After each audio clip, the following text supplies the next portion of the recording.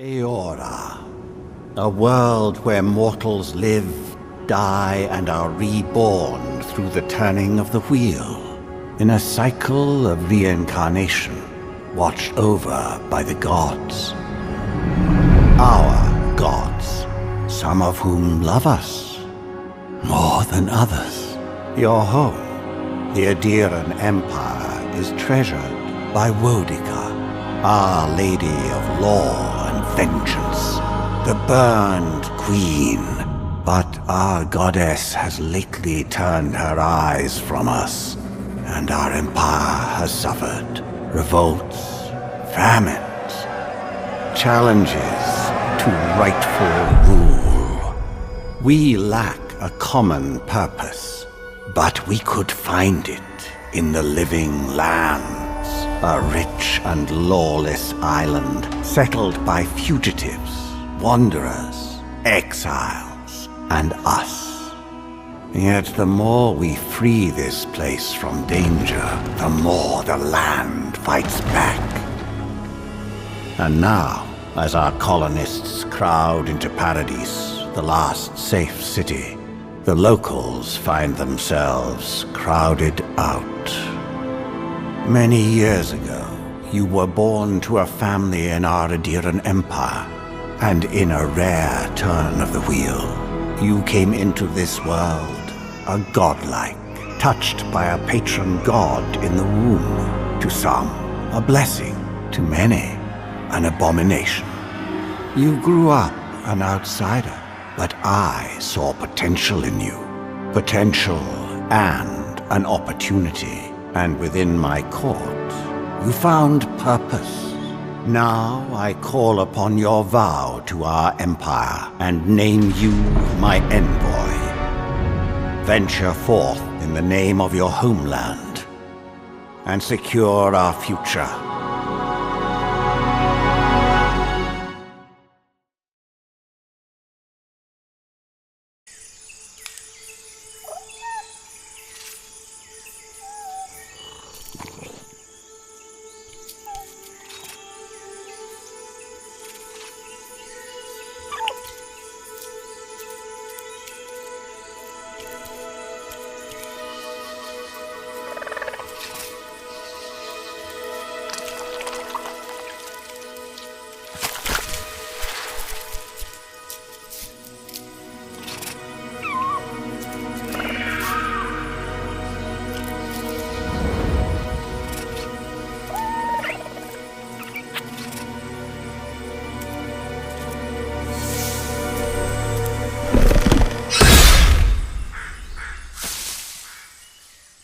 What do you know of the living lands?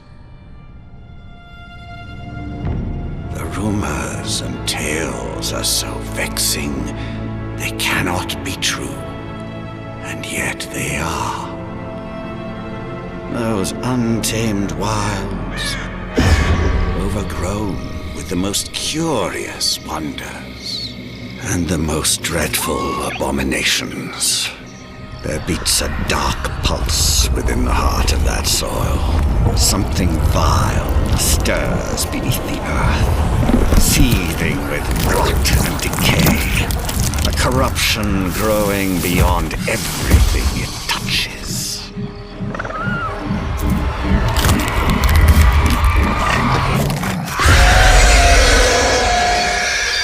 Its foul tendrils reach towards us, to lash out at the Empire itself. I command you, go to the living lands, find the roots, and if necessary, sever them. You are my one boy. Remember your vow. The hopes of an empire rest upon you.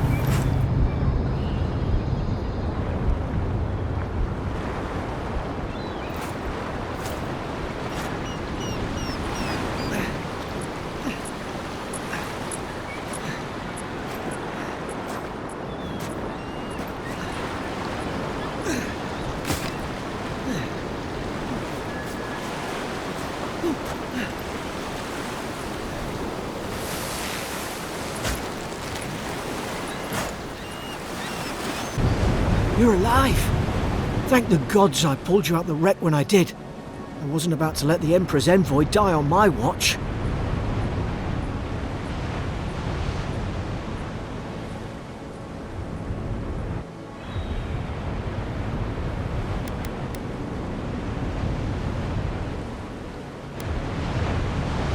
At least the journey's not completely lost.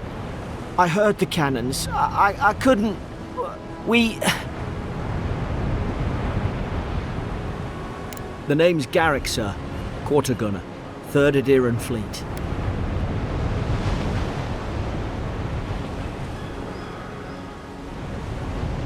Fort Northreach. Island off the Living Lands. I've been here before. It's an Adheran outpost. But...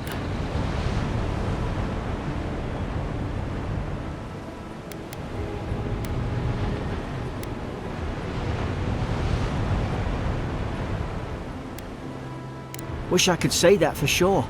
I saw flashes, envoy. It weren't the storm that wrecked our ship. It was cannon fire, and it could only have come from that fort up the hill.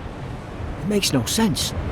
No one fires on their own countrymen, unless...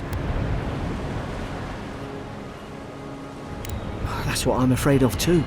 In the meantime, you survived. That means we're not scuppered yet. As long as you're here, the Emperor's mission can still go ahead.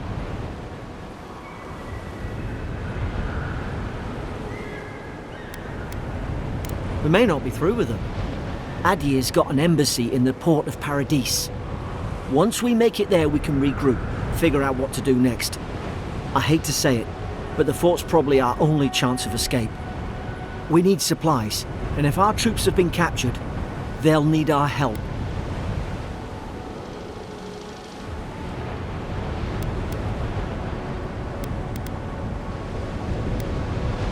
Thank you. I'll keep you safe. Those boards up there look old. A good hit and we can be on our way. Stay back. I'm not catching whatever's on your head. Easy. He's a godlike. You mean a god gave you that face? Touched your soul and everything? That's right. Never seen one of your kind before. I always heard folks say you were blessed. Looks more like a curse to me.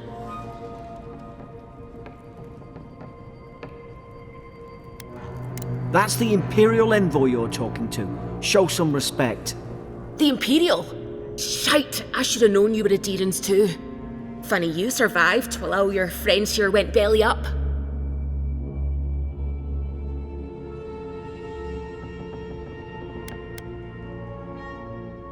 Adir's had their boot on Paradis since their first soldiers came. 'Cause the place is pure chaos. Did you not think we liked it that way? I have to smuggle just to get anything past your damn checkpoints.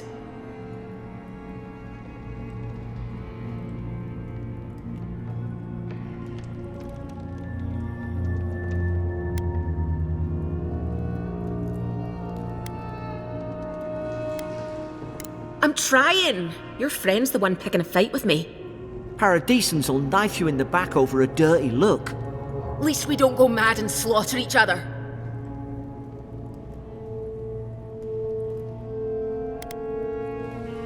You really have no idea what happened to this place, do you?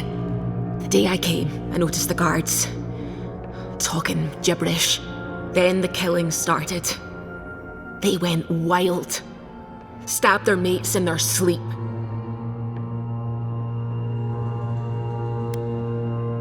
I told you, they weren't right. When the storm came, they fired the cannons. Their faces changed. That soldier in here tried to strangle me. I had to defend myself.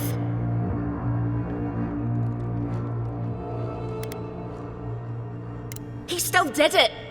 I've got a bad feeling about this. It doesn't make sense. What if she murdered that soldier and she's just trying to cover it up?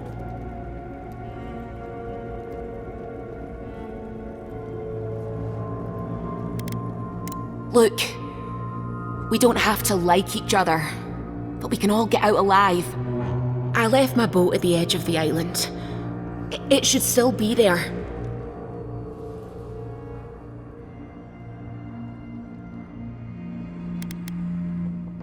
I don't see how the soldiers could have found it yet. You let me out, and all three of us can go to Paradise. Envoy, I've tangled with Paradisian smugglers before.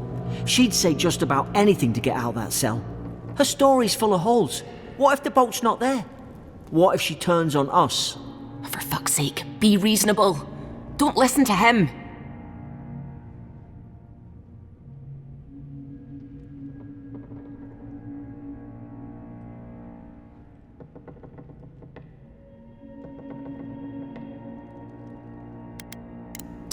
Gods, that's the sanest thing I've heard all day.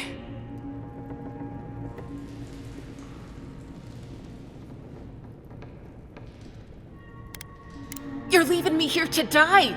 Oh, fuck you! I should have known! Adherent snakes, you don't care about anyone but yourselves!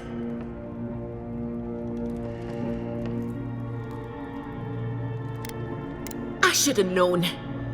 You think the whole world is yours for the taking, don't you? Get lost. You can't kill me. No one can kill me. I'll swim across the sea. I'm no expert on soul plagues, but whatever you came here to find, I'd say you found it.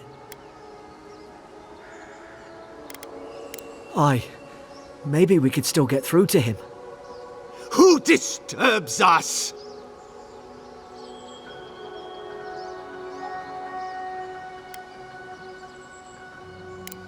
I had dreams. Fabulous dreams. They tried to silence them. Steady yourself, please. We're only trying to help. You tread in the orchard.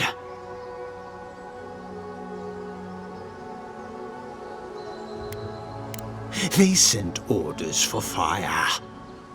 I should have been free to drink of the land. They thought they could stop me.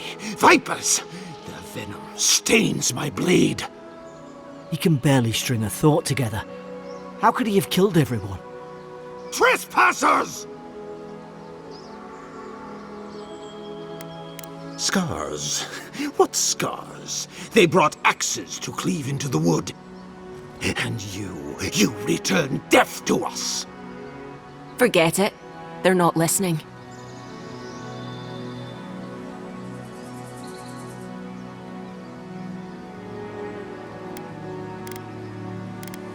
I'm crafty. Craftier than you Adherents gave me credit for.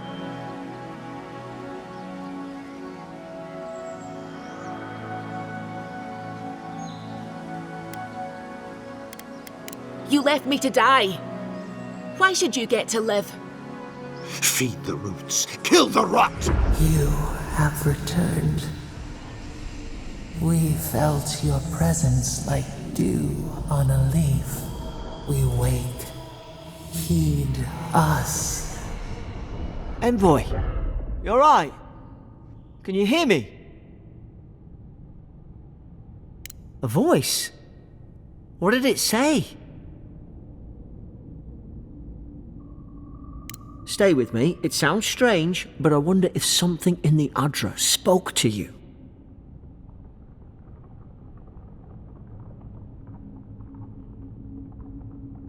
When you put it that way, maybe so. I've been round Adra my whole life, and it never spoke to me. Or anyone I knew. Not even godlike.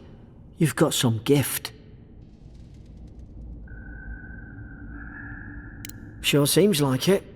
Now, we've still got to get to Paradise. There! In the distance! It's Paradise! So, the smuggler wasn't lying.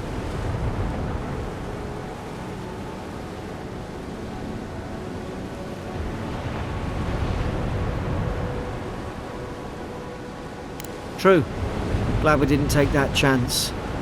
Look, if this is the soul plague the Emperor sent you to find, we have to stop it. You have to stop it, no matter what it takes.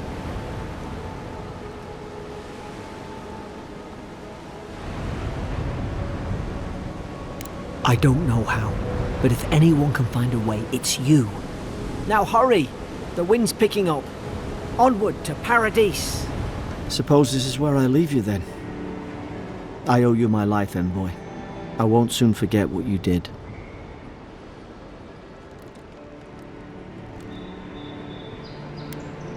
I don't know. It's all just sinking in. I hope the folks at the embassy know where to find a good, strong drink.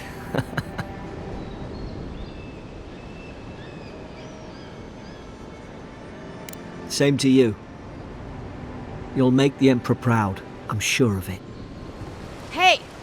Turn around and sail back to wherever you came from. This dock is reserved for the Imperial Envoy. And he's late. Huh, probably died at sea. Good riddance.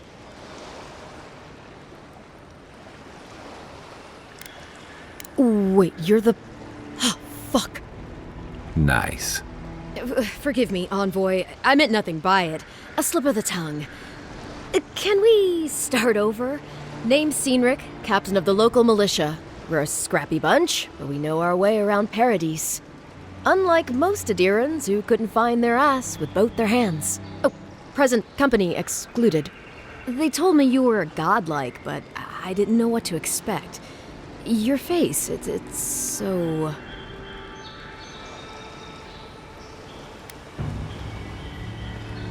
Ooh, on second thought, why don't I just shut up before I say anything else I regret? Now there's a good idea. No doubt you've come for the Adiran ambassador, but he's gone, along with our claviger. No, there's some kind of blight in the wilderness and rumors of plague. They went to investigate. Nature has a mind of its own in these parts. When the ecosystem changes, we ask ourselves how and why. Leaderless and rudderless is the natural state of things in Paradise anyway. Keeps things interesting.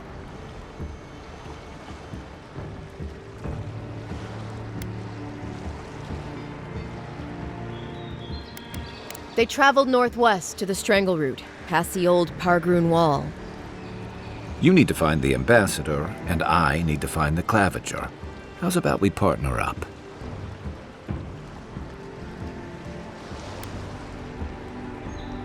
I did my time in the Rawatayan Navy. I'm good, as long as you talk real slow. Kai, before you go, remember, you're taking a distinguished veteran into the wilderness. Make sure he comes back alive, or the Steel Garrote will have my head. Better yours than mine.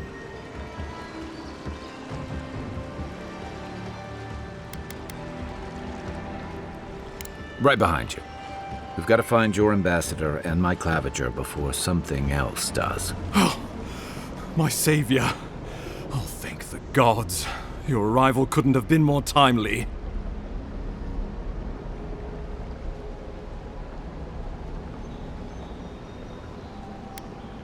I wouldn't have stood a chance against that beast. I owe you my life. Ambassador Falchion Heelguard at your service. And you must be our Imperial Envoy. Better late than never, I say.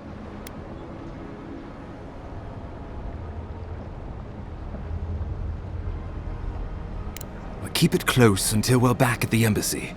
I prefer to take bad news in the comfort of my office.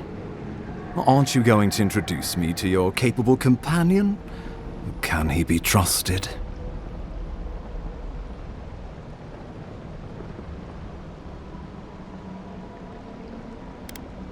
Or did he now?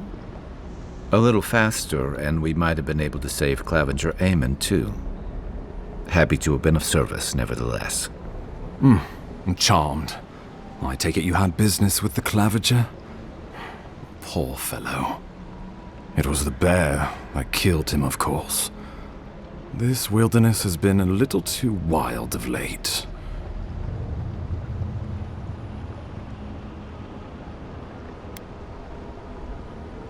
I'm no woodsman, but I'm inclined to agree. We heard alarming reports of a blight in the wilderness, and a strange corruption moving toward the city. The changes in the ecosystem are expected, but this one was progressing too rapidly to ignore. We tracked the corruption all the way here, but all we found was that creature gone mad.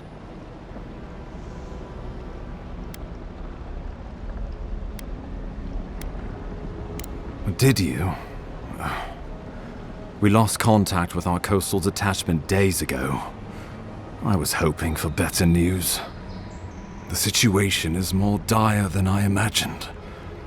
We need a plan of action before whatever this is consumes the living lands.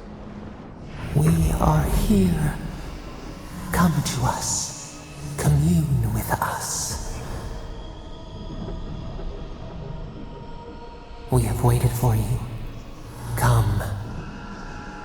What's the matter? Can you hear me? But you... Very well, if you say so. The Emperor trusts your judgment, and so do I.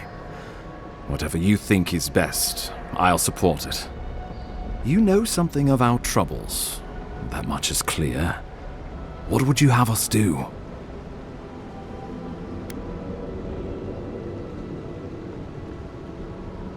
Right behind you. Just be careful. The Emperor would never forgive me if anything happened to you. Take it slow. We'll be right here. It is you. Come closer. We feared you were but a dream. We wake from seasons of slumber. We have been waiting. We were drowning in our nightmares for so long. Your hand was a branch. Escape! We reached for you. And you are familiar to us. Our memories are fractured. But you too are alone in your strangeness.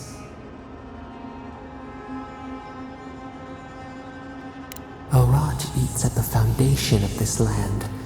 Corruption seeps into the soil. It spreads and festers and seeps and crawls. Poor bear. Poor us. Poor you.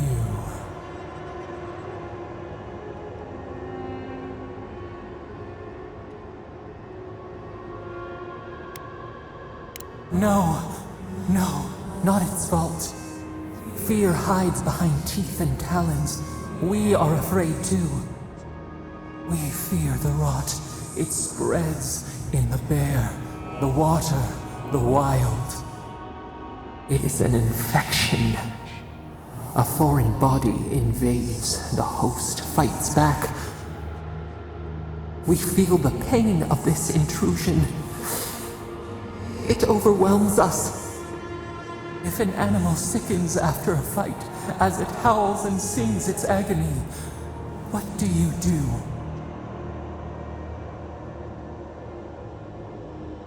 Nurse it, care for it, grow it like the vines. We were loved once, perhaps. We remember, almost. A thought, like motion in the water.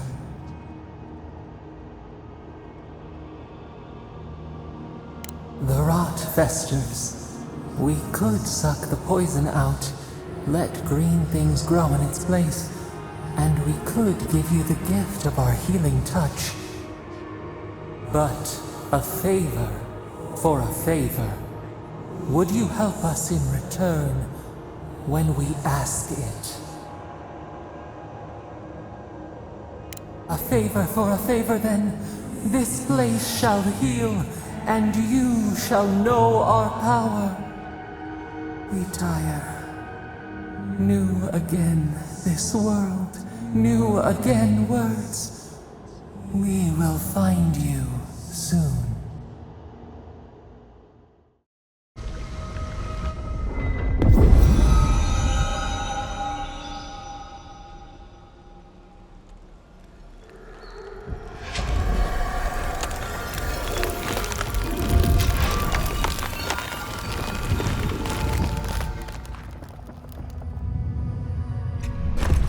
Incredible.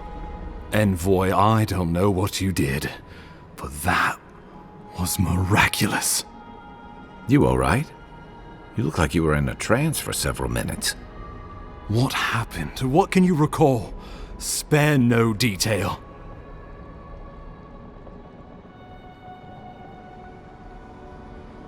You must be sensitive to the spirit world.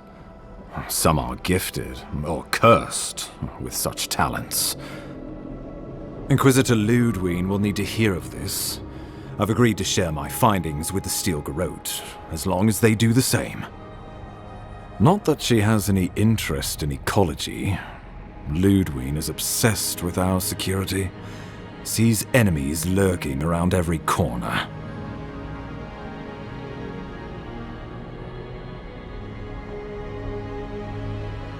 Your interests are more aligned than you know. But while you and I answer to the Emperor, Ludwine and the Steel Garrote answer only to themselves.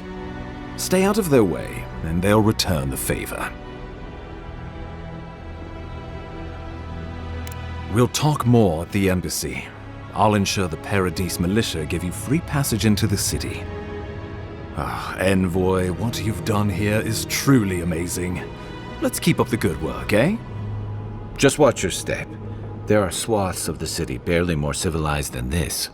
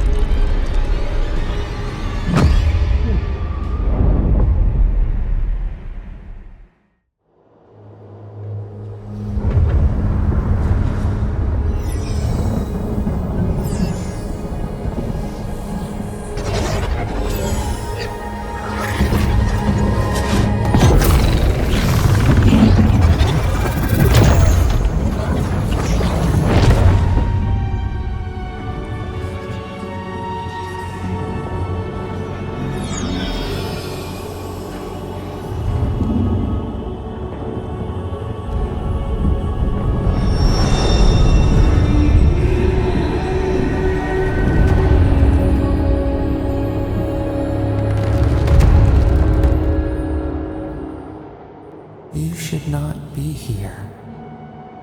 You should be free, whole, the blood feeding your veins. Why are you here?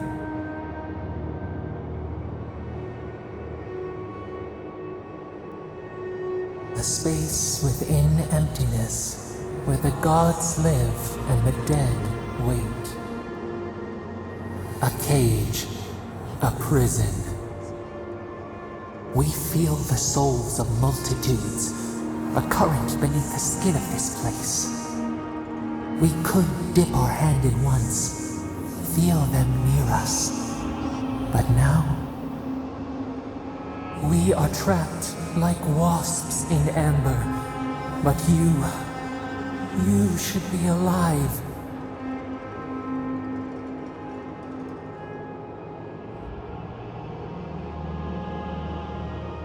Our beloved, they stole the bloom from your branch. An arrow broke the skin. It carried poison to your veins. A festering blot of corruption spread through the root and sap. It stilled your heart. It silenced the song in your mind.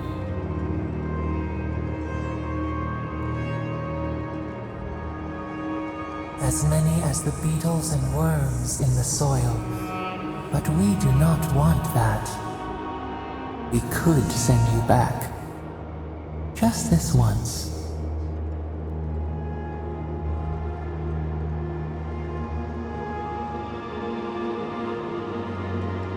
You think of us, with your own escape so near. We are moved and decided. We will use our waning strength to free you. Then you must find us. Free us from our prison. Breathe deep. All birth is agony.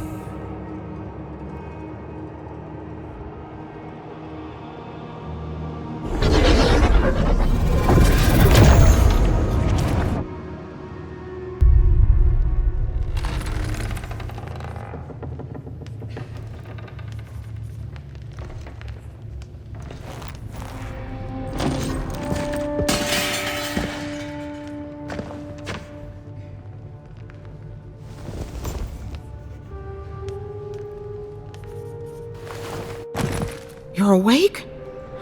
Thank the gods. For a second there, I thought I had a problem on my hands.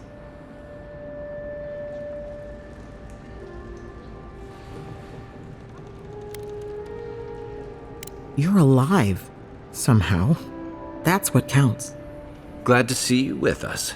I was sure you were already on your next trip around the wheel, but I brought you here just in case. If anyone can work a miracle, it's Liviana, though whatever restored you is beyond even her skill.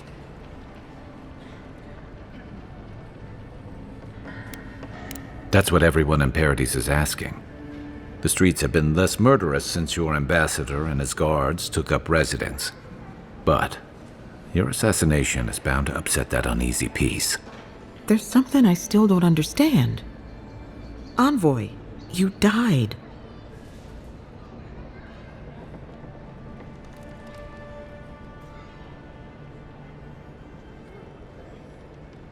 A resistance to poison isn't a resistance to the beyond. What does this mean for him? Should he expect anything else strange? Other than coming back from the dead, I mean. That depends on a few things. Visions and hallucinations? Likely. Manifestations of past lives? Uncommon, but possible. Ah, look at us, rambling on like you're still a bloodied corpse. This is far beyond my expertise. You should visit Runid, our local watcher. She would know what to make of your strange, stubborn soul.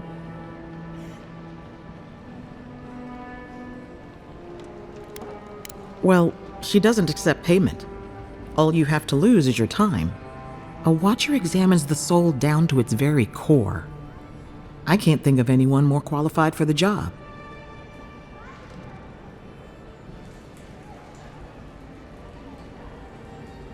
Runid's shop is in the hills to the northeast. A bit of a walk. Just head out of the gate to the east of town and follow the path that curves to the north. It should be perched up in the hills. Oh, but avoid the Watcher in Hightown. She's a known charlatan. I'll send word to the ambassador that you survived, but he'll no doubt want to talk to you.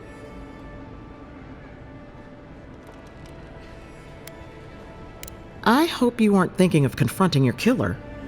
Not that it's any of my business. Head up the stairs outside my clinic and take a left onto the main road. That'll get you to the embassy. Apologies. Paradise is a bit of a maze, especially to newcomers. Don't worry.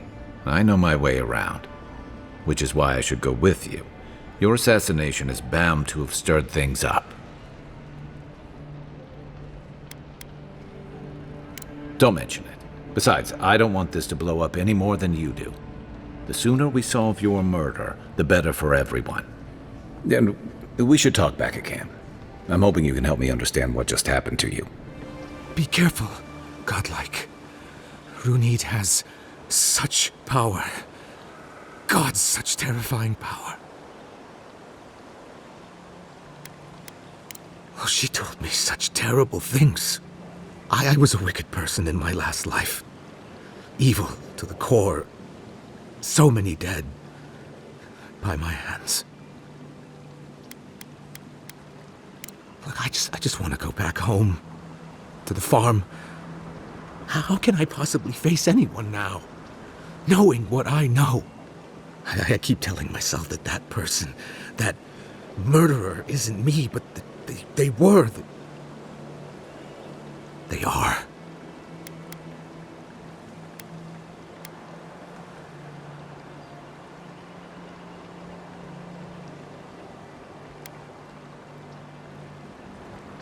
You really think someone with a tainted soul can do that? I hope you're right. Thank you, godlike. You have given me much to think on. Oh, make sure to toss a coin into the pond behind the Watcher's home after your reading.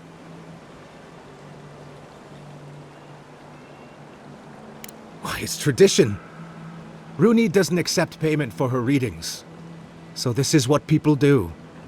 What you do is your decision, but you have been warned.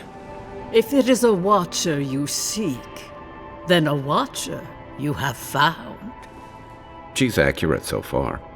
Why have you come to me, godlike?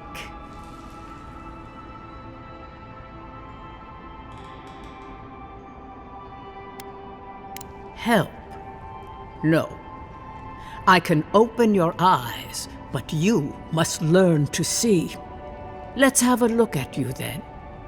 You who came to these shores on a royal errand. You who have died and returned.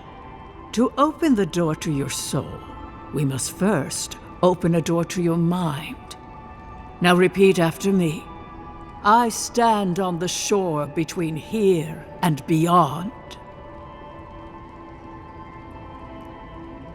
Very good. Spoken with conviction.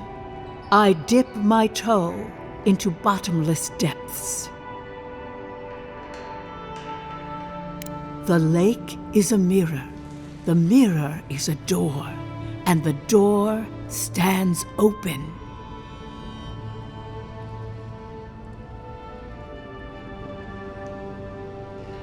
A door?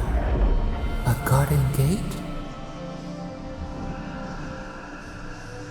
Impossible. Someone is here with us? How? Who are you? What are you? Show me what you are. A hand knocks on our bark. Do we answer? How can they see? What is this I hear? Old and forgotten. Echoes of echoes. An uninvited passenger? Curious. Something clings to your soul, felt but unseen. Voices, echoes in the placid lake. Shelter the seed from winter. Who reaches for our bars? Who speaks? Enough! I have seen into your soul, and hereby close that which was open. The door is shut, the reading finished. Well, that was truly unexpected. I am pleased to report I made contact with your soul, and then with something I cannot name. First, the good news. Not only is your soul healthy, it is strong, powerful. Strange for one who so recently died. Death leaves a scar, but you are unmarked. Instead of passing through the beyond, your soul was nurtured, protected, caged. Soft. The shell cushions the egg.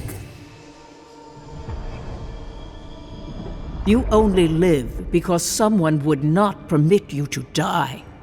But I wonder, who?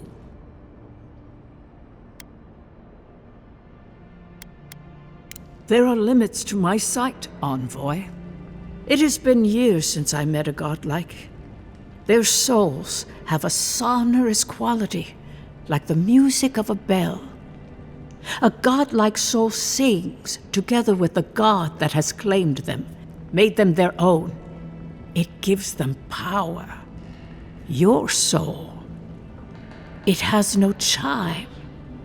In its place, a thorn jabs at your essence, working its way to the surface.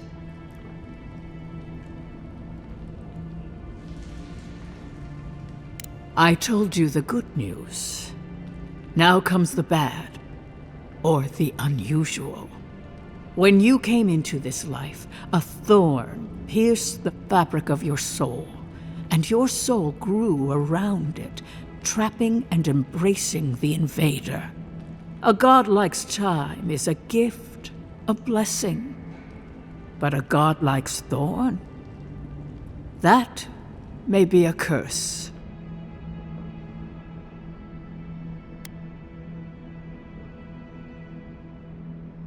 I cannot say. The gods must answer for their actions. We know that a god touched you at birth, but which one and why? They always sign their work, and none of them lay claim to you. Disturbing. Terrible. There are so few godlike remaining, and you are a stranger even among your own kind. Better luck in your next life. I wish I could tell you that everything will work out in your favor, but the wheel turns by a merciless hand. One word of advice. When you find a pillar of Ardra, commune with it. Ardra has a strong link to the beyond. Ardra holds the path between this life and the next, a conduit for souls all around Aora. Through Ardra, a soul may find its way back to the wheel, to be born again. But the Ardra here, in the living lands, is different, insular. It connects only to itself.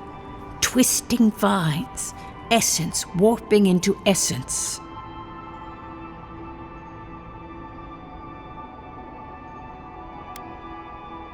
A lost soul, perhaps, wandering and in search of some connection from afar. When you find Ardra, commune with it. Take heed of its lesson. Ardra may pave your road to the truth, or it may lead to a dead end. But the journey will teach you. That I promise. Before we close, have you any final questions? As you understand the word, yes. You fell into death, and a guiding hand lifted you back onto your feet. That guiding hand, whatever it is, must be what brought you back to life at Liviana's. Your soul is healthy, but it is also a mystery beyond my sight. Kai, your soul is heavy, burdened, yet something is missing. Something not easily replaced. Hey, we don't need to make this all about me. For us both, I assure you. Safe travels, godlike, and thank you for the glimpse at your wonderful soul. I will pray that your next turning of the wheel is uneventful. Until then, you are bound to live a rich and complicated life. I can't believe you're alive. When they dragged you to Liviana's clinic, I assumed the worst. How do you feel?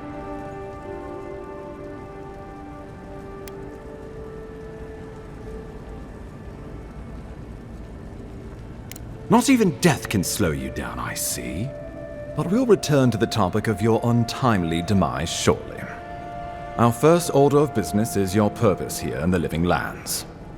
You said you had a missive for me from the Emperor?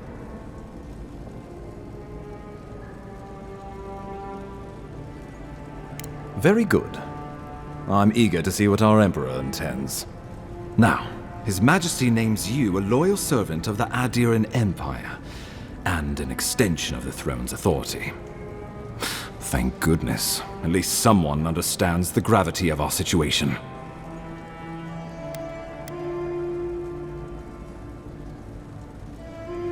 With that, I have better news for him.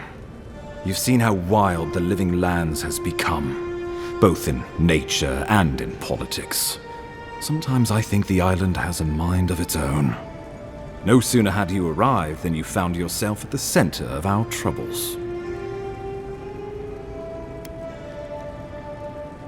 At this point, I can't rule anything out.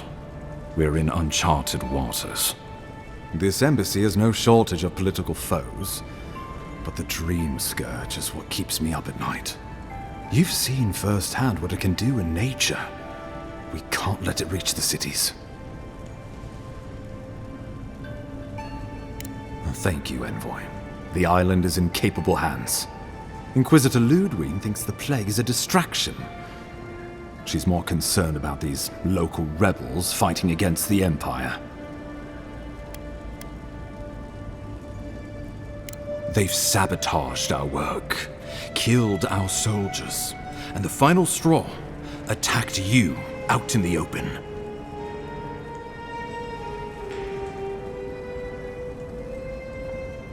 I look forward to hearing about it in your report. I won't lie to you, Envoy. Our position is tenuous. If we can't even defend ourselves, how are we to defend the living lands? But defend it we must, for the sake of everyone who calls this island home. Inquisitor Ludwig demands that someone hang for the attempt on your life. These Paradisian rebels must face justice.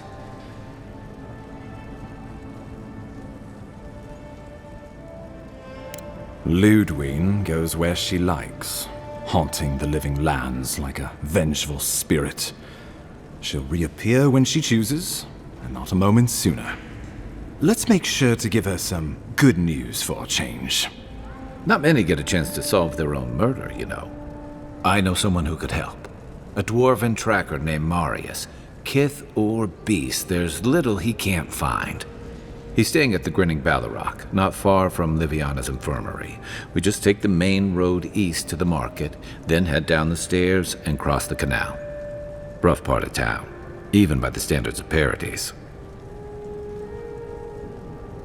No, but this is the Paradisians' home. They're very good at hiding here. And Marius is good at finding things that want to remain hidden. Marius is from the Tusks, about the harshest and remotest place the gods ever created, even by the standards of the living lands. Trickery, lies. The gods did not build this place. Let's just say no one survives out there without picking up a few skills, the kind we'll need if we're going to find hidden assassins. Especially if they're from the streets of Paradise. I suggest you recruit as many allies as you can, but choose carefully. They, like you, will represent the Empire. Oh, before you go, we received a report from Liviana about your condition. Apparently, you're in fine shape. Once your killer has been dealt with, you can come and go as you please. Remember, the assassin is out there. You have the element of surprise. I suggest you use it.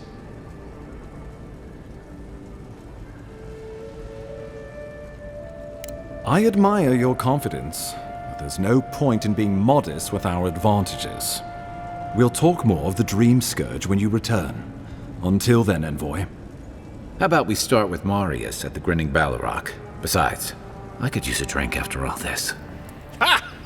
The mighty Marius, deep in his cups, ready to take on the deadliest prey, providing they're asleep at the time.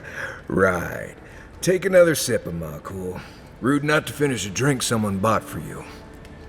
No wonder you're hiding behind a mug. You're too worried about being polite to survive out there. The dwarf there is Marius. Best tracker I know.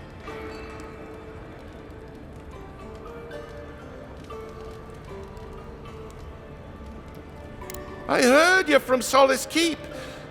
How great a survivor could you be, hiding behind stone walls all your life?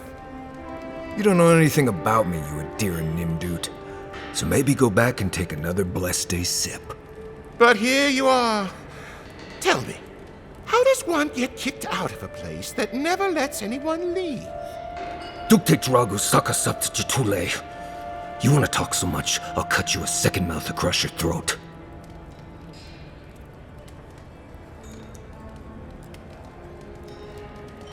I'm with you. Ready to crack some heads.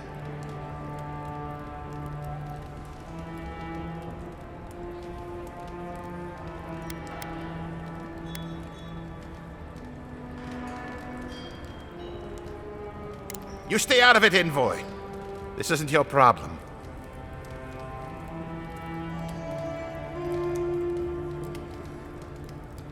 I've heard stories of this one. You don't want this fight. The gods smile on you today, Marius. You won't always have someone around to protect you. Well, that was something. Thanks for stepping in there. I had it handled, but I'm happy I didn't have to. Marius, this is the infamous Adiran envoy. Envoy? Marius. Well, Any friend of Kai's is definitely a person.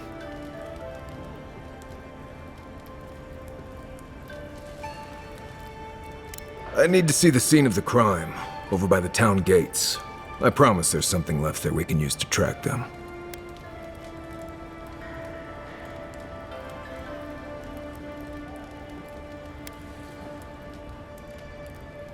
Bloodstains, footprints, darts left behind. If we find anything at all, we can find your assassins. We'll figure this out, Amakul. Don't you worry. Smells familiar, but I can't place it. Whatever it is, it's not used for game hunting or keeping beasts out of your garden. The apothecary might know more. That's where I'd look. Seems like a good place to start.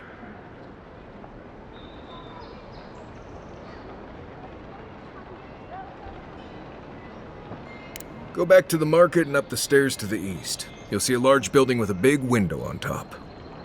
The Mermaid's Den. Nice place. We should say hello to Juliana while we're there. The apothecary is in the back alley. Any luck? We could track down who made this poison. Find your killers. Aren't you the outlander who died in the streets? How are you... Gah, it doesn't matter. You've got to help. He's gonna hurt me again. Everyone take a deep breath. No one is hurting anyone else today. Right? You seem to like beating up on little guys. Want to take a run at me? Listen to me, dead man. What happens here does not concern you. Walk away.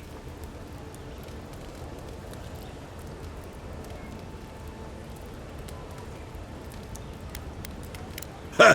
You Adirans always think everyone's out to get you. If I wanted to kill you, you'd be dead already. This is getting tiresome. I wasn't really gonna hurt the apothecary, but I'm really, really gonna hurt you.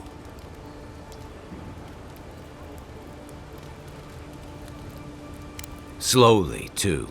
So you better hope he starts at the top. He's not lying. I've seen it happen. You talk too much. Hey, boss, maybe we shouldn't. Fighting a godlike seems wrong somehow. I knew you'd gone soft. We'll settle this as soon as I'm done here. Envoy, thank you for dealing with those miscreants. There's a plague on these streets, and they are a symptom. A gang of bullies shaking down honest folk? Seems more like the cause to me. It's no more dangerous here than anywhere else. It's just that monsters here have knives instead of fangs. You even killed Thala, the biggest, baddest of them all. The Sparrowhawks are gonna come after you. They don't. That's the problem. You didn't have to come to my defense. No one sticks their neck out for anyone in these parts. Poison? Let me take a look. Wait, I recognize that from my wares. It's oil distilled from Santa Torre, a berry native to the Living Lands.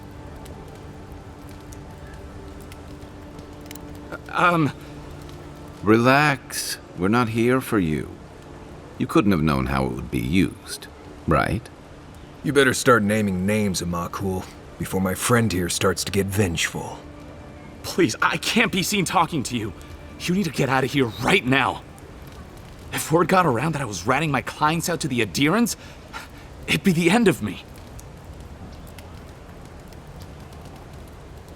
I hate carrying a debt. Just don't tell anyone you learned it from me. The truth is, I never saw the customer's face. They wore a hood. A monk's cowl, I believe. But I can tell you that Santa Torre is used in religious rituals. Prophets and seers will do anything to leave their bodies. If you want mystic types, you want to go visit the Temple of Andra. Probably the only reason you'd want to go there. On the other hand, Claviger Amond was cozy with plenty of mystics and oddballs. We could check out his estate for clues. Go past the Hightown Gate to the north, then follow the road eastward until you reach the statue of Andra.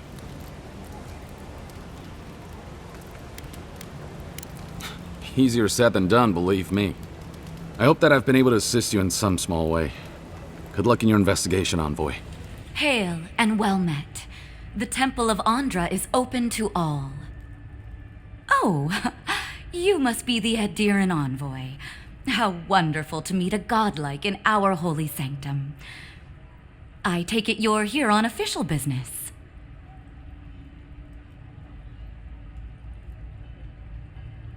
Thankfully, no. Only the faithful and the devout come through here. Always have and always will. Goodness me. Though I suppose an Adiran envoy runs across all manner of strange folk. Oh, you must be talking about those awful rebels. People say they're outlaws blending in with honest citizens, killers and cutpurses of the lowest sort. But why ask me about the...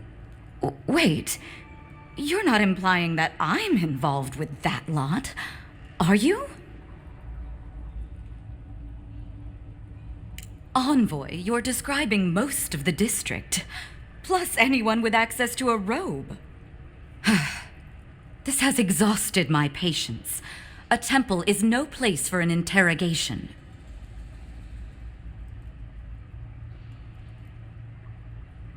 You can't frighten me, Envoy. I already know how it feels to live under an Adiran boot heel. Let's drop the facade, shall we? A word of advice. Swim back to the dying empire you call home, or we'll be forced to kill you again.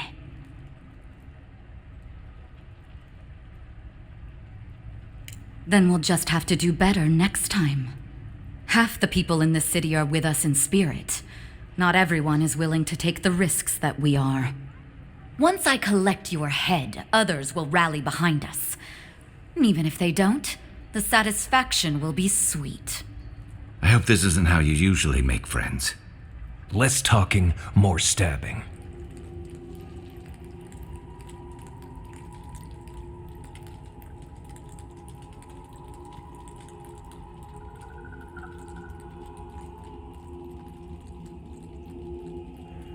So it is true. You're alive. You're truly alive. Spoken like an assassin who's confident in his work. Well, how could this be? I killed you.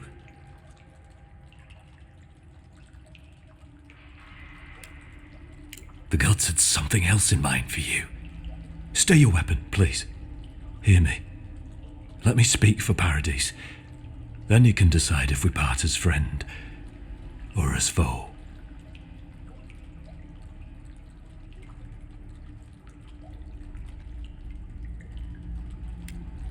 Envoy, I killed you because the people of Paradise have suffered under the boot of Adir.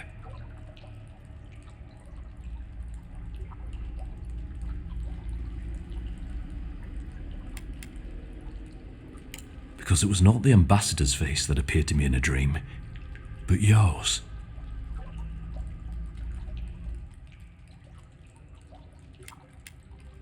This was no ordinary dream. It was not imagination. It was communion. Your face was as clear in my mind as it appears to me now. You were standing under the sign of Adir. Your feet became roots and reached deep into the soil, wrapping round Ardra in the darkness.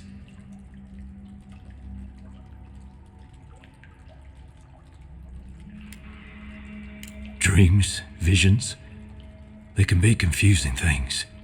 I took the vision as a call to kill you in the hopes that I might stop Adir from conquering this land.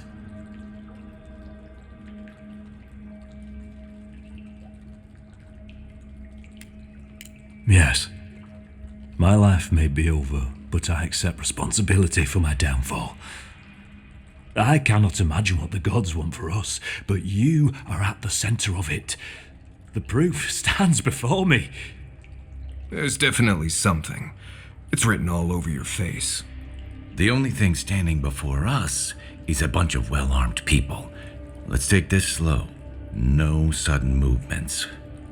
The gods aren't finished with you yet.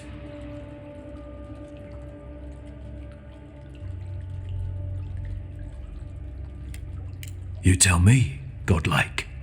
You have me cornered, but I will not hesitate to defend myself. Cowardice is not our way. My fate is in your hands.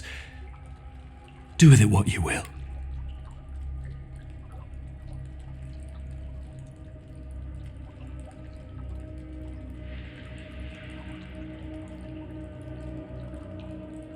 Your Inquisitor Lodween doesn't know the meaning of mercy. But if that is the fate you want for me, then it is the will of the gods that I stand trial for my crimes.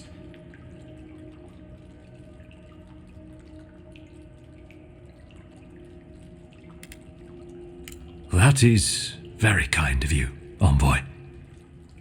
You speak with the authority of gods, but I worry that few will hear it.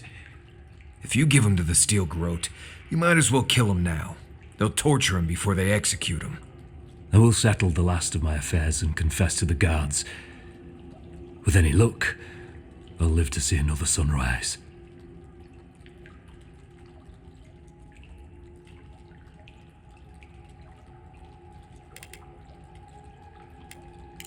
Blood will be spilled, in time. That cannot be avoided for long. Farewell, godlike. A hush, an ill wind, steel justice, shackles like our own. We learn, we twine. That's sad. The Inquisitor's gonna have fun with him. You should have just killed him. He's as good as dead anyway. Oh, Envoy, you return. And you brought a friend. Ambassador Heelguard, at your service. Always nice to meet an Adiran who isn't trying to goad me into a fight. What of these rebels? The streets are full of rumors, but your word is the only one I trust. Thank the gods. Finally, we can show these people the consequences of their actions. Inquisitor Lodween will see that the guilty are made an example of. It'll be a lesson that no one forgets. Why do I feel like Lodween's lessons involve a riding crop and an Iron Maiden?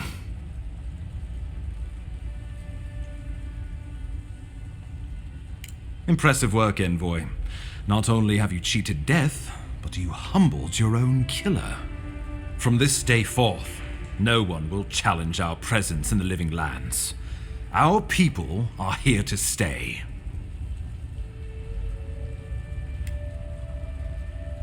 Indeed, not a moment too soon. I'm sending you to Fior Messi Verno, a community of Valian expatriates deep in Emerald Stair. The Animancers may have some knowledge of the Dream Scourge already. Learn whatever you can from them.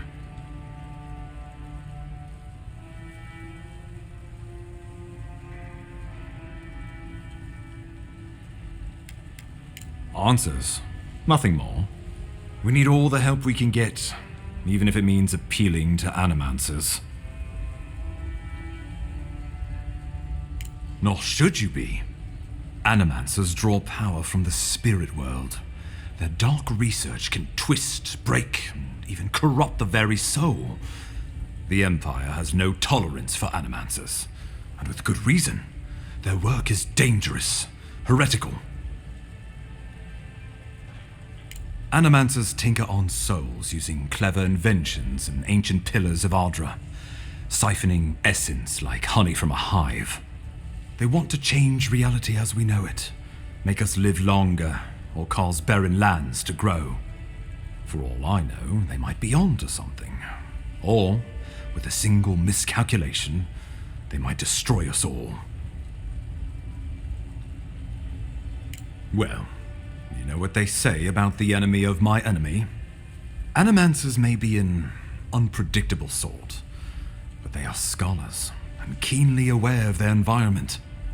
Make no mistake, the Empire's at war with the Dream Scourge, and we need allies on our side.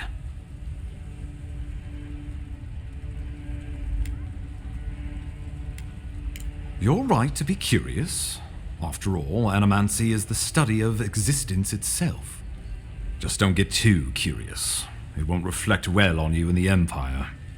If you have any further questions before I dispatch you to Emerald Stair, now would be the time. My sources tell me the Dream Scourge is a plague of the soul, and souls are their trade.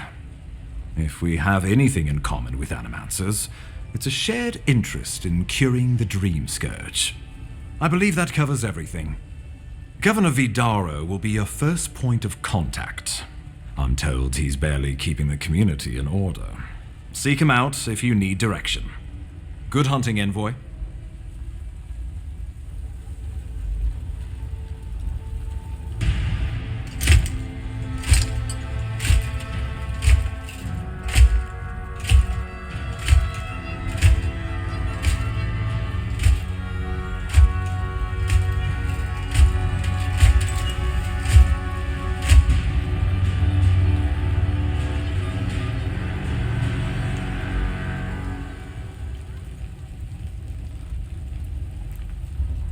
Hilgard, why is it that whenever I hear your name, it's because you've disgraced the Empire? No, strangling light, keep her away. Is that, her? Inquisitor Ludwine. So kind of you to join us. While you brood over the Dream Scourge, this island is coming apart at the seams. Stay your wrath. Allow me to present the Adiran Envoy, dispatched by the Emperor himself, to aid us in our time of need.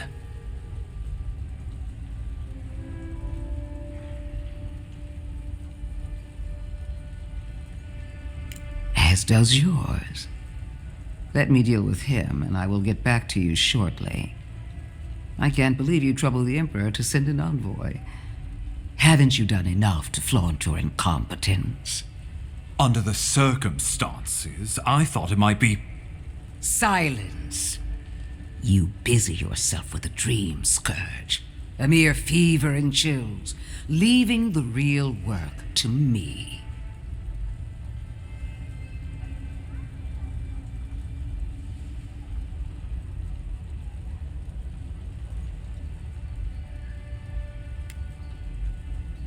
Has everyone gone mad? Gods, we're not here to colonize a graveyard. I have scoured this island and faced the truths from which you cower. The Living Lands is on the brink of total collapse, and you have ignored the discontent in your own city. Our envoy brought the killer to justice and Paradise to order, which is more than you've done in years. You don't waste time, do you? We should be using this opportunity, not squandering it. What say you?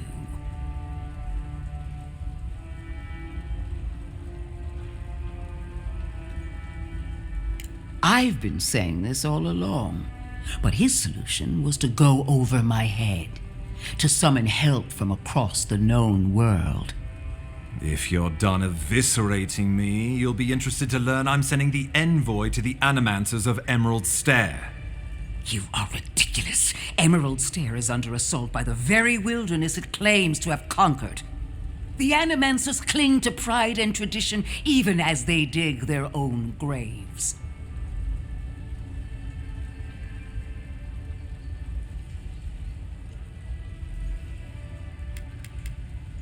Clearly, I've wasted my time with you, Ambassador. From now on, I will break the frontier on my own terms. You are free to disagree with my methods, but you cannot stop me. As for you, Envoy, farewell.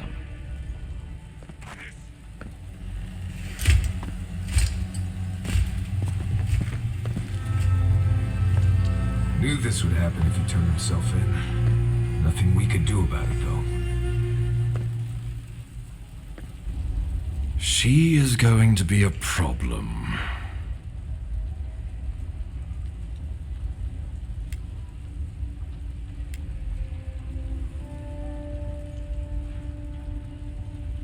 She'll mount your head on one of those points if you aren't careful. Put her out of your mind. The Dream Scourge is more than enough for us to chew on, at least for now. Since Liviana gave you a clean bill of health, you're officially cleared to leave for Emerald Stair. Fair warning, Animancers and Adirans don't mix well. Their kind can be a tad, unhinged.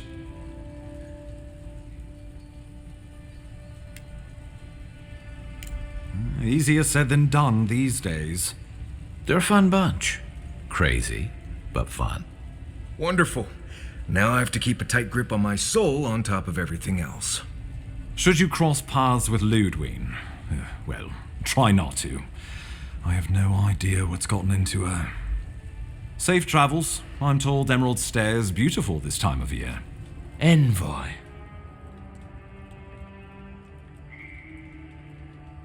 Ironic. Now, Paradis clearly understands your intent.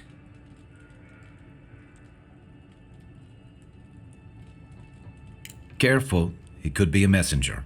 Or this could get interesting. Edirans are all around us. It behooves us to be discreet. My compatriots have observed your judgment. We have a message for you. We do not give second warnings. Consider this one carefully. Hold a moment. They tell me you're going to Emerald Stair. Business or pleasure? Well, just remember to cover your mouth, sneeze into your elbow, and sleep with lavender under your pillow. Fair warning, Envoy. Before you showed up, Inquisitor Ludwig barged past me. She was looking none too pleased.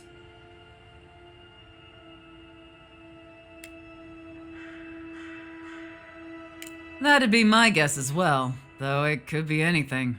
She seemed to have a lot on her mind.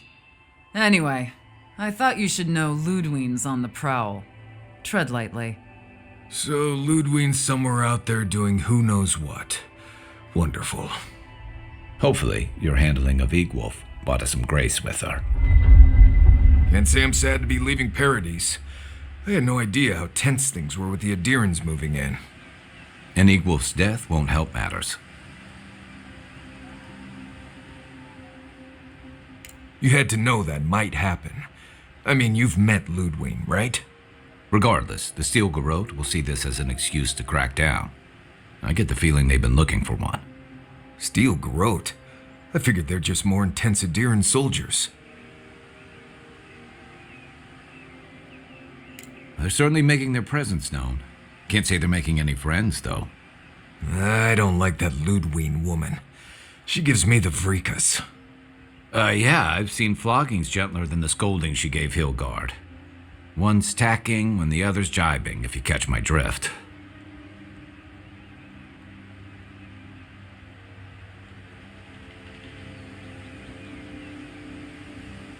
Taking in the slack is one thing.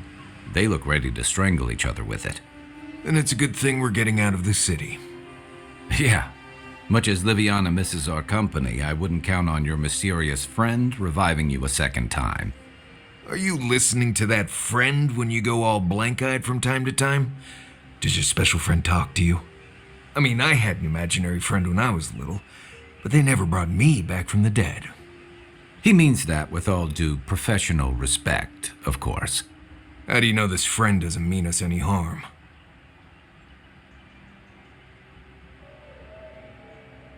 Unless they have their own use for you. That's what's giving me the shakes. We're headed to Fior Messi Verno to see if the Animancers know anything about the Dream Scourge, right? Maybe we'll learn something about your condition in the process. Right. When it comes time to deal with Animancers, you two are on your own.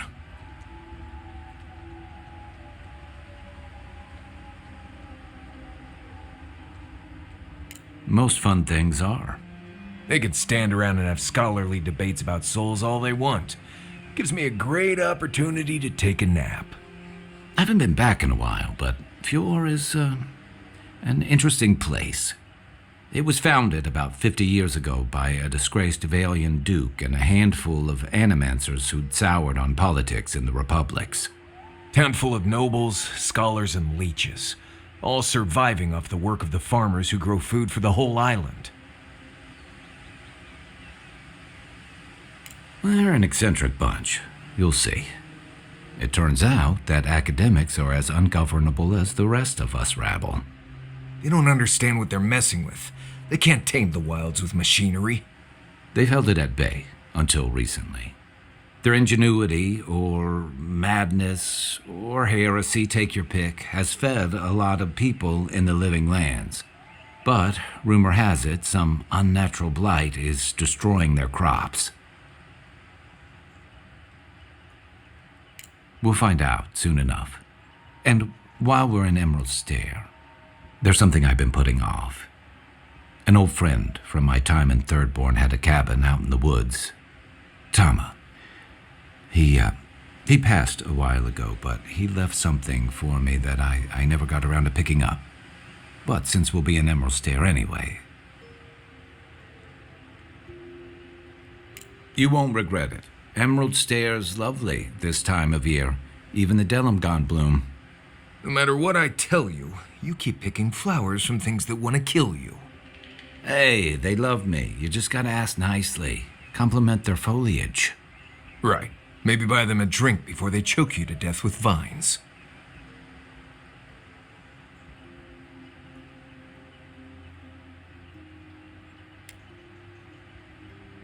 This is the living lands. Getting out of bed in the morning gets complicated. You and I have quite the adventure ahead of us, Envoy.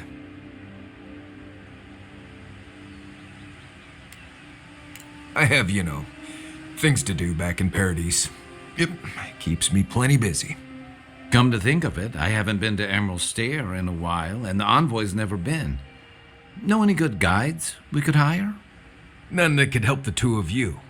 You need the best guide in the lands to keep you from getting yourselves killed.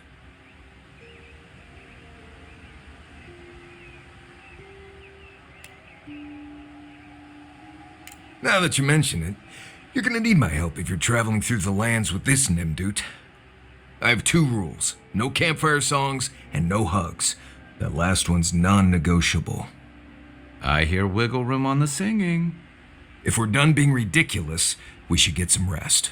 We'll be in Emerald Stair tomorrow. Good to have you with us, Marius. Right. Go to bed before you violate the hugging rule. Oh, fantastic. People. I was about to lose my wits. A mind's question. The dust of the Akita in her hair. She knocks. We would answer. You wouldn't happen to have a ladder on hand, would you?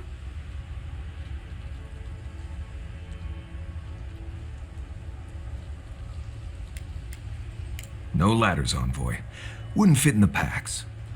You're welcome to my shoulders. Shoot. That vase is far too high for me, and a ladder would have been perfect. But perhaps we don't need one. You're tall, striking, and well-toned.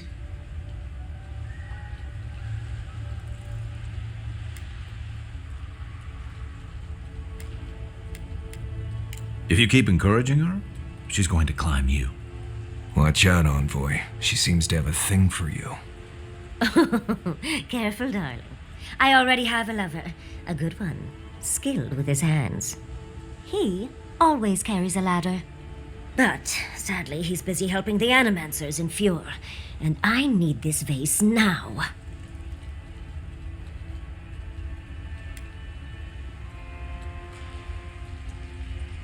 Oh, you will? My. You're a looker and a doer. The vase sits atop that tower beside us, in the ruins there. And once you've got it, look me up.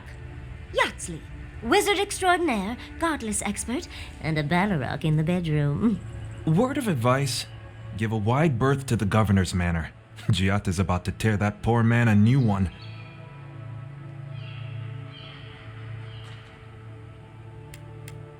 It ought to be quite a spectacle. When Giata digs her claws into a grievance, she doesn't let go.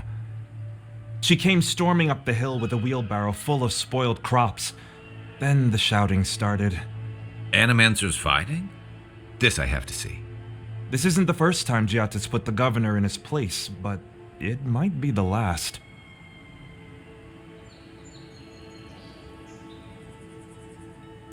Look around. The town's overgrown, the crops are dying. What's not to fight about? Just take a blessed day look outside. Doesn't take a genius to see this place is rolling downhill. The governor's manor is on the far side of town. You can't miss it. Just follow the sound of foul language. Ah, the Emperor's envoy. Your welcome sight. Thank you again for your help with the militia in Paradis.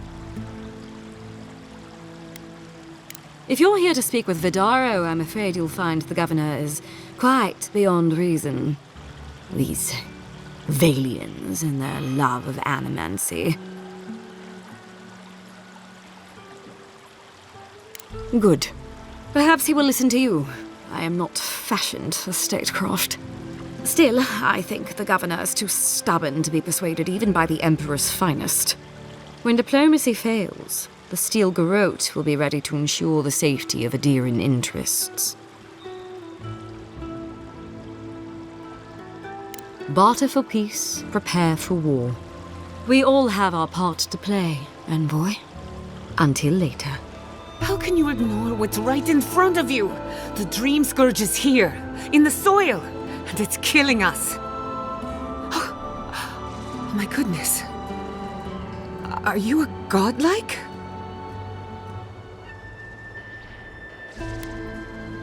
Charmed. Forgive me for staring. It's just, we don't see many of your kind anymore. Maybe you can talk some sense into our governor. Put the fear of the gods in him. Seems more likely you'll have to punch some sense into him. Excuse me, but unless you have official business, I'll thank you not to involve yourself in our private discussion.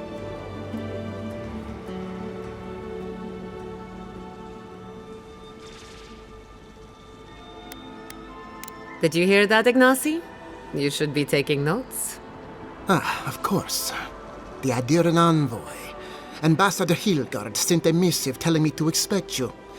How delightful. You speak with a measure of authority, but I caution you to remember who's in charge around here. Now that's what I call a first impression. As you can see, I was just proving a point to our esteemed governor. A cart full of spoiled vegetables. You call that a point? Ha! Emerald Stair used to be a lush garden for miles around, and now I don't even recognize it. First came the invasive species, roots and mycelium growing overnight, as though nature itself had gone mad. The Dream Scourge has twisted our lands, our wildlife, and now our farms.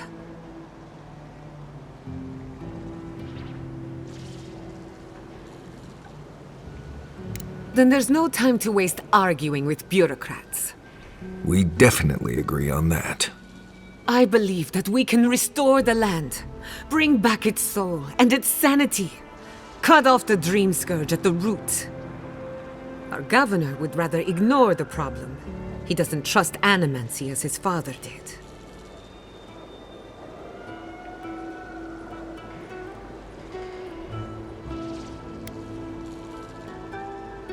As usual, Giatta never misses a chance to slander me. I don't ignore her concerns, only her methods. And you still do nothing. Before we can deal with the Dream Scourge, we first need to understand it. Unfortunately, new experiments have to go through him. Must be nice that all the arguing isn't about you, for once. I'm just trying to stop Giatta from hurting herself. Animancy is dangerous when you're shooting in the dark.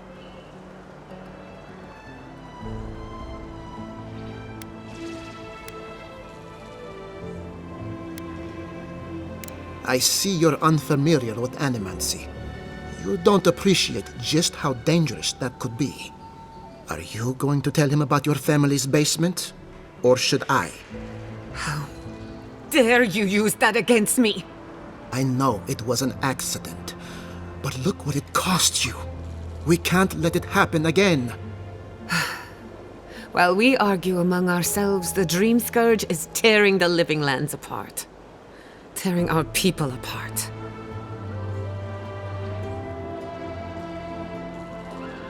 Really? Unexpected from an Adiran. But how could I refuse an offer like that? Well, Governor, looks like I'm taking some time away from my duties. I'll trouble you no more. Your request is denied, Giatta. I wasn't asking. Your responsibilities are to the settlement.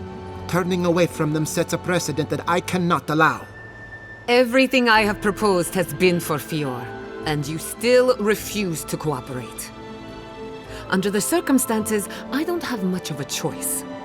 Then neither do I.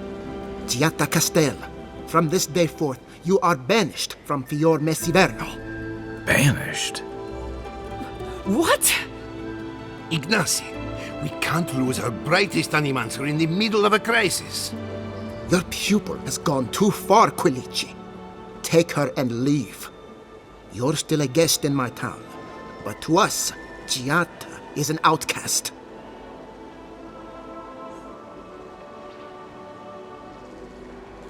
Governor, this is unacceptable. Your father would have kept this community together at any cost. Don't bother, old man. He isn't his father. I've done all I can for Fior Messiverno.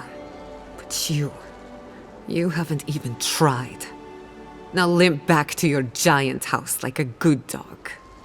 We should talk somewhere private. Meet me at my house due west, by the workshop.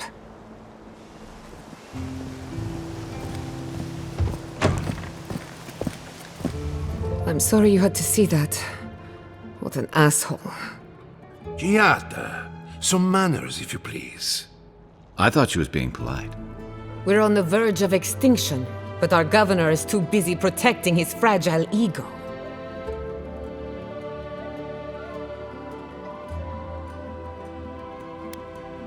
What does he know? He isn't even an animancer. You did challenge his authority. I know, but... curses. Without Fior Messiverno, I'm hardly even an animancer. My tools, the workshop, all gone.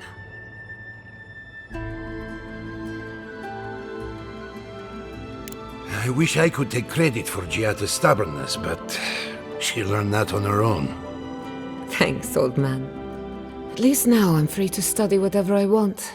On my terms. The Dream Scourge has been a thorn in my side for too long.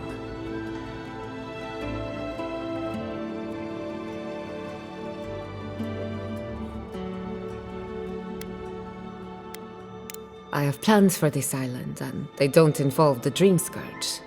But that's a story for another day. Your parents would be proud to see such tenacity. Anyway, listen to us babble. Let's talk about you. I never expected to see an Adiran envoy here. You've got a lot of guts showing your face in a town full of animancers.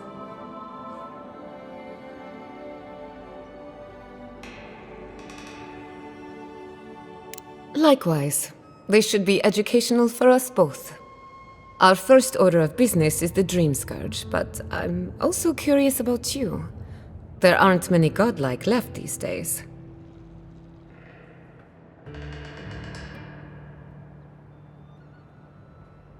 Wouldn't that be a coincidence? I only bring it up because Anamancy might offer us some insight into your nature. Keep an open mind. While I pack up my belongings, you can help me by...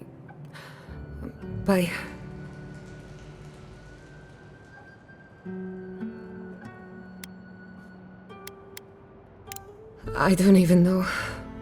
I just realized this is the end. I have to leave Fior Messiverno. Forever.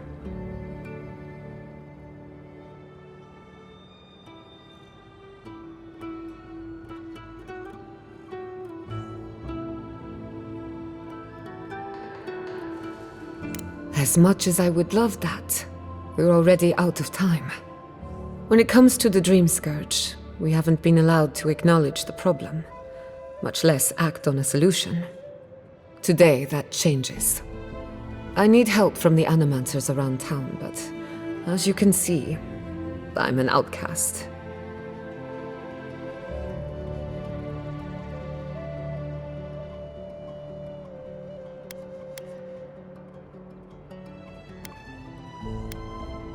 I hope so, because we're running out of options. Manto Pastor is in the workshop due west.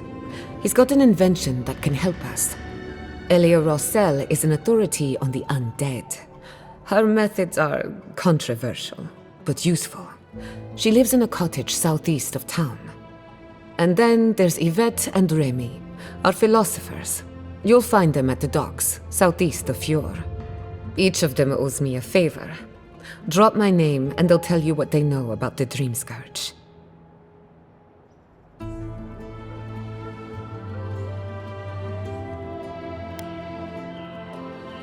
I'd rather you find that out for yourself. Whatever it is, I won't be disappointed. We're about to make history. But first, research. Oh, I heard there was a new arrival, but I didn't expect a godlike. Welcome to our modest workshop.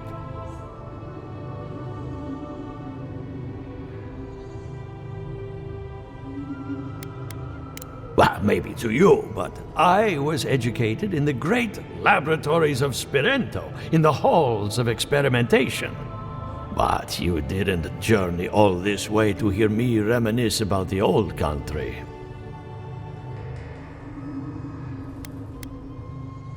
What a question! If I were to answer in full, we'd be here for several decades. In short, we Animancers study essence, soul matter, if you will. Nearly everything has some essence, including you and I.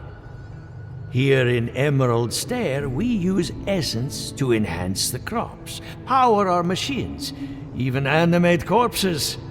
That is a preliminary explanation, but one that should serve, I hope.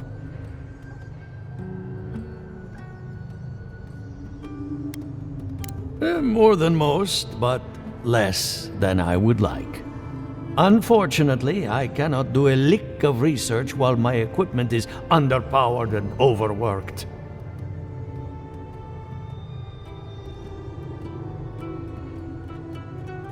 Ha! A novel idea, that. What I need is a stronger power source.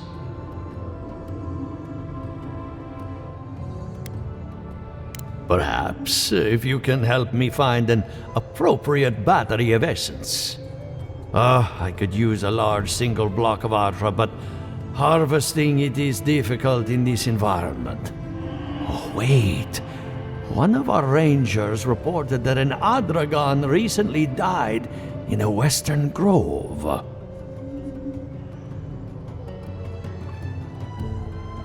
Indeed, but that well is almost dry. I need more. An Adragon's heart can hold an immense amount of essence. The grove is to the west, across the chasm. You can't miss it. The rangers say a Delamgan queen holds court there. You may be able to retrieve it without violence, but most Delamgan in these parts are hostile to Keith. So you can understand why none of us went rushing over there to find it when we heard the Adragon had died. Still, Delamgan queens can be reasoned with, so if you want to get the heart peacefully, try not to kill her guards. Do be careful. Emerald Stair is not itself these days. Good. You finally showed up. I was worried you weren't coming. The name's Keeledge. Pleasure to meet you.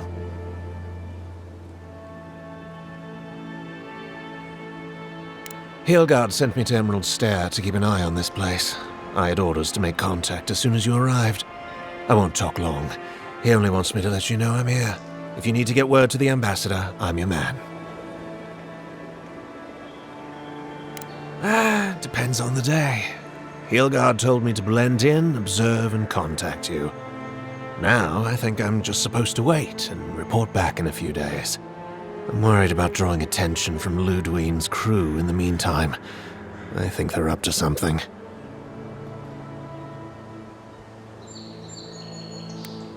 I've got a bad feeling about this. I think the scale of their operation is dangerous.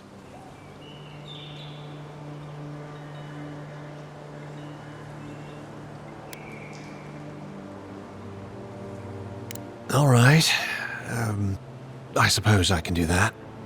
Exactly how far do you want me to go with this?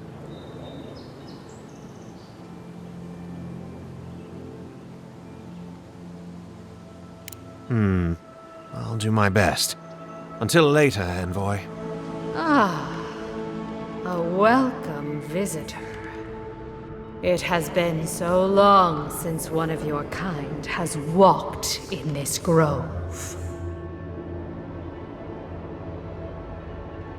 I mean one from the land, your kind.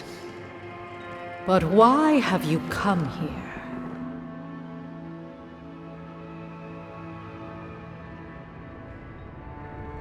A curious thing for Kith to want. Even one as special as you. It belonged to one who tended this grove for longer than I have been here. Sickness changed them, as it has recently changed so many creatures in these woods. It no longer recognized us as their kin. We had to stop them before their madness damaged the land. When we become enemies of the land, it goes against our nature. We had no choice. But it is over now. All that remains is their heart. Our kind has no need for such remembrances. It would cause us no pain to part with it. But wait. No. No! So many dead. So many of my kin are dead by your hand.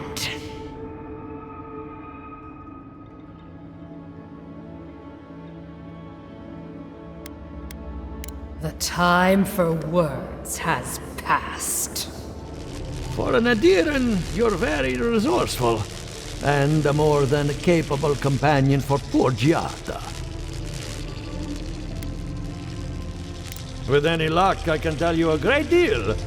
Now that I've got a heart, my thirsty invention will drink deeply of its essence. All that's left to do is calibrate it. First things first, let's have a look at your soul. I'm going to ask some questions to induce a metaphysical quiver. No, not to worry, just testing your reflexes. Let's start with an easy one. You wake up on a beach, looking up into the sun. Your hands are covered in blood.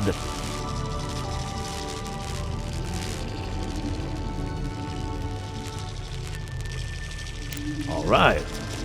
Let's try some word association. Tell me the first thing that comes to mind. Pendulum. Chrysalis.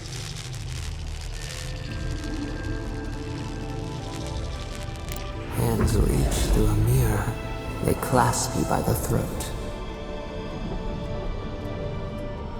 Hello? You still with me? No, we should stop. This has gone far enough. Let's go over your results. Your soul has a fascinating internal structure, perfectly balanced. An artist couldn't have made it better. Your godlike nature is a marvel to behold.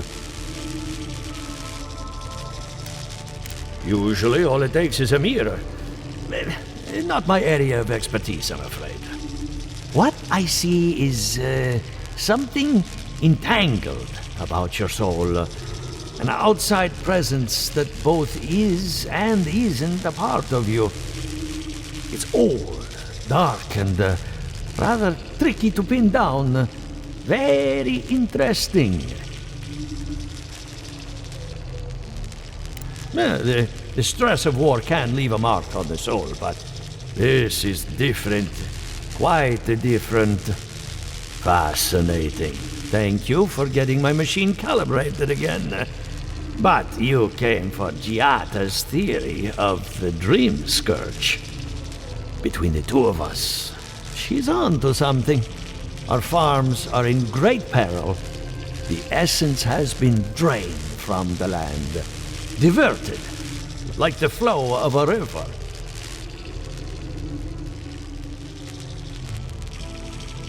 Purposeful, maybe, but to what end? Regardless, essence doesn't just disappear. It must be going somewhere. All I can tell you is keep looking. You'll find what you're after. As much as I hate giving people bad news, that's all I have. Please give Giada my fondest regards. Remy, look what I found. A genuine godlike. Do you think they can hear us? Let's find out. Hello, me, Yvette. You friend?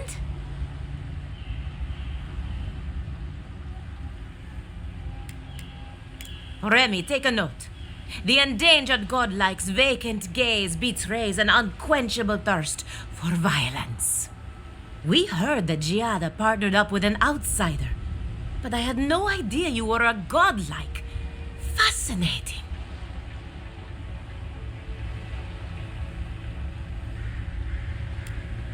It's just that we've never met a godlike before. This is a big day for us. Giada must have sent you to be our test subject. She knows how we adore your kind. Satisfy our curiosity and we'll give you everything Giada needs to finish her research. Deal?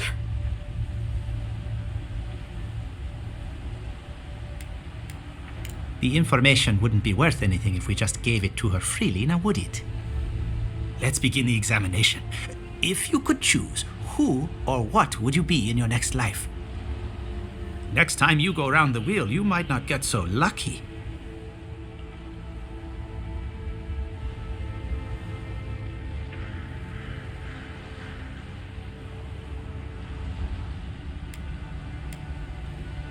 Ooh, good answer.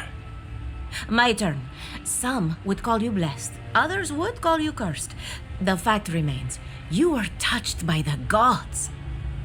Wouldn't you say that you owe something to the rest of us? No need to take offense.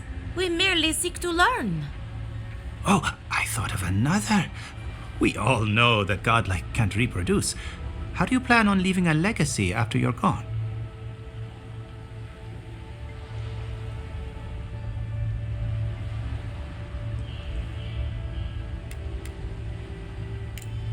Yvette, take a note. Godlike are inherently uncooperative.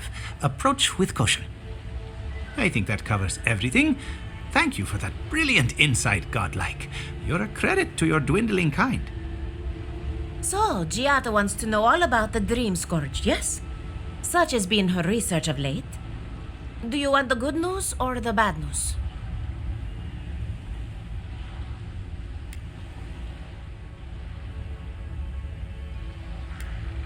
We've heard that one before. Good thing we don't listen to criticism. Giada will be interested to learn that the Dream Scourge cannot just be studied in a lab. Its nature is wild, so it has to be studied in the wild. Our machines and experiments would meddle with it too much. And like anything affecting the soul, it must be connected to essence. Thus, if she wishes to discover more about the Dream Scourge, a Pillar of Adra would be a good place to start.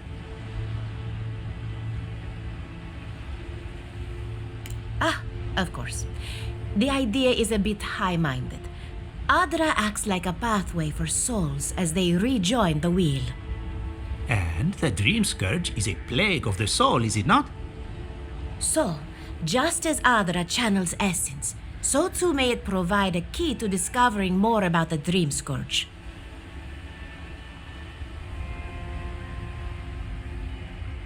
An entity, you say? If this entity is your patron, that's all perfectly natural. But if it's something else, with enough essence and a capable animancer, perhaps you could trace this tether back to its source. Right, and with a little fresh soccer, you can follow an ogre back to its lair. Still wouldn't recommend it. Just be careful that your tether doesn't snap back and kill you in the process. Now that we've researched the mind of a godlike, the next step is anatomy. But we've taken enough of your time. Farewell. I'd offer to shake your hand, but I've been elbow deep in Beatrice all day.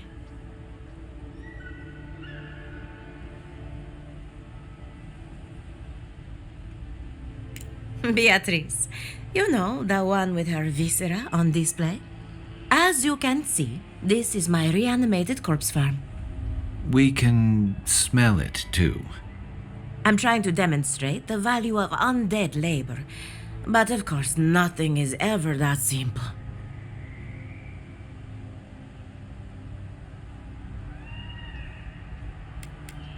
They get 3 meals a day and a comfortable home.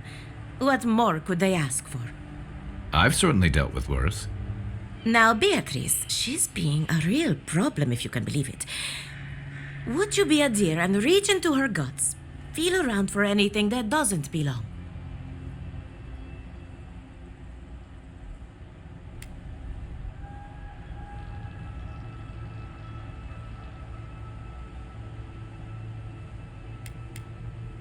Just imagine you're preparing to roast a chicken. A wet, ropey, warm chicken. If Beatrice ate something that disagreed with her, the least I can do is keep it from spreading to the rest of the flock. Make sure you wash your hands after this. Huh. It's like cleaning a deer carcass. If it was rotting and smelled like Kai after his morning run. I saw you reach into Beatrice. Find anything interesting? Aha! So the blight got into my revenant and interfered with her raising. That confirms one of my theories. Not only is the Dream Scourge affecting our farms, it's disrupting animancy, unraveling our work. Sounds like I have more research ahead of me, but at least now I have a sense of direction. Thank you for getting your hands dirty on my behalf, godlike. You're a natural.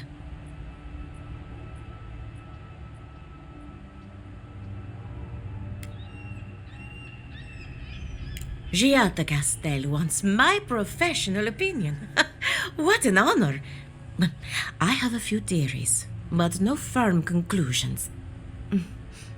I have to ask, is it true? Did Vidaro kick her out of town?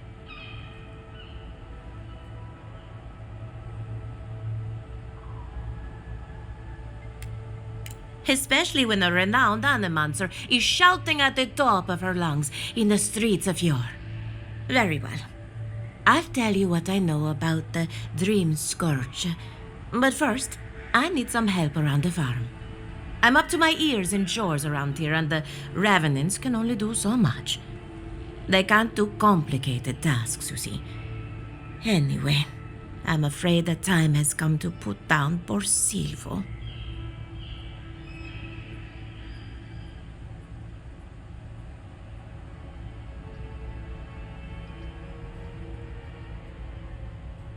Silvo is one of my revenants, my oldest, my favorite, and the pride of my flock.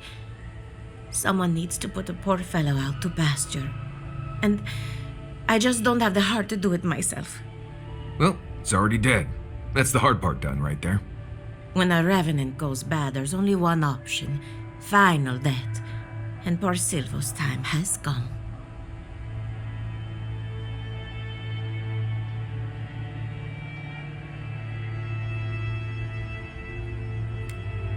Outsiders and travelers down on their luck, you'd be surprised how many people want to sell their bodies to animancy. Say what you will about mercenary and military life. At least your obligations end at death. Anyone else see a downside to giving monetary value to corpses? This is a good forever home for the undead. Better than some crypt, anyway. But sometimes we have bad days. Really? Oh, I've always wanted a godlike for the stables. Deal! You've made me a very happy animancer. Make sure she doesn't try to collect till after your death. I'm not dragging your corpse back here from some ancient ruin, I'll tell you that. Once you've dealt with Silvo, we can finalize the arrangements.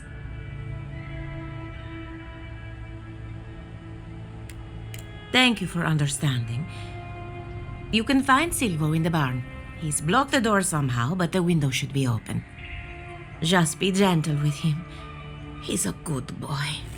My farmhands are very affectionate. Feel free to pet them if you like. Poor Silvo. He was a bright young revenant, but a very old man. Thank you for giving him peace.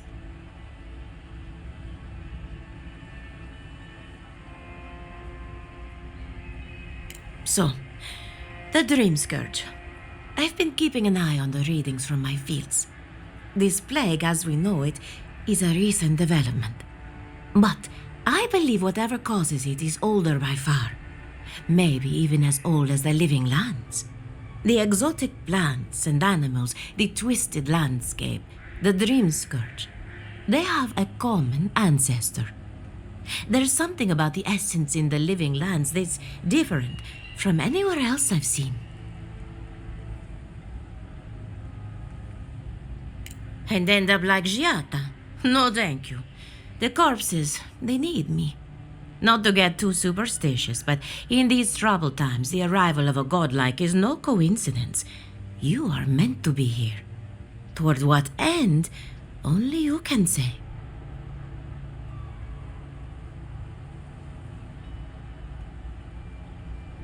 Well, I'm happy to give her some good news for a change. You and Giata are going to shake things up. As for me, I'll be keeping a close eye on my flock. Before I forget, here's a down payment on your body. And here's your collar. Try not to lose it.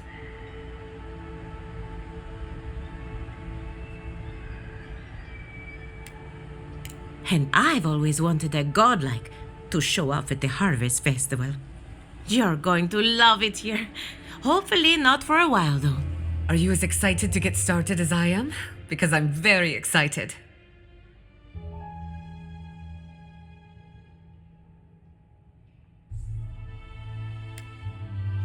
And you got his machine up and running. That's what I call progress. I helped Monto after his wife died. She was brilliant, and he took the loss hard. I'm going to miss him. I hope you had an enlightening visit at the corpse farm. Elia is one of my favorite neighbors, second only to Quilici. When her best farmhand got stuck up a tree, I got him down in one piece. Well, several pieces. I've always looked up to her. I hate to admit it, but I saw that one coming. Those two don't get out much. When Ignacy took away their research funding, I pulled some strings to get it back. He told me I was a fool, but they'll prove him wrong someday. I have faith. Sounds like you've met with everyone. We're ready to get started. I have to ask, why are you wearing a Revenant collar?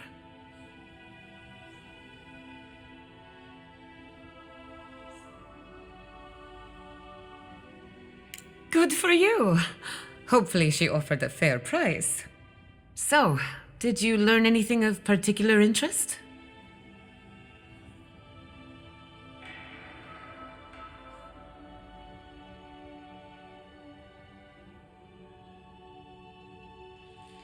That's the fun part of metaphysics.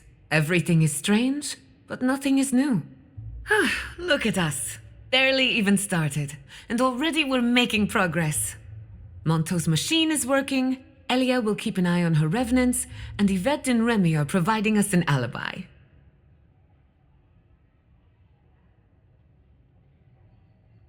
I needed those animancers for more than their expertise. Monto's invention nullifies spiritual interference. Having it up and running means we won't get any false signals. Whenever I tap into an Adra pillar, Elia's farmhands tend to get a little bitey. Thanks to you, they won't be a problem. And then there's Yvette and Remy, the governor's eyes and ears.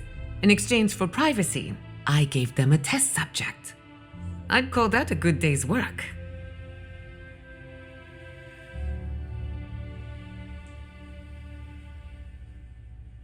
Now we just need the right equipment for the job.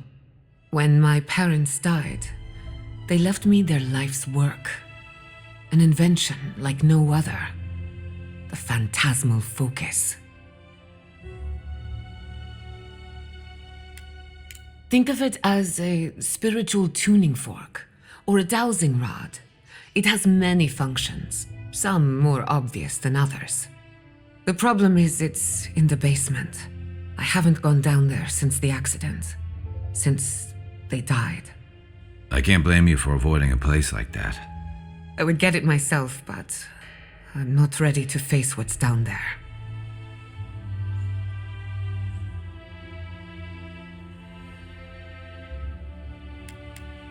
Right now, I would rather focus on the work ahead of us. The door to the basement is just outside, around the corner. Of course, you'll need a key. Please excuse the mess. You're back. You found it. You actually found my inheritance. Did you see my mother and father? Are they still there?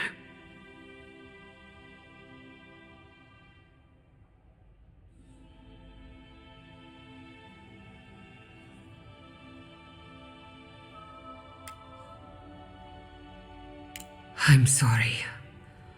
For what it's worth, I don't think you were in any danger. All that's really down there is an unhappy memory. One that keeps on growing.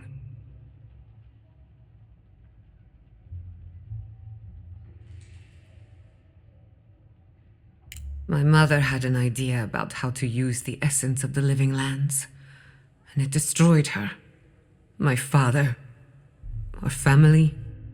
I've heard that story too many times. This land takes more than it gives. So I swore an oath. No one could enter the lab until I understood what happened. I'm on the right track to figuring it out, which is almost as good. Enough about me. Let's worry about you for a change. With the phantasmal focus, I can finally tap directly into the essence of the living lands. I can also use it to smack around anyone who gets in our way. The only thing we're missing now is an Adra pillar, and I know the perfect one. Naku Tedek, the old godless ruin west of Fjord. There should be some equipment waiting for us.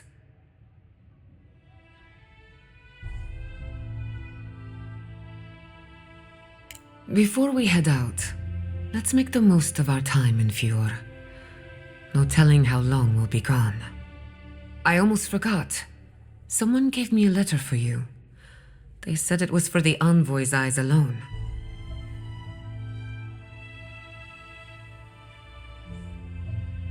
I may have glanced at the handwriting. Don't worry, your secrets are safe.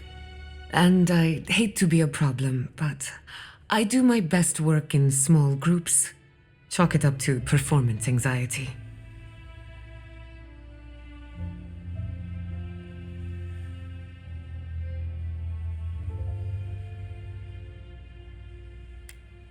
Sounds good.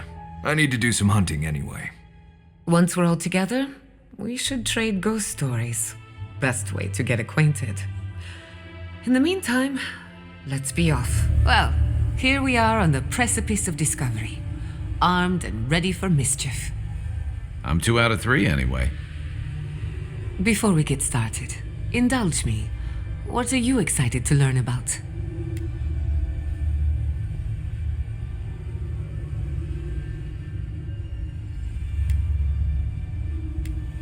You're thinking like an animancer, and that's a good place to start.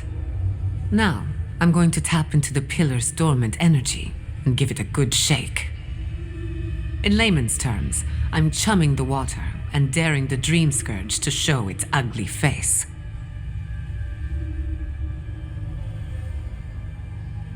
This is no time for hesitation. All right, drawing on the energy of the phantasmal focus, I'll start with a low-frequency ethereal vibration.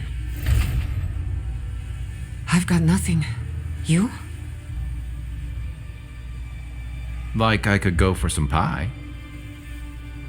Shit. All right, adjusting the frequency. The focus is warming up. I hope that's a good sign. Let me know if you feel something. Who knows how your godlike nature will react to this. Brace yourself. We're going to pin this bastard down. Are you sure about this? Don't worry, I'm a professional. Now, here goes nothing. Souls in twine. We twine. Hey, I think I got something. The focus twitched, like a fishing rod. Is that a door? Not the result I was looking for, but a result nonetheless.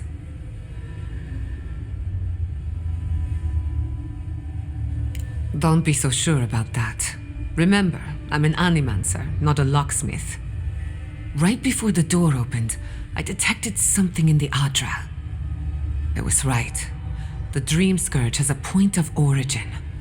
We can study the affliction from here, but I don't know that we can stop it.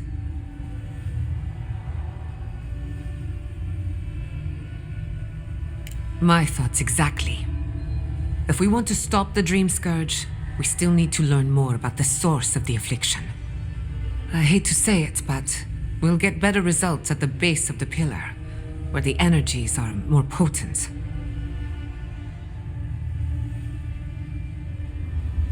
Naturally. After you. We've backed the Dream Scourge into a corner. I say we pin it down here and now, before it wriggles away from us. The last time we tried this, you felt something, yes? Maybe it had to do with your godlike nature. Try making contact with the Adra this time. It could only help. The effect should be stronger than before. Brace yourself.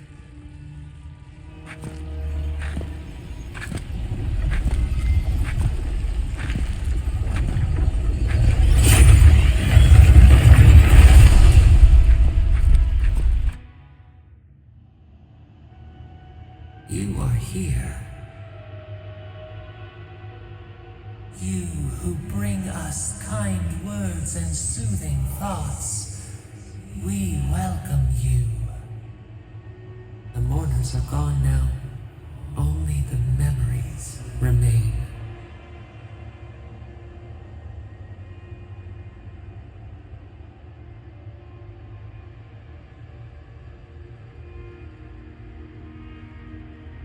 We once belonged to the green and the wild. A people lived there once. They loved us as we loved them. They brought their dead to us. We used to dip our fingers, wade in the confluence of souls.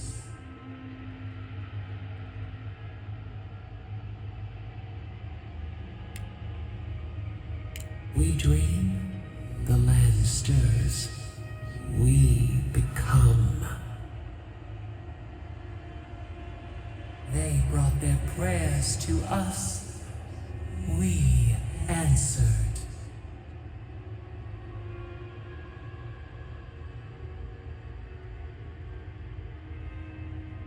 We do not remember how we grew. Our eyes opened. We were the earth, the sky, many into a whole. We touched the mountains and they molded to our fingerprints. The Akita twined around us. They sang in awe of what we made. They called us the gardener, steward of life. Sabado.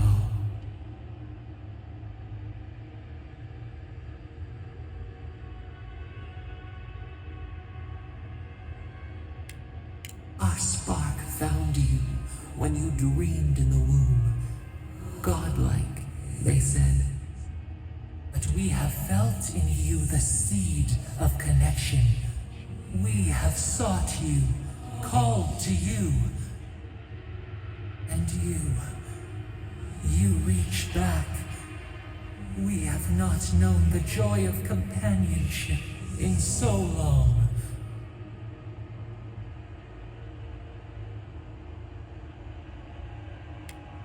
Rod, we feel it too. Our hands are bound. Find us, free us. The rot that festers seeps into us as well. Our cage is far from here, buried in the garden. poison sea. Your words are comfort indeed. Go to the halls of the Tabaru Sinakis. We will try to explain. Those who cherish us, the chosen of the Akita, wait there. They will show you the way to the garden, to our prison.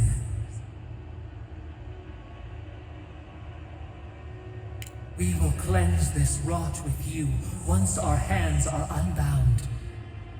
Find us in the garden. We twine, we await. First, let us offer you a sliver of our power, a boon to help you survive and find us. Will you accept it?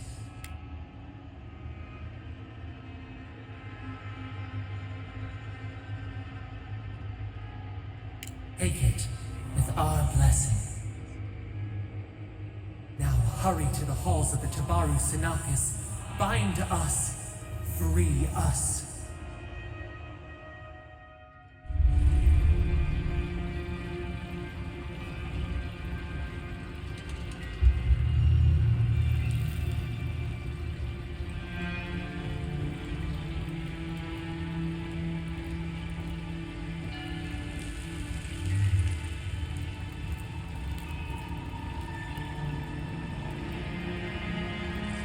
You're awake.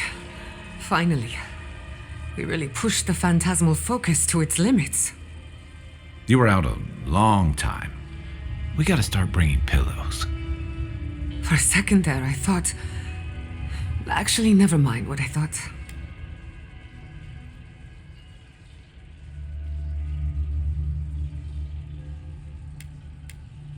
Something like that.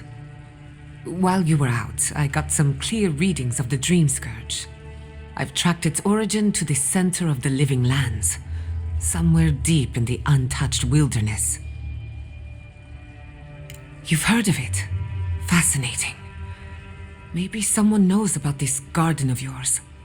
If we find the garden, we can cut off the Dream Scourge at its source. I hesitate to bring it up, but you were muttering while you were out. Had quite a lot to say. Whatever you were communing with, it had a spiritual energy I've encountered before, though only in traces. It must be connected to the Dream Scourge. Perhaps they share a similar origin. Yes, Sapadal. Who are they? What are they to you?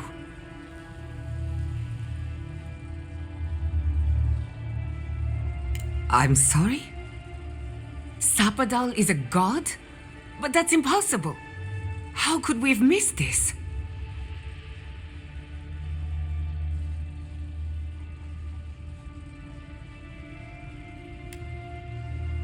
A trapped god. Trapped. And you spoke to them through the Adra. Maybe that tells us something.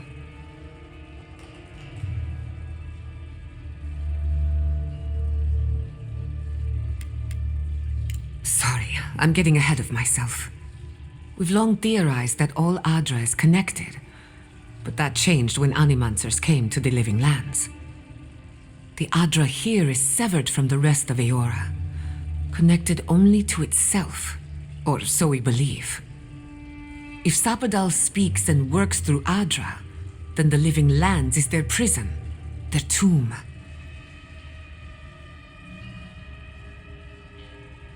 Now that is a tall order. We know the Dream Scourge is coming from this garden of yours. Maybe Sapadal can help us fight it.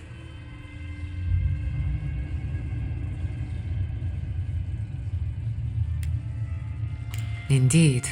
That will be for you to judge. The real question is, where do I start?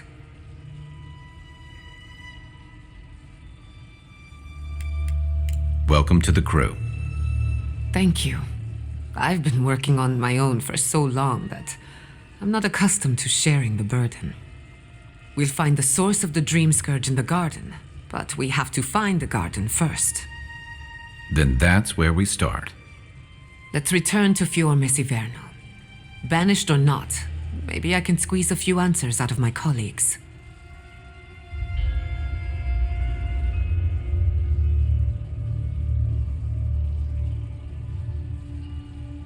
Gods, I don't know. The farms, the community, my research, they all depend on animancy. But the Dream Scourge is the end of animancy, the end of the living lands as we know it. We should leave this place and its memories. There's nothing more for us here. Finding a secret entrance and discovering a new god. Not bad for a day's work. Stop! The trees splinter, the rice turns black. The pain! The pain!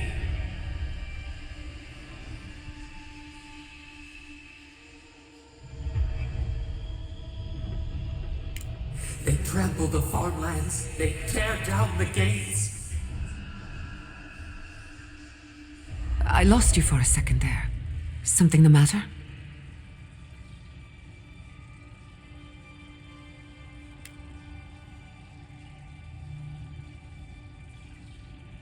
I don't like the sound of that.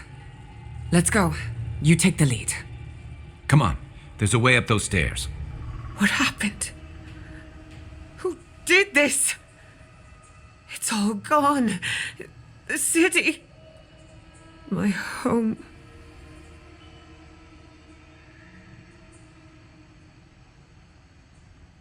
Damn it. We have to check on the others.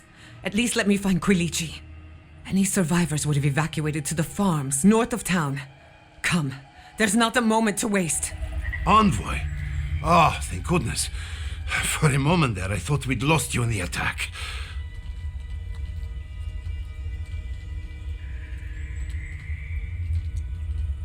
As if you don't already know. Ignacy, calm yourself. Why should I be calm? His people burned my city. The Steel Garrote are hardly his people. They offered us no negotiation, no peaceful terms. Just flames and laughter as we ran.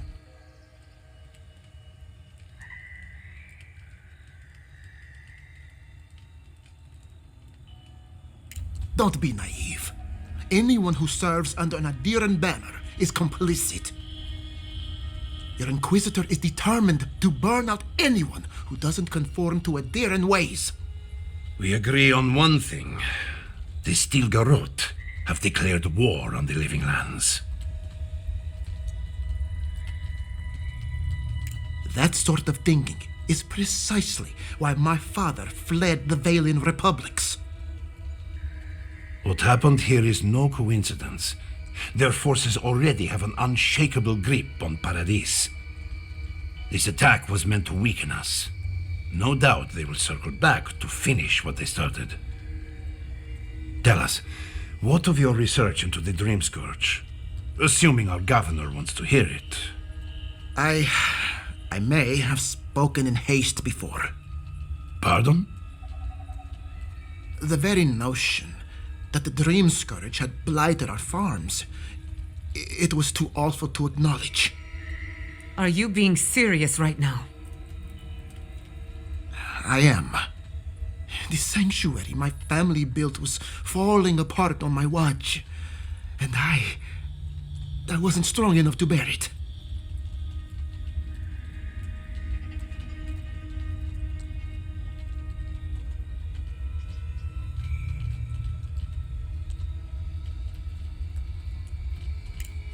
You must understand. My mother had the Dream Scourge. I hoped against reason that she might recover, but her mind grew as blighted as her lands. To face reality would mean upending my city, throwing order into chaos, and admitting she was truly gone. I'm so sorry, Giata. Don't waste your apologies on me. This changes nothing between us. I don't expect your forgiveness, but I will do everything in my power to make this right. Whatever you have to say, I'm ready to hear it.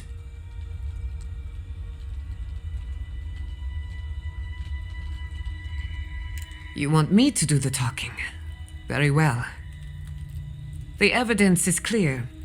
The Living Lands is on the edge of an ecological disaster, both physically and spiritually.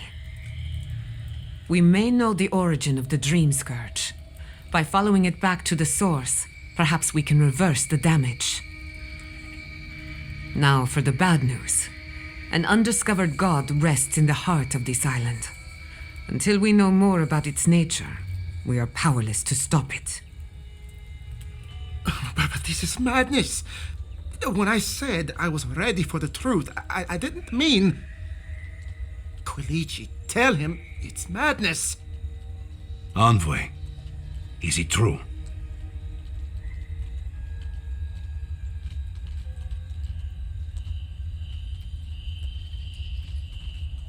There's no other explanation for the spiritual shift in the Living Lands.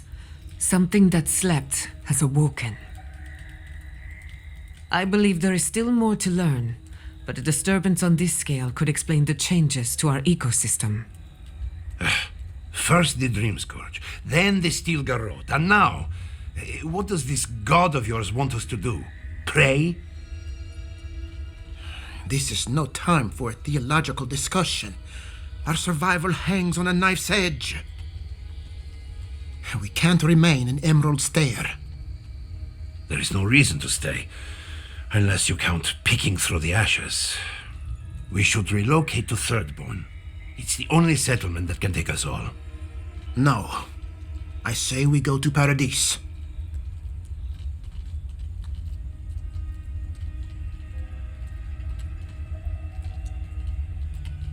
What has gotten into you? As long as we are Animancers, the Adherents will pursue us to the ends of the earth. Instead, we lay low, hide in plain sight, let them believe we're beaten, and bide our time. While we hide, the Dream Scourge will tear this island apart. At least in Thirdborn, we can practice animancy freely. We can't gamble with our existence. The political climate of the Living Lands is too dangerous.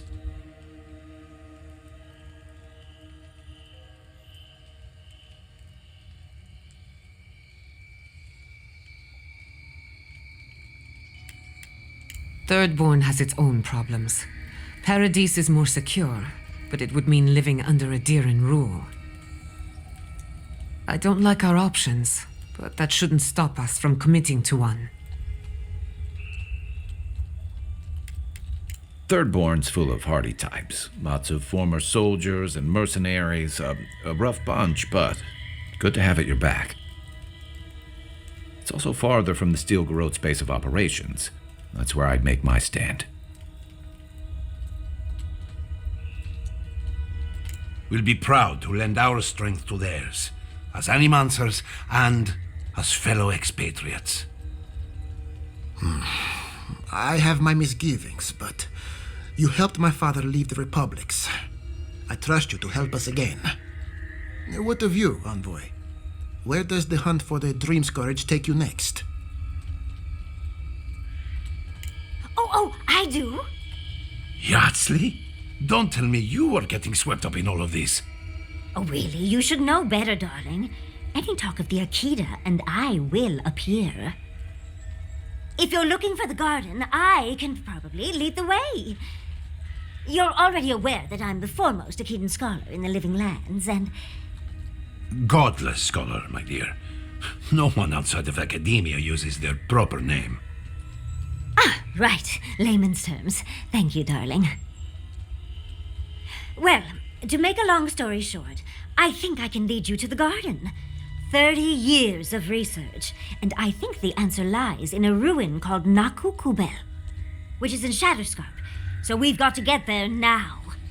Before Fiora went up in flames, that Garrote monster took my research. Your kin are on their way to the garden now. Wait. If they know as much as we do, they know to go to Shatterscarp too.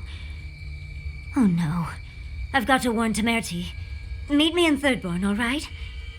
You can't miss it. It's the only bit of civilization in Shatterscarp, if you can call it that. I'll finish getting ready here and just meet you there. Ah, what a whirlwind. God, I love that tiny woman.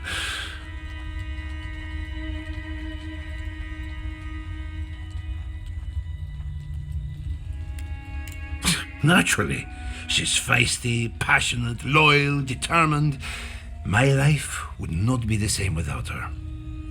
For what it's worth, I vouch for Yardsley. She's a good friend and a bad influence. Right now, we could use both. There's a gate to the north, which will take you to Shatterscarp. It's guarded by some of our best rangers. Then we should approach carefully. They'll be on their guard after this. I'll make sure they grant you safe passage. May the gods protect you, envoy. A moment of your time, if you please. From one Adiran to another.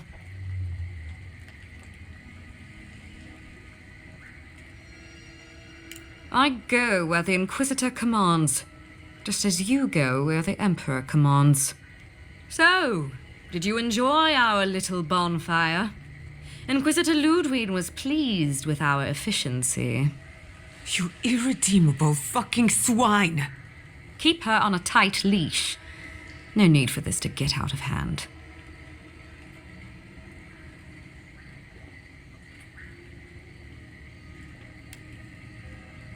We'll see about that. Believe it or not, the Steel Garrote owe you an apology on behalf of Inquisitor Ludwig. Bring us her severed head and I'll consider it. That temperament of yours is exactly the problem she's trying to solve. Our attack came together in haste. You should have been informed, and I regret the oversight. One way or another, Fuel Messiverno was always going to burn. Weak government, chaotic farming, dangerous research. They never had a chance. What right do you have to cast judgment on us? As the future caretakers of the living lands, we do only what is necessary. Fuel Messiverno's reliance on animancy and stubborn individualism has done nothing but drag the living lands down with them.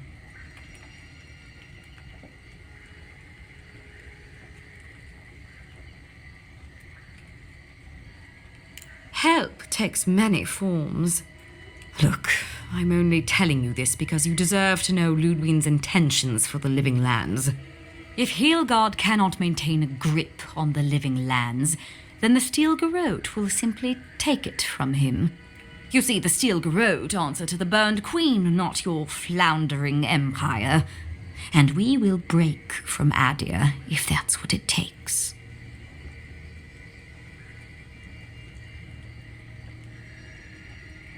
And while he frets in the throne room, his puppy dog soldiers will chase their own tails. Inquisitor Ludwig sees something in you, envoy. She wants to cultivate your potential, as she did mine. You don't want to get between her and the fate of the living land, so let this serve as a warning. Our grasp on this island is going to tighten, even if it costs us allies along the way. Acceptable losses. What you do with this information is up to you. Either way, Emerald Stair is just the beginning.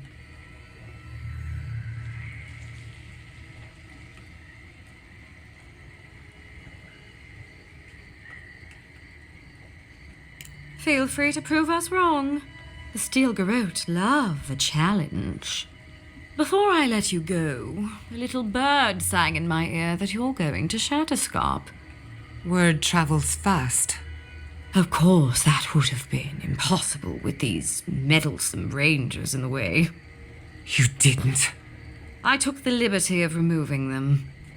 It's a shame, really. Honorable folk to the last.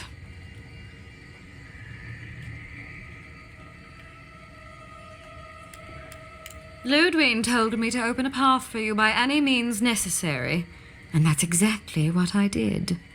When you arrive in Shatterscarp, give this letter to Temerity. Compliments of the Inquisitor. No need to keep you any longer.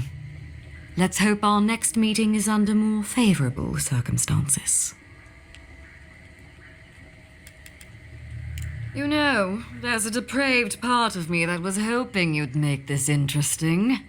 Let's make this a battle to remember. Sorry it'll be over so quickly then. You came to Emerald Stair looking for answers, and now we're leaving with more questions. How do we fight the Dream Scourge? What can we do about Sapadal? And where is the garden? Not to mention, why the steel garrote burned my fucking home to the ground.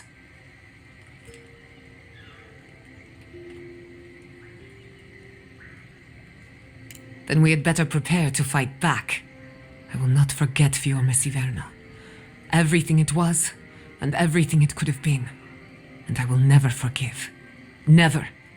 So on top of the Dream Scourge rotting your fields and turning kith and beast alike into monsters, now we've got a Death Guard Inquisitor and the Steel Garrote dogging our steps. Do you think Ludwig will try something similar in Thirdborn?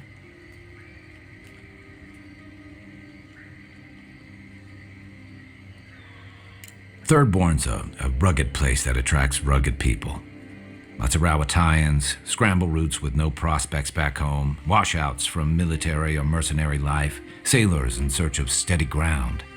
Add to that a motley assortment of pirates, free spirits, and people who like living under the loosest grasp of the law, and you've got Thirdborn. But rumor has it something's amiss in Shatterscarp. Strange dreams, disappearances, people wandering into the desert and never returning, or coming back, changed. Their bodies and minds twisted, corrupted. At least that tells us we're on the right track. This Dream Scourge is one of the weirdest things I've ever tried to hunt.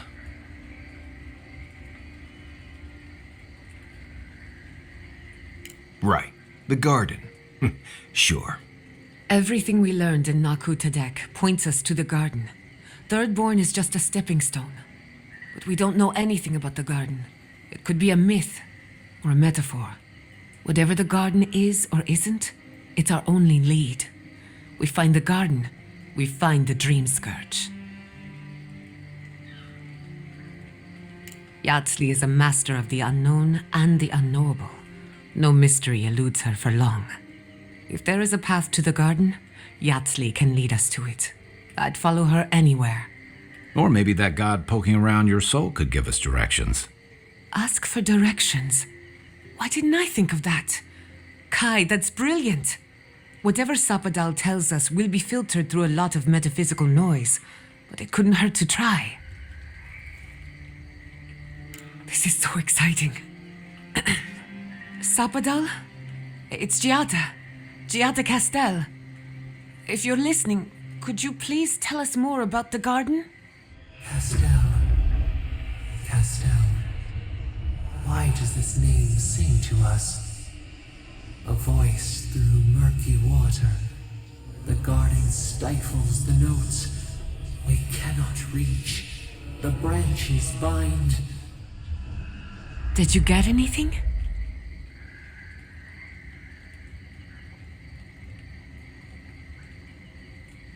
In other words, nothing we didn't already know. Well, at least we tried. Clearly your link to Sapadal isn't as strong as it was in Naku Tadek, but I'll take it over nothing. I'll pass. I've heard too many ghost stories that start this way. Right. If I wanted to waste time, that's what I carry a flute for. Just me then. Really? No one else has a question for the god of the living lands? Fascinating. So let me see if I got this straight. We're looking for the garden, which might not exist. Our best lead is Yatsley, an eccentric scholar who's gone ahead to Thirdborn, where the Dream Scourge may be ravaging. Don't look at me. I was fine going back to Paradise.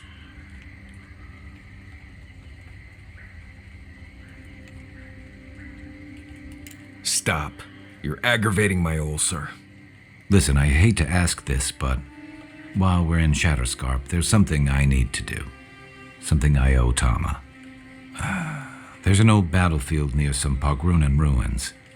Area called the Shark's Teeth. Tama lost his badge there. I need to get it.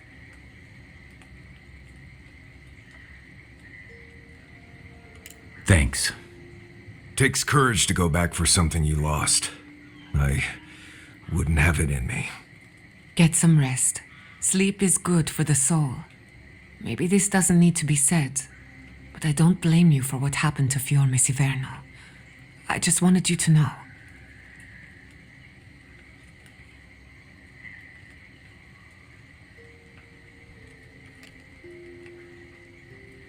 No need to question it anymore. They've made their intentions clear. I'll get the bastards who did this. One way or another, I'll make them pay.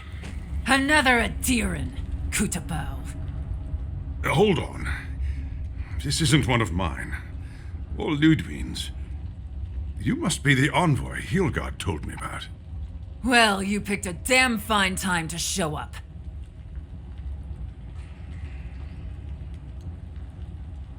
It was a bloodbath. Dream Thralls ambushed us an hour ago. We're still counting the dead. Our dead, to be precise. We lost soldiers too, protecting your people. Yes, how heroic. Protecting Kith from Adiran Dream Thralls. No, but most are. Our troops haven't been spared, and more are falling ill. In all their military might, your Adiran comrades decided to go wandering through the desert, despite my advice. And now we're all paying for their idiocy, Thirdborners and Adirans alike. We've since pulled back to Eagle's Reach until more reinforcements arrive to contain the Dream Thralls. Whatever your intentions here, Envoy, it's not worth it. Better to go back to Paradise where it's safe.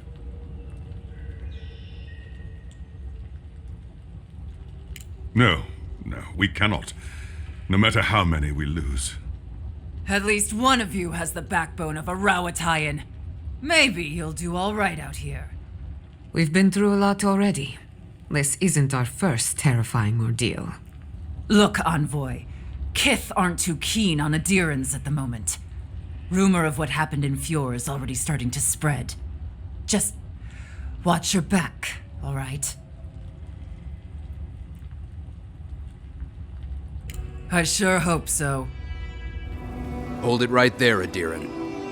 What are your intentions in town? Been sick? Strange dreams lately? Relax, Daran. The only strange dreams we've had involve your mother. Shit. Kai? What are you doing here? Temerty's gonna have a fit.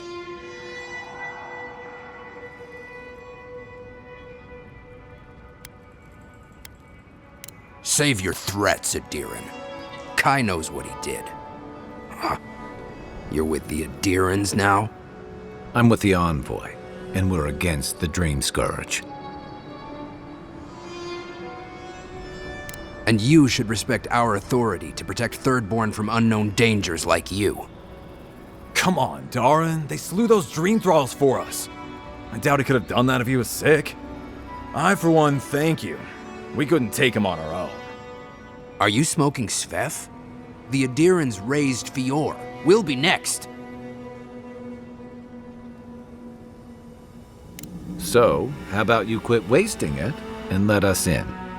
Daran, can you get on with it? Fine. All right. I can't keep you out if you're not sick anyway. We just have to take precautions. Everyone in Thirdborn has lost someone. Pass on through, but report any symptoms you see to the Tiranui. They're responsible for keeping law and order around here. That's the problem with the Dream Scourge. When you find symptoms, it's already too late. Oh, gods. And Adiran, what is it this time? Don't worry, darling. The official Adiran envoy is here at my request. What I want to know is why he's in the company of one of our own. I meant to stop by, but I guess time got away from me. I'll deal with you later. We have unfinished business. But your friend has some explaining to do. Why have you come to Thirdborn? After what your people did in Emerald Stair, I can't imagine you carry an edict of friendship with you. Horseshit. You're under Ludwig's thumb. I know you're upset, Temerty, but don't take it out on us. I'm furious too, darling. That monster stole my research as she burned my home. But you know that if this Adiran was untrustworthy, I'd kill him myself. I apologize, Envoy.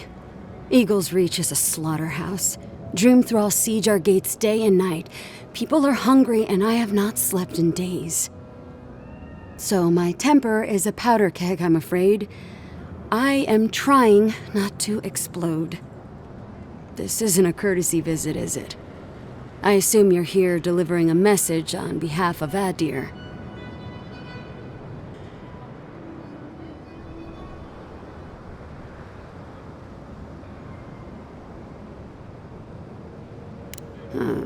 To Head Sharpshooter, First Class of Shatterscarp, Temerti Kaiwa III.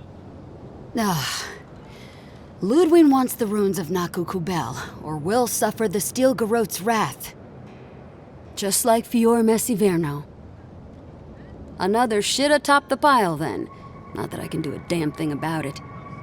You're not going to give in, are you? Those ruins are a marvel. They're irreplaceable. I know, Yatsley. If we give them an inch, the Adirans won't stop until they have everything. But even if I wanted to hand over the ruins, they aren't in my power to surrender.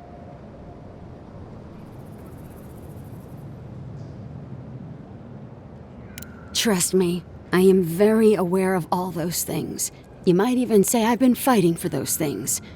But there's one little problem. The Archmage Ringrim has warped the very reality of Shatterscarp. Let's just say there's a magical barrier around the ruins now. No one's getting in or out without Ringgrim's say-so. Ringgrim? As in from the Circle of Archmagi? She's here? The very one. I feared you'd be excited. Her presence isn't a good thing, Yatsley. She flew into the Shark's Teeth a few weeks ago, and now that area is an impenetrable wasteland of ice. I heard there's an Adiran who had his mind utterly broken by her. He's still lost out there as far as I know.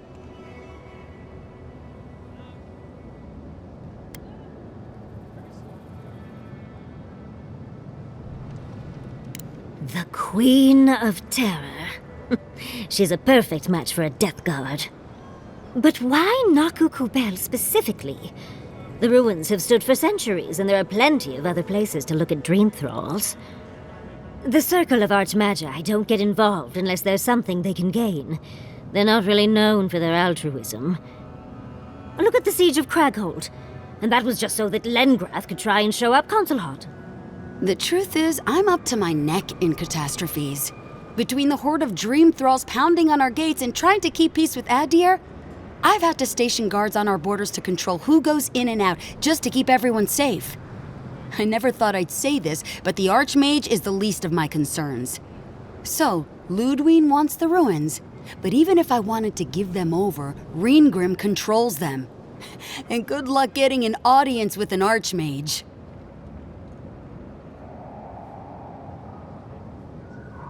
I didn't know they made adherents with such bravery. You never know what marvels you live to see. You're likely gonna die a very horrible death, but I pray Galawain will at least make it fast. If she doesn't want to be found, that's all the more reason for us to go looking. When an Archmage like Ringgrim decides they don't want to be disturbed, they make sure of it. There are rumors she uses the bones of the ancient dead to guard her domain.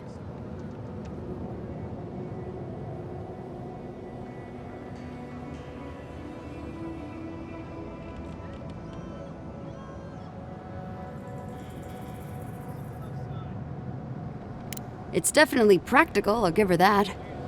Although, I wonder if it's because she likes giving trespassers nightmares. I wouldn't blame you if you choose to run away.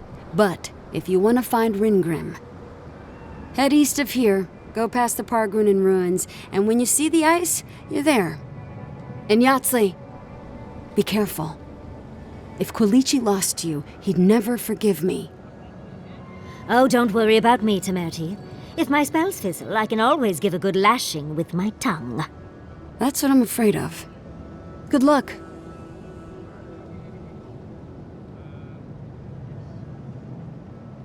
Good. It might convince her to keep you safe, too. One last thing. Once you had a moment to settle in with Yatsley, come back and speak with me. I need your help with something. How exciting. We're off to see an Archmage. To gain access to an ancient godless ruin. Oh, you do spoil me. I've just the fragrance for such an occasion. I want to make sure I smell my best when she kills us. Meet me by the tavern when you're ready to head out. Make sure all your gear is up to snuff. We are meeting an archmage, after all. Ah, there you are. It's rather rude of you to keep a lady waiting. I'll forgive you, though. It gave me a chance to dip into my notes about the Circle of Archmagi. One does not simply waltz into an archmage's domain unprepared. Tell me, dearie, how much do you know about Ringrim?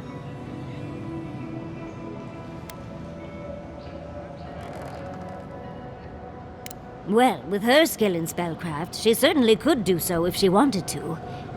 The Circle of Archmagi are the most powerful magical beings in Aora.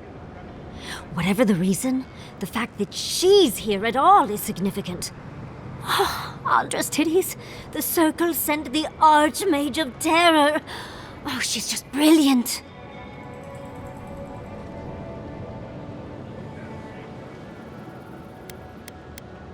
What's not to admire? There's no one in all of Aora like her. And she's come all this way to Nakukubel. But I've no idea why an illusionist would care for godless artifacts. Yours truly excluded, of course. There must be something in there of interest to Ringrim. Probably something powerful.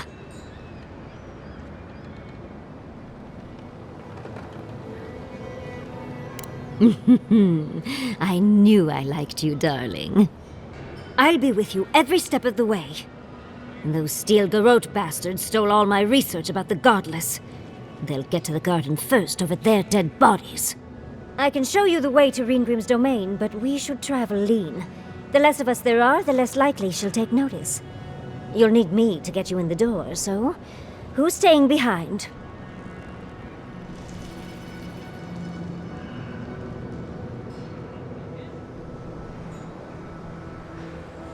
I promise we'll get into the right amount of trouble. Perfect. Oh, this is going to be fun. This is it. Ringrim was definitely here. What gave it away? The tableau of frozen corpses?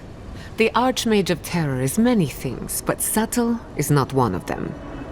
Yes, but look at them. The artistry is sublime. Can you imagine having enough finesse to make all this? Whatever you say, Yardsley. Regardless, we didn't come across this by accident. The Archmage is trying to frighten us. Successfully, I might add. A spell. And a very clever one. Ringrim's using her illusions to make people choose to stay away. Everyone except us.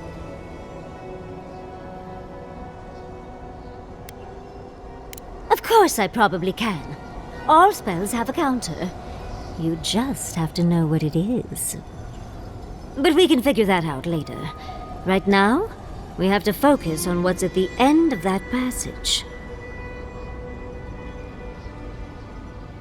Precisely.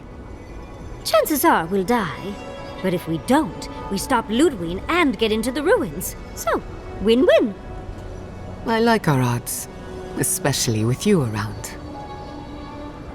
Let's get going. Oh, and stay close. This wizard is making us jump through hoops for her own amusement. Are you certain she can actually help us?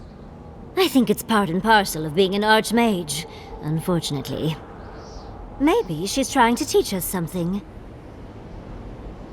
The Archmage could be toying with us. But perhaps there's a reason behind her madness. Something we're not seeing. That statue seems important. An answer in search of a question. It's probably connected to that village Ringrim mentioned, so keep that in mind, darling. Most likely. The head and the hand are gone. What's the significance? It's even missing its heart. See the open chest cavity? Let's take another look at that book of yours. There once stood a village protected by a statue. It kept the air crisp, the land fertile, and the people safe. For a time, the village prospered. For a time, there was the thought that the winter would never come. But then the statue shattered, and winter did come, and the village could not make a decision to save itself.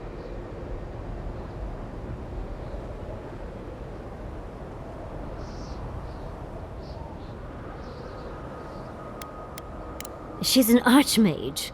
She doesn't have to threaten people. First things first, let's get those statue pieces. You're here for my Adra piece, aren't you? You can't have it!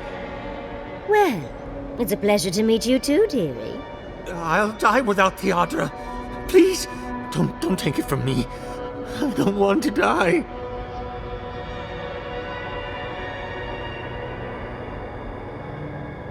What statue? What are you talking about? Why shouldn't I have the Adra piece? It's mine. Interesting. This must be another illusion. They may be an illusion, but their fear isn't. I don't know what you're talking about. Just please let me keep this.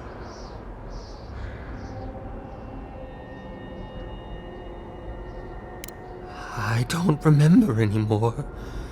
I was in pain for so terribly long. But the Adra has kept me alive. Don't let them take it away. I told the other villagers I need it. I understand everyone's in danger, but I don't want to die. Don't take the Adra piece from me. I'll do anything. Please! Is there no other way? Why does it have to be me who dies? Please, please, no. We've got all the pieces. Quick, put them in. Oh, I want to see how all of this works. Oh, look at the three of you. It's like something out of a book. A godlike of an unknown deity, an exiled adamancer, and a rainbow-colored wizard. All looking for a garden, from what I've gleaned. It is her. We felt the pluck of her fingers outside our door, searching. For us? Our prison? Who is she? What does she seek? My little puzzle was very clever, wasn't it? A challenge and a parable, all at once. We didn't come all this way to stroke your ego, Archmage. We seek answers. I needed you to understand me, yourself, and the gravity of our collective situation. Well, your situation. I'm mostly just an interested observer.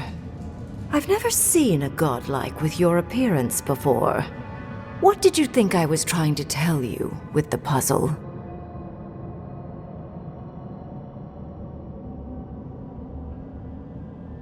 Spoken like a war criminal.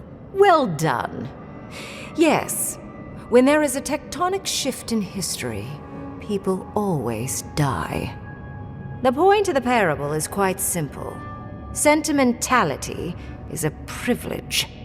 The village would have lived if they had chosen to sacrifice one dying soul for the good of many living ones.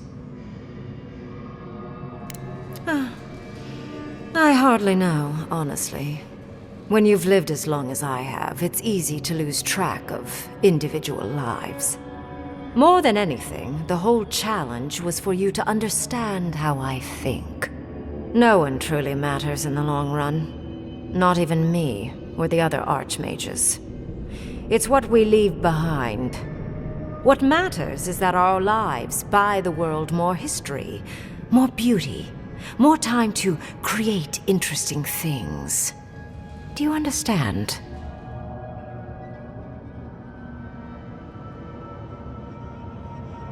For conversation with me, primarily. Most people find it difficult to relate to an archmage. And if you cannot do so, it will complicate my attempts to communicate with you. I hope you're not intending to enter the ruins. I won't open the path.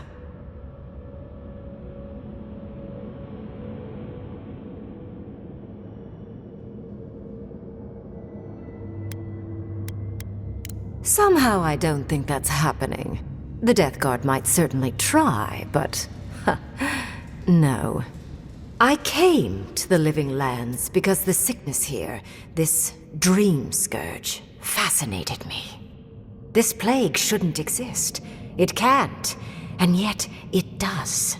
The essence of the Living Lands is falling into chaos and entropy. It's more powerful than anything I've seen. I suspect it has something to do with how the Adra has been severed from the rest of the world. I believe the answers lie in the ruins, but the essence there is so strong it's blocking my spell work, which has never happened before. Ever. No one enters Naku Kubel until I get to the bottom of this. Sorry.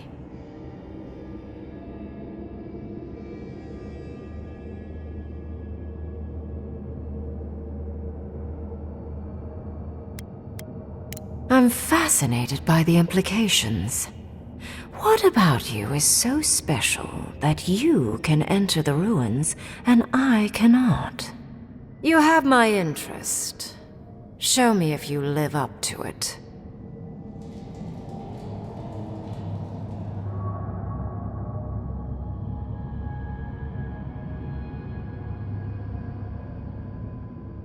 Are you? Oh my. I didn't think this was possible. Something I don't already know. I can't believe I overlooked this possibility. A god here, alone, trapped in the severed Adra. This explains so much. My magic being ineffective, the essence here being so intense. And you, godlike, with your unfamiliar appearance. You're the missing key to the lock, sealing Naku Kubel.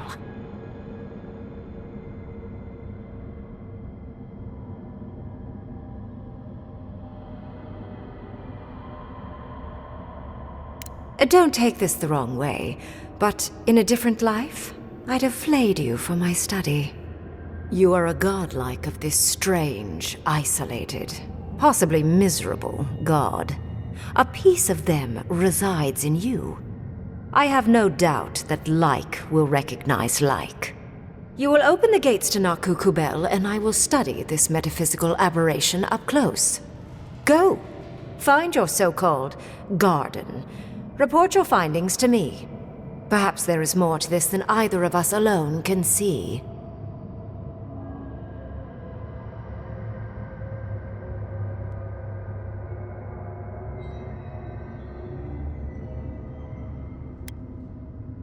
Oh, hush. You are the envoy of Adir. Dirty work is all you do.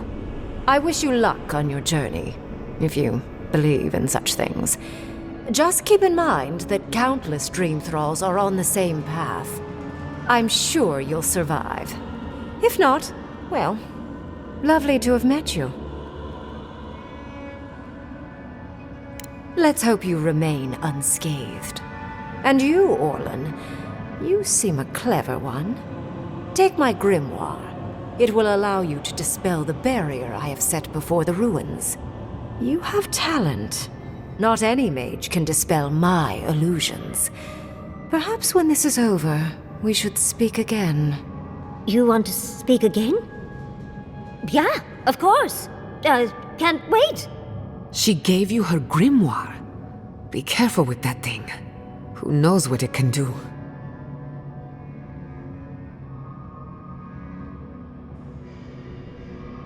The ruins are far in the northwest. The people here have named that area the Deadfall Highlands. No more wasting time. Off you go. Use the teleporter behind me to leave. This just happened, right? I didn't imagine it. Ringrim liked me? And my spellcraft! And she gave me her grimoire! Look, isn't it the most beautiful thing you've ever seen?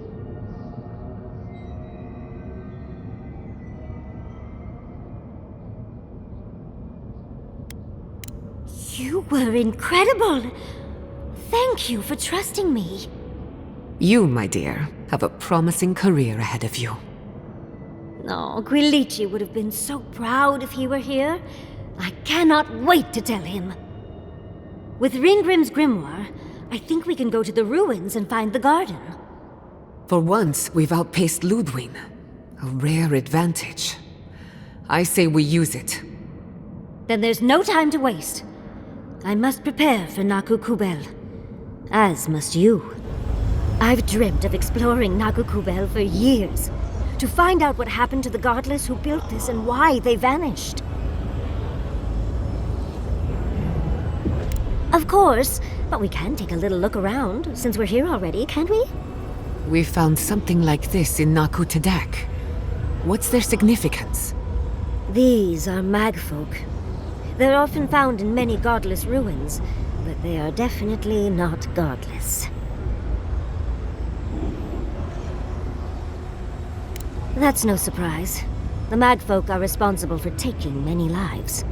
Godless ruins are filled with magfolk remains, but no records of them exist in Akedan lore. I don't think the godless did well against the magfolk. They seem to be killing machines. But who made them? And to what end? They pierce. Blood like a fountain. No quarter. Nothing spared. Wait, did the voice in your head just talk? What did it say?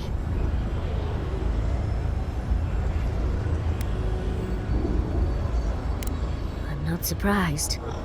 Something terrible happened here. Anything of historic importance is often blood-soaked. Are you ready? We're entering one of their holiest places. Who knows what we'll find? Okay. Got my wand, got my grimoire. Let's go already. The heart of the Akita beats. Our veins stir.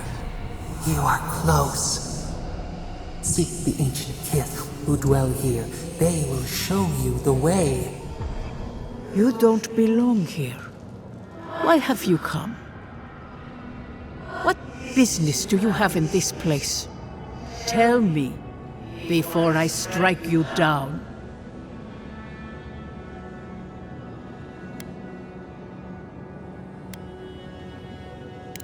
And the gardener. Of course, they'd seek more souls to help them. The gardener? That must be how the ancient Akedans referred to their god, to stop it all. I am Numena, Tebaro Senakis, and guardian of the Akita and the living lands. They came swarming, relentless, these juggernauts. So many they stole the heat from the stars. They brought death to our temples. They brought doom to our king. And the sky held no sun as our children screamed. Oh, I know this. You speak of the magfolk. Yes, Story Seeker. Their corpses remain, as do our memories of what they did to us. Yes, they had no fear. They only wanted us to die and die and die. They wanted us forgotten. Our words were burned. Our buildings were broken. Anything that was of Akita, they destroyed. That's why there are no records, no histories.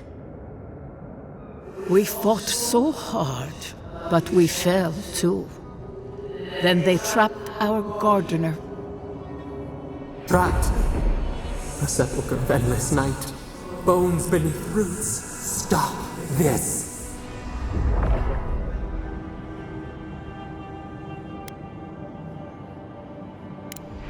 No one answers. The light, it blinded us. Why were we so afraid? The gardener quickens. This hastens our fears.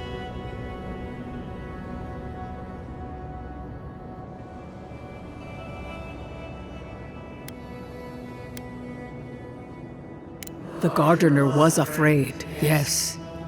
They were terrified. That was all they saw. Death hungers and cannot be sated.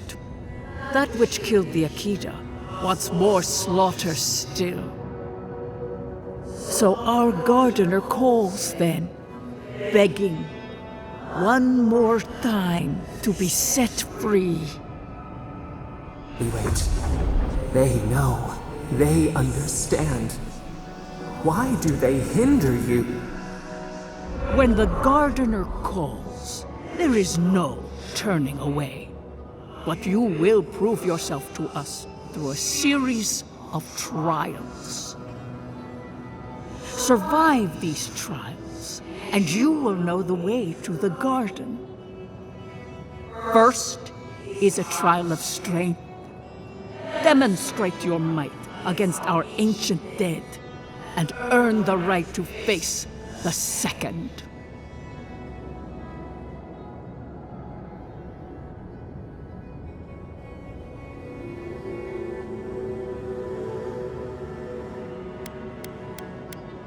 You cannot hurt them any longer.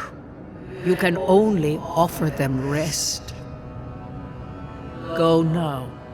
Your trials begin. You have the gardener's markings, but you are not one of us. You did not fall with us. Why have you come here? Tell me your mind. Tell me what writhes in it. The Magfolk sought the gardener too, and our gardener did not want to be found. Our gardener knew what the Magfolk would do, and they broke the world to keep themselves safe. The waters boiled, the land opened, the rivers rose, and we drowned. We broke the pain. We died with them. How did we do this?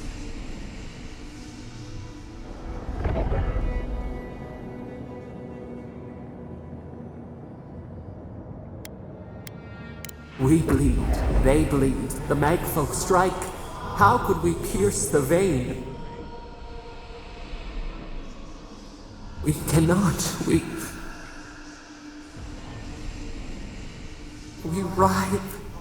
Why must we feel this again? There were so few of us left when the Magfolk were at our doors.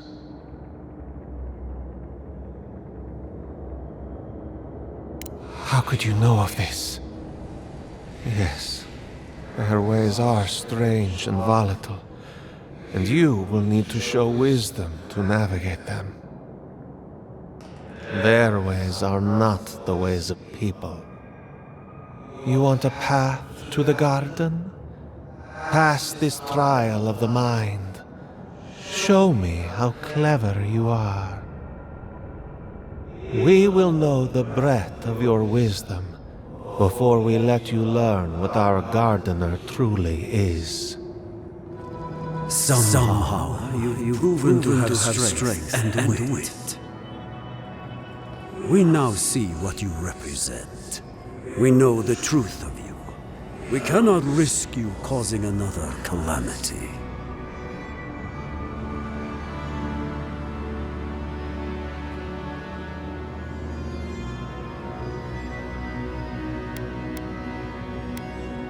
One last time, and no more. This I vow. I, Katenrus, who was Tebaru Sonakis was, understand promises, unlike some. No more words. You have not earned the right. Finish your last trial. You come as a supplicant. You do not have the privilege of questions. Go. Somehow you bested our trials. Like vermin, you persist. Like vermin, you endured. You kept your head. You live where worthier souls have fallen, but your journey ends here. Soil hardens. Hesitation. Why do we smell fear? They are here to be found. Why? Why will they not free us? This is where you die, Outlander. We cannot risk you provoking the Gardener and causing another calamity.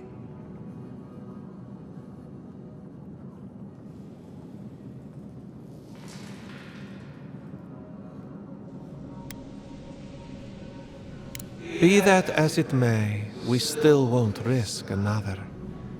You must perish, Outlander. We will not have the Gardener break this land again. You cannot convince us otherwise. Accusations like water. We do not recognize our face. The ripples break. What do they hide from us? Why do they turn away? Now, lay your life down. We will all rest quietly. The Gardener will not be disturbed.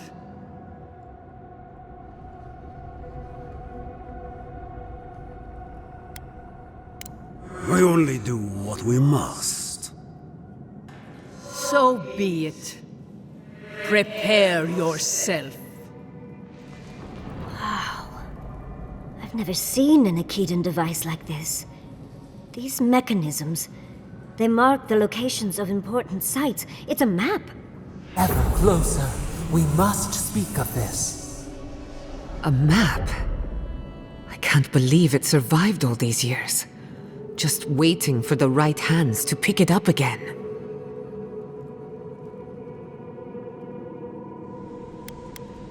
Don't rush me, dearie.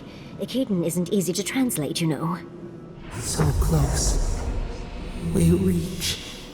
Find us in the Adra. Your gods said hello, didn't they? Go on then, deal with them. I need time to translate. You are here. You heard us in the roots. You seek the garden. You know the way. But the Tabaru Senakis, they turn from you. You have shown us only kindness and patience. Surely they would welcome you as kin, grafted from the same root.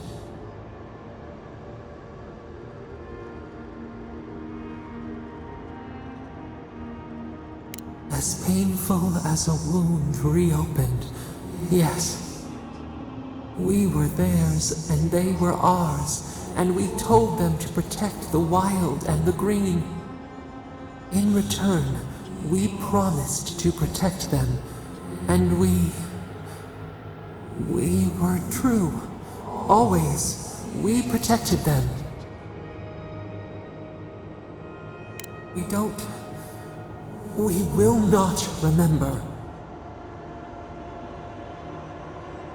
We do not hide. Lies. The rot twists our memories, splinters them, reflections in a night-swallowed lake. We lived in harmony. We were at peace, and then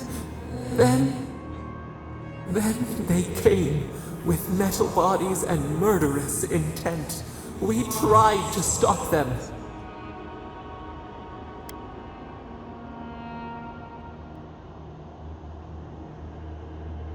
Dead.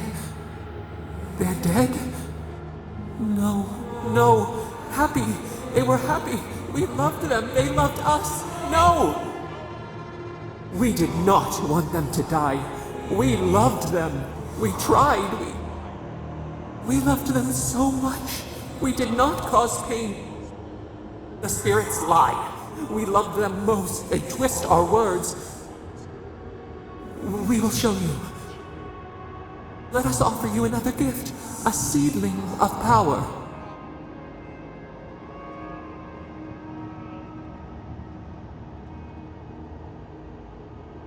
We will show you our favor. Wait. An intruder.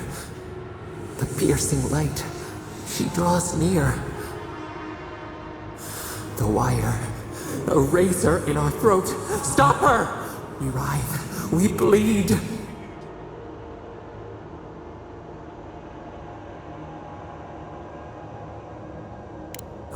Gods, bringer of the fire. Oh, it burns! She comes to trap us. Out! Out!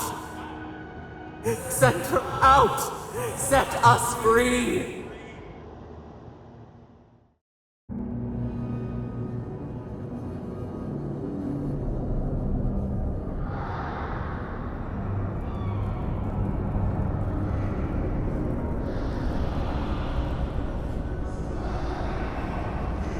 Wake up! Wake up!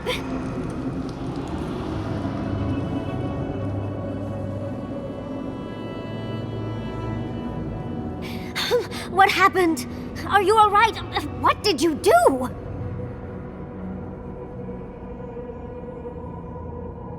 While you were unconscious, the Adra pillar was not. A great deal of energy passed through it, to parts unknown. You can't hear all the dream thralls trying to get in now. What happened with Sapadal?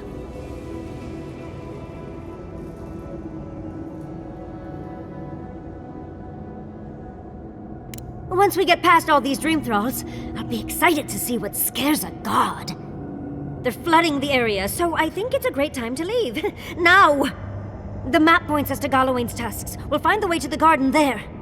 We just have to find a godless tower on the southern coast, and boom! There's our entrance into the garden. We should talk to Marius. He knows the tusks better than anyone. Until then, we must ready ourselves for a fight. Envoy, I hope you found what you were looking for, because those ruins are about to be a distant memory.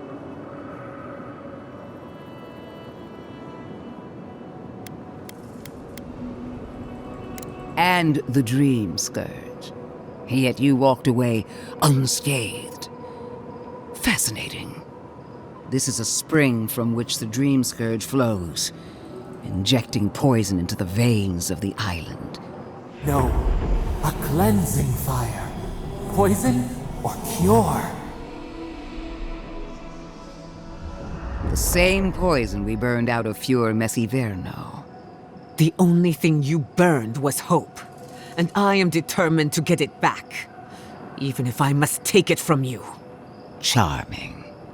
Stand by my side, and we can strike a blow at the Dream Scourge.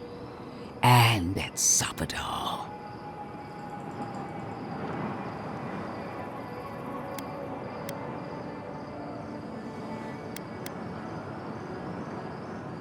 We cut off an infected limb. Nothing more. And now that severed limb has come back to strangle you. I've been watching you, Envoy. You, who survived when so many godlike fell. I even asked the gods what made you so remarkable. And the burned queen opened my eyes to what you are. We knew the chaos of the living lands had an origin. How could I have known that you were its offspring?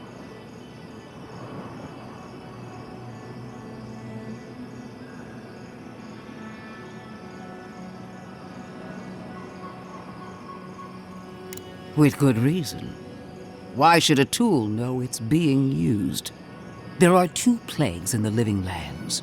Help me destroy one, and the other will follow. Ashes! Nothing of the Akita will remain! We may not burn out the Dream Scourge here, but we can burn out its symptoms and take the fight to your patron. Spirits cry out, bury the fire, but still they rage. Hubris. She assumes a great deal about a force she barely understands. Always thinking with your sword. You zealots never change. I happen to like these ruins. They've been very informative. Without them, I'd never have learned there was a new god in the living lands. Another reason why they should be destroyed. Sapadal is dangerous, but an archmage is more unpredictable by far.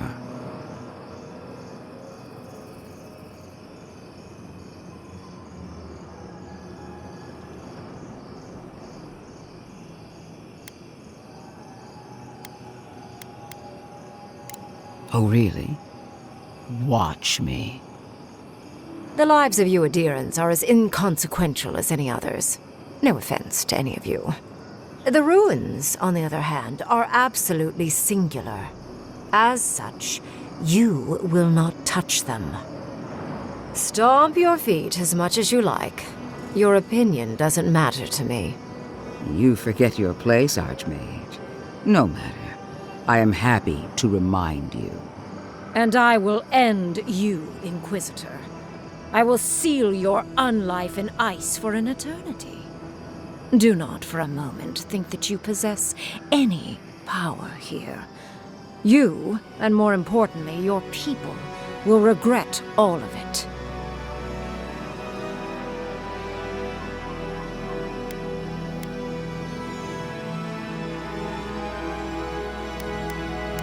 Harm any of my soldiers and you won't live to regret it. Not another word, or all of your people die. Now, where was I? Ah, yes. I want our envoy here to make the decision as to what will follow.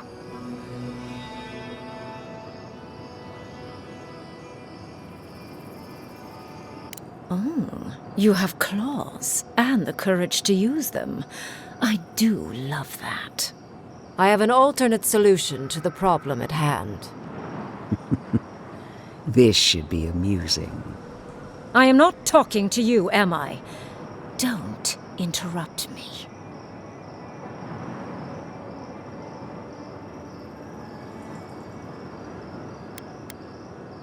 I enjoy reminding bullies how toothless they really are. Anyway, I can sever the connection between the Adra in the ruins and the rest of the living lands. It will isolate the dream-scourged essence and halt the creation of new dream thralls in Shatterscarp. But those that exist will remain. My solution will end the plague in this region, I believe, and keep Ludwig from having to do terrible things to those nice ruins. There's one thing I'd like to add. Severing the Adra will require the use of a truly immense amount of essence, which, well, will result in a few deaths. A few deaths? What about Quilici? And the other Furians?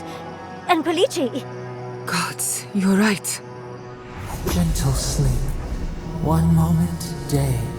The next, a poppy's dream to carry them to the Garden of Night. They would feel no pain.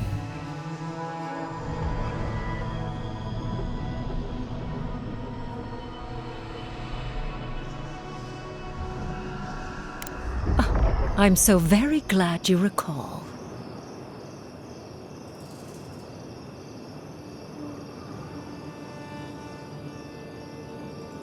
Well, in layman's terms, she's going to rip the essence out of a bunch of people in Shatterscarp. For what it's worth, her theory is sound. She could stop the Dream Scourge.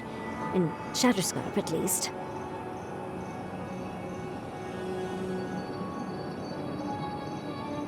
Correct. I knew I liked you for a reason, Envoy. There is no control over who will perish in the process. But it will stop the Dream Scourge from spreading in Shatterscarp. No new Dream Thralls will be created. I once thought of pursuing such an idea, but only after careful study. What she suggests is anything but careful. It's not an ideal solution. But it is easier to save a life when you've amputated the necrotic limb, so to speak.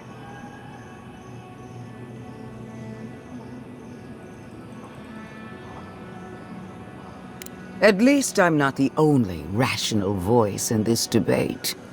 She would sacrifice the very people we're trying to save, and for what? Not even to destroy the Dream Scourge. Merely to slow it down. Destroying the ruins and killing the Dream Thralls within is also a short-term measure. Ludwig's solution will eventually result in the same number of casualties, possibly even more.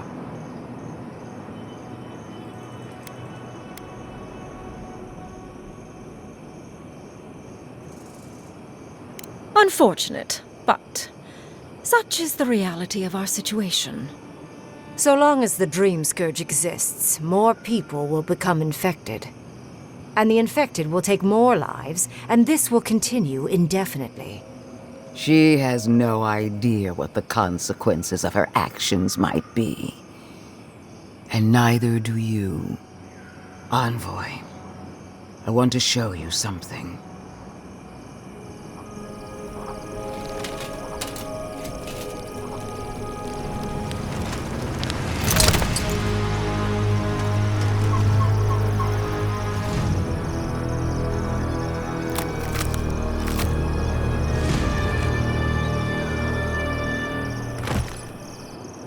I swore an oath to my goddess. A solemn vow that I would give everything in service to her. Even myself. And I did so, gladly. Sapadal wants the same devotion from you. The only difference is, you never had a choice.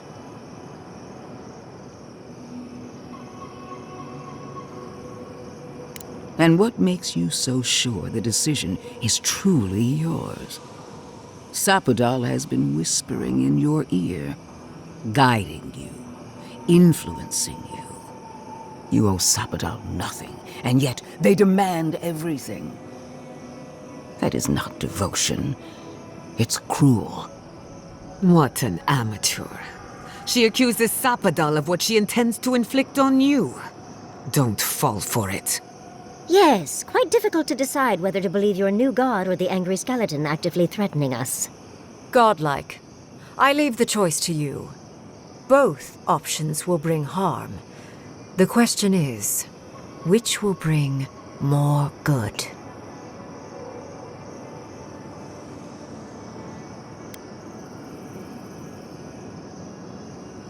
Oh, what a relief. You really scared me there, Envoy. I don't like our options, but maybe we can learn something from this one. Let's just hope Kolichi is all right. So be it. Sapadal's hold on you is stronger than I suspected. Prune, strengthen the living leaves. We twine. Attune your soul to Sapadal to assist my focus on the Adra. You're the only one who can do that part. And Yatsley, come, help me. I think you'll enjoy this. Marinzoth Cladan, Aid Marslante.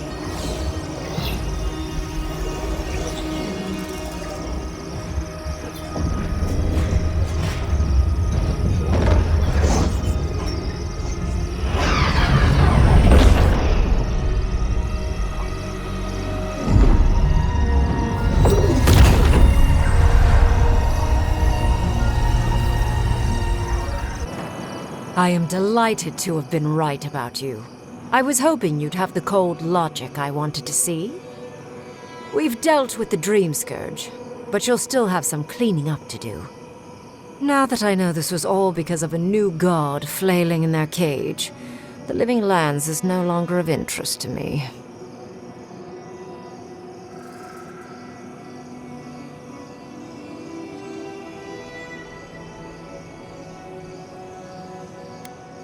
Another god. There are so many. If a new one is more aberrant than another, does it really matter? But that is for you to wrestle with. I'm done here. However, I have one final question for your young wizard. For... me? You have shown a great deal of talent, Yatsley. Few can harness so much essence with ease. I could use your assistance. And the companionship. It's really dreary being alone. Should you wish to return with me, I would happily take you on as my apprentice. The rest of the circle do not often visit, which is good because they're tiresome. You, however, are a power worth shaping, and rather delightful to boot. Well, obviously I'm... Wait. Really? You want me to... Wow. That would be amazing. But I have to think about it. At the very least, the envoy would be lost without me. And so would my lover. Though the idea of finally devoting more time to magic is tempting.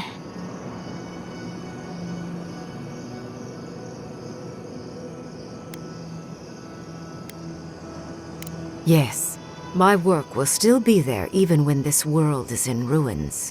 Which, hopefully, won't happen. Whatever you decide, it will be some months before I depart. You know where to find me. Be clever, godlike. Don't think too much with your heart. What is done is done. Do not waste your breath justifying it to me. Countless innocent lives cut short. Even my own soldiers.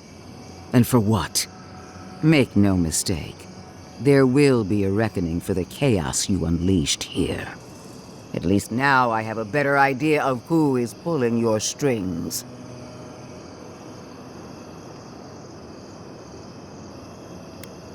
Will anyone live to see it? Or will you enjoy it alone from atop a mountain of corpses? Envoy, need I remind you why the Emperor sent you?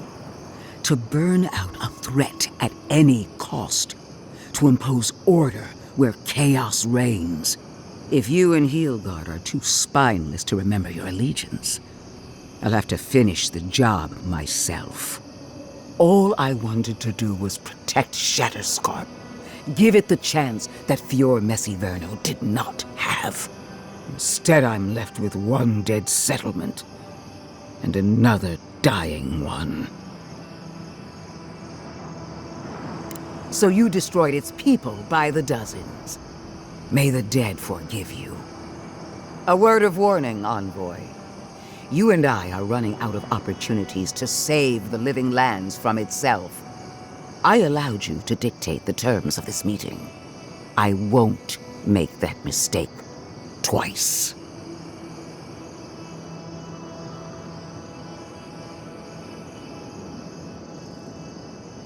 Your gratitude is wasted on me. All I want is your reason. One more thing, Envoy. I know what happened to Captain Alfear. You fought valiantly, and she fell in disgrace. But now you have a debt to the Steel Garrote. And one day, I will collect it. What a vile, intolerant creature. 3 dozen dead, of no apparent causes. They just fell over. Like their hearts were stopped in their chest. What did you do, Envoy? I know you're involved somehow.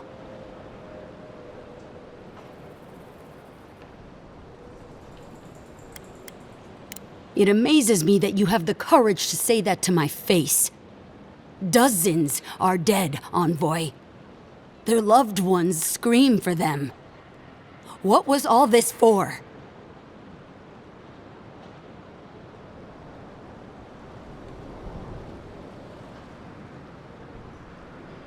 The costs were too great, Envoy. And you paid them with third-born blood. I hope your fucking decisions haunt you forever. You've cost so many families their loved ones.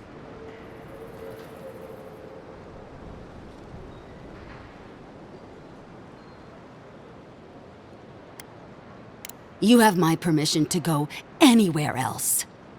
Get out of my sight, Envoy. Temerity sent word. She said you can go. I'm sorry, Envoy. I don't have much more to say. You were responsible for all this death. But I hope you don't end up the same way, too. Ludwig may have a skull for a face, but her fury was clear enough. If her path crosses ours again, it'll be ugly. Frankly, I'll take any opportunity we get to ruin Ludwig's day. I'll say this much for the Inquisitor. She's stubborn, like a rat. And I plan on hunting her like a rat. I'd say we shouldn't stay on her bad side, but I'm not sure she has any other sides. You know her better than any of us. What's your read?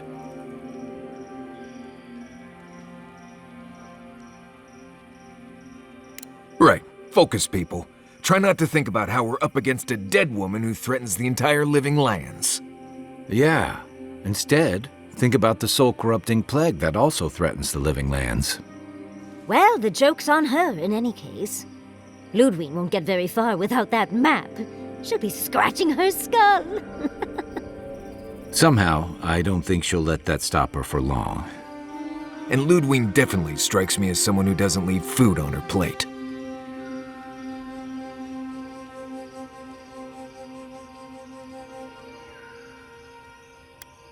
I believe it.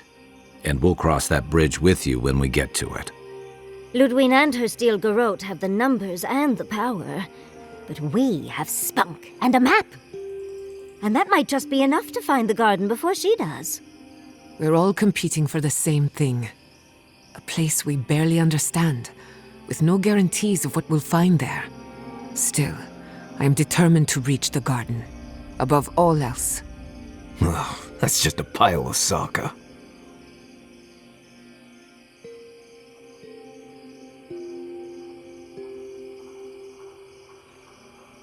Oh, now you're listening to me, all of a Sokka sup sudden. You won't find a blessed a thing. This wild beetle chase of yours is a Padraku waste of time. To get to the garden, you have to go through Galawain's tusks. The land is made of lava and acid. It wants to eat you alive. So it's tough odds. We've gotten this far together. Tough odds is an extra Zarb jumping in at the last minute. This is a long trek, on foot, through a land that can barely support life. I don't have to be a Blessed Day Oracle to know this won't go how you think it will.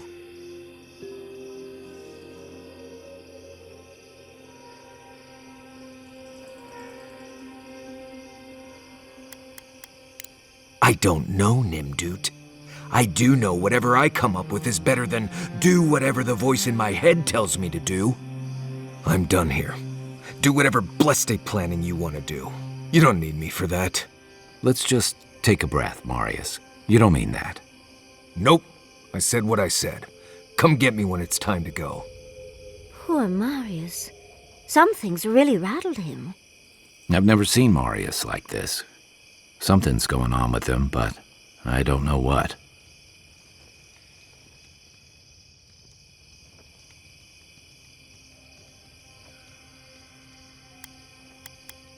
Whoa, let's all take a breath. It will definitely not come to that.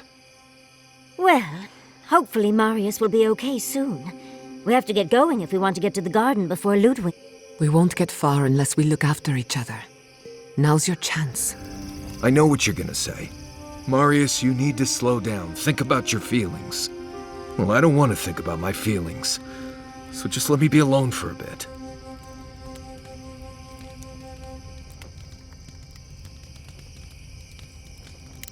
How should I know? I don't know what's going on in my head half the time. Just the thought of going back to Galawain's tusks makes my heart feel like it's going to explode. I sweat. My ears ring. I can't breathe.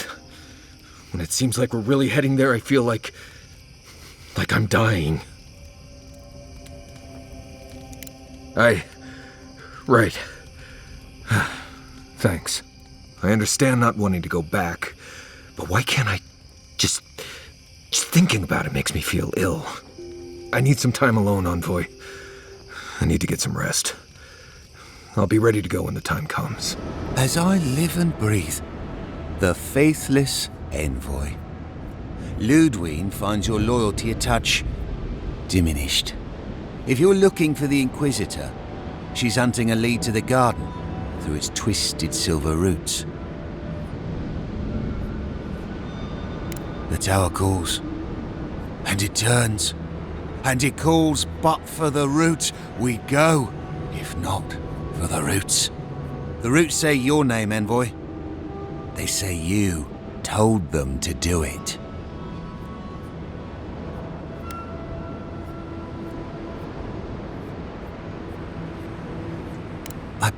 I feel I can't think straight.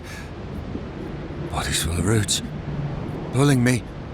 You did this, didn't you? The roots try to choke the steel garrote, and we will strangle them in return. Cut them bleed them. That's the Dream Scourge talking. We should put them down. Give them a swift end.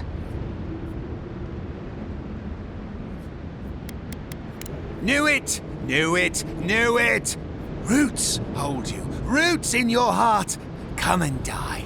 We won't let your rot survive. Die as the roots die. Die, traitor! Lay yourself down. I don't think this broken bridge will help us. Didn't we read about another way into the garden, though? The other path is hidden well. I certainly don't see any way across the Acid Sea. I say we have a look around. Follow your divine instincts, and try not to draw unwanted attention.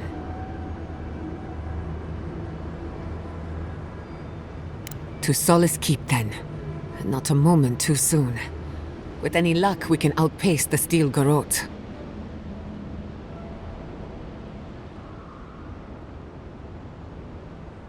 I'll follow your lead. Outsiders aren't permitted in Solace Keep. Turn your ass around and go back the way you came.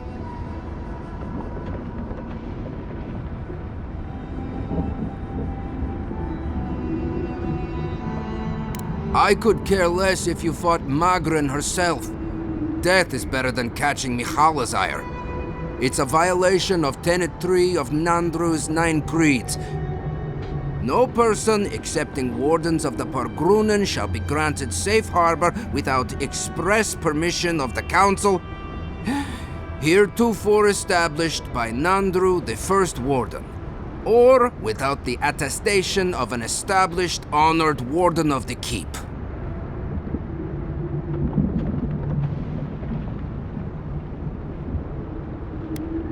I make no apologies. Nandru's 9 creeds are settled tradition in Golowen's tusks. Without the Solace Council or a warden to vouch for you, your presence in the keep is forbidden. No warden, no keep. I hate to drag Marius into this mess, but we're going to need him. Envoy, I'm not ready to go to Solace. Maybe there's another way. Maybe we can fashion some kind of flying boat?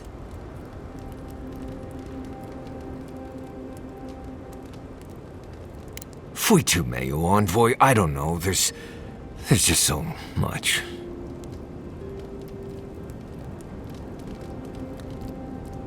Right. Maybe it would. Thanks, Envoy.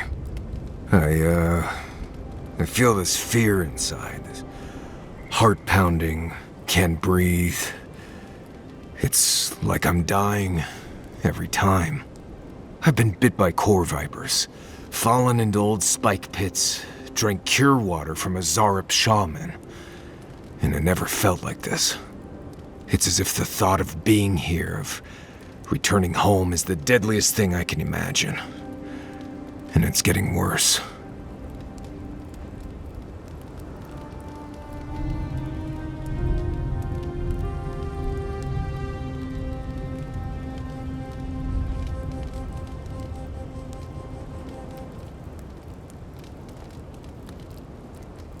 I imagine so. So much pain in that weapon. So many deaths.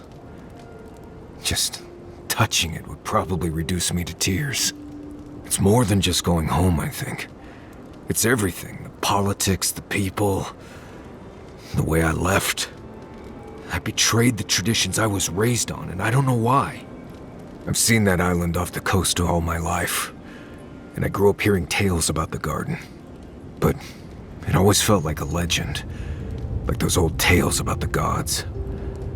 No one has been there in centuries, as far as I know.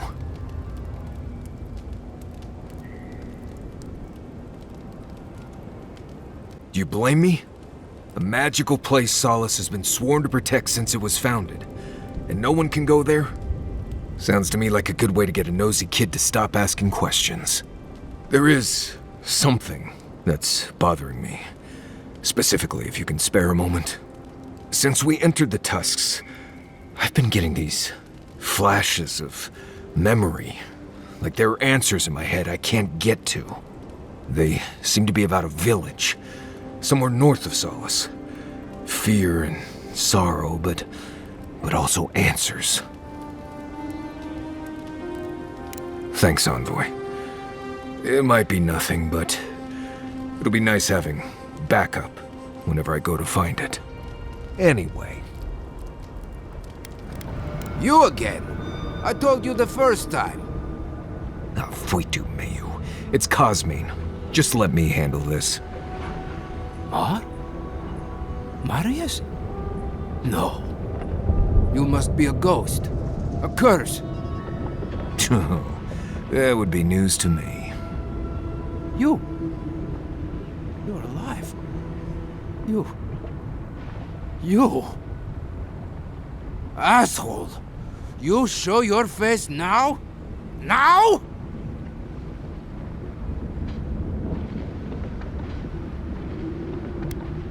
Several times, but I hit more than I missed. We used to be friends, or so I thought. But then this Jitule left, unannounced. No note, no nothing. Didn't even say goodbye to Iancu. And now you cozy up here, after 3 years, with an adherent godlike, no less? No offense.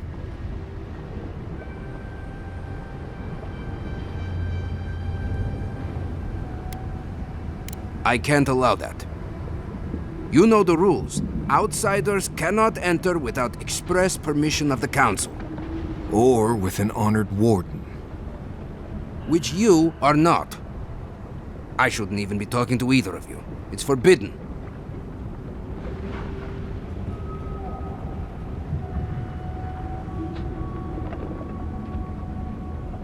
Ha! If those bastards were here, we'd know. And if they came for us, we'd kill them. Simple as that. Oh, then I guess we have nothing to worry about. Solace is saved, and we didn't even have to do anything. Hold on, Envoy. I'm not looking for the kind of trouble that requires stitches. Tiny babies afraid of needles. Shut your stew hole, Marius. Cosmine, Solace Keep is in real danger. Do you truly think I'd come back here for anything less? Gods damn it. I'm going to regret this, aren't I? I'll let you in, but be warned. Solace is not as it was, Marius. I doubt it. Nothing really changes in Solace. You'll see for yourself. The Council isn't what it was. Keep a watchful eye. Lower it on down. Quickly now. What is the meaning of this? Who let them in here?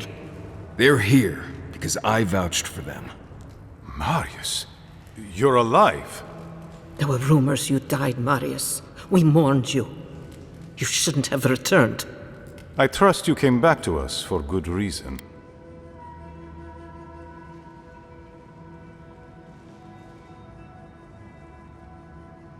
I doubt that.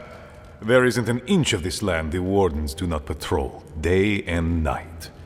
If the Steel Garrote were here, we would know. And if they are here, let them come. Solace has stood against worse threats for hundreds of years. They destroyed a city full of animancers. If they come for Solace, even these ancient walls won't save you. If that's all you'll do, you might as well not do anything. Although I wonder why we should bother trusting you. We heard that you were responsible for a great many deaths in Shatterscarp. Give me a reason to tolerate you for even a second longer.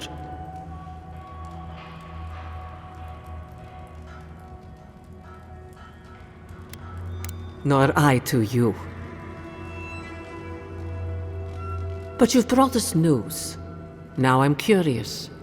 What do you expect us to do for you, It sounds like you have something in mind.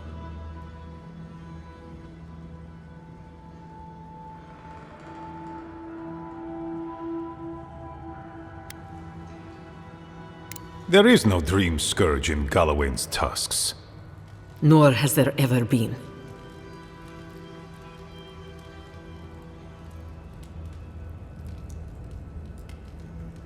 No.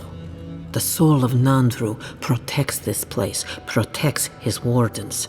No curse may touch us here. These are unusual times, Mihala. Regrettably, I must confirm the envoy's tale. Our messengers have heard as much from Paradis, Fio, Thirdborn. Perhaps we have only been lucky. What if Nandru's aegis no longer protects us? I do not believe it, but I am not unmoved by the stories we have heard from the other settlements. You say you mean to end this plague of madness, envoy? There is no path. Nor has there been for hundreds of years. There was a bridge once, but it fell in Nandru's time. How do you know of our garden, envoy? The garden is our sacred purpose, its observation and protection, a task handed to us by Nandru himself. He once wrote that the island spoke to him, perhaps as it has spoken to you. The envoy does bear a remarkable resemblance to our founder, does he not? The markings on your face, I recognized them. But I didn't want to believe an Adiran could have anything in common with Nandru.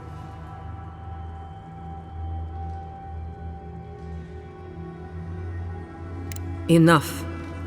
I know you Outlanders to be audacious, but claiming you read the lost journal of our founder, there are no words. If Nandru ever wrote such a thing, do you think the Pargrunen would forget it? Would the living archives misplace such an artifact? We did not lie to you. The bridge has fallen. The path is long gone. If there is another way, envoy, you will have to discover it yourself. But I fear you will be disappointed.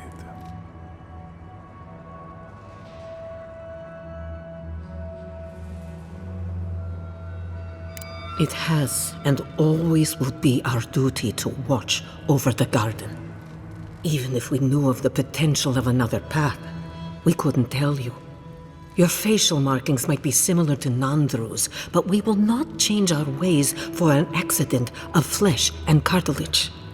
You are an outsider and will remain one forever. The agent of an empire bent on destroying all that we have built. Envoy, you and those like you are why we are here. The Wardens exist to stand in your way.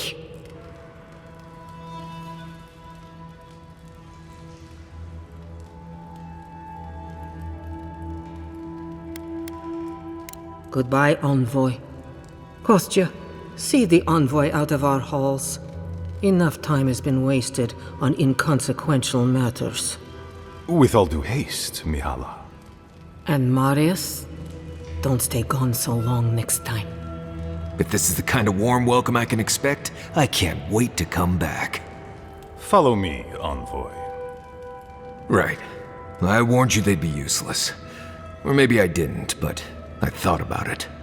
You'd be better off tracking the Steel Garrote. At least they're not useless bureaucrats. And I thought Vidara was infuriating. I just wanted a word before you went on your way.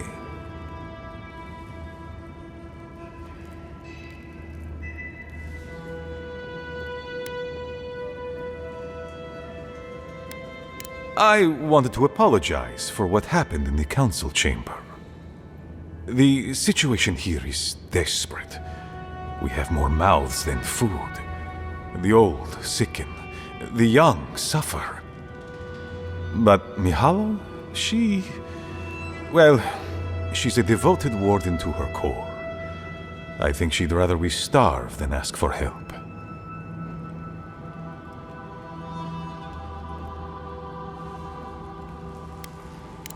There are just not enough resources to go around, and it's causing people to fall ill. She won't let our people leave, or speak with outsiders, or trade for the resources we need. There is no reasoning with her. Anything that doesn't strictly serve our oath to Nandru is treason of the highest order. It's why I play my part where she can see. I don't want to risk her wrath.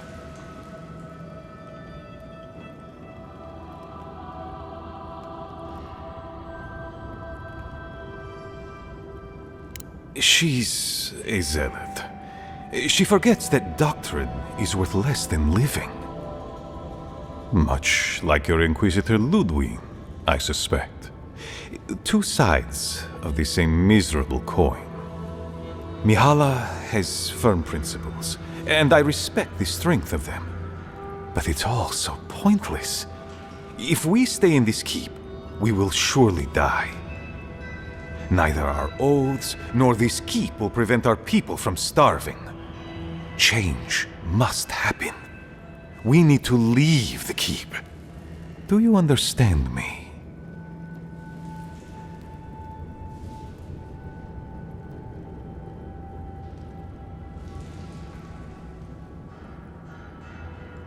The keep decays, and we drown in the rot. The wardens defend a corpse against that which would revive it. We will not last here much longer. Not without food, building materials, medical supplies. I let Nadiran trade caravans slip past our patrols, but that's hardly enough. We need so much more. All of which your ambassador in Paradis could provide. If I could only start the conversation.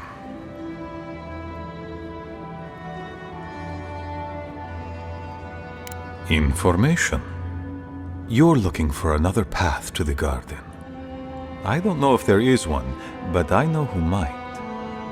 You were right, you know. The Stilgarot are in the mines at Mount Forja, looking for the garden even as we speak. If they haven't found what you're looking for, they will soon. I hear their commander is a determined woman.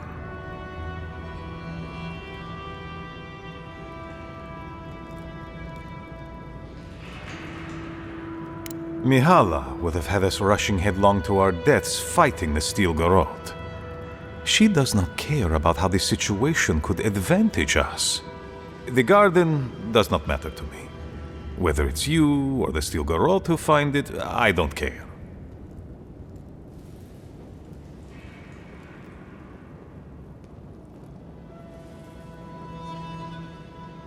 Forget duty. Duty cannot feed our children. Duty cannot keep us safe. The Inquisitor is a questionable creature, but she might be all that stands between us and doom. She has the Ambassador's ear. With her support, he might agree to trade with us.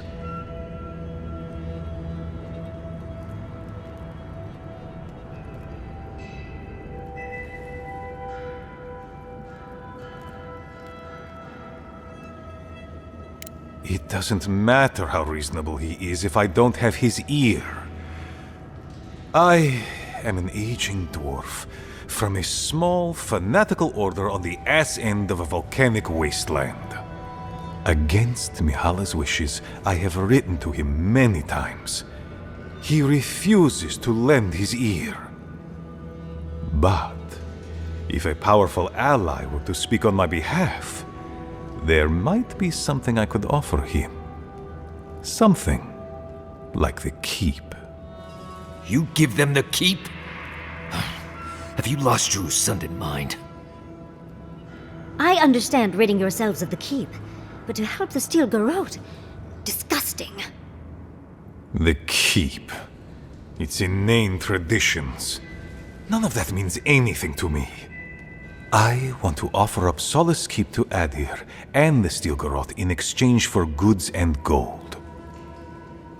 Its existence has cost us so much. The least it can do is buy a future for our people.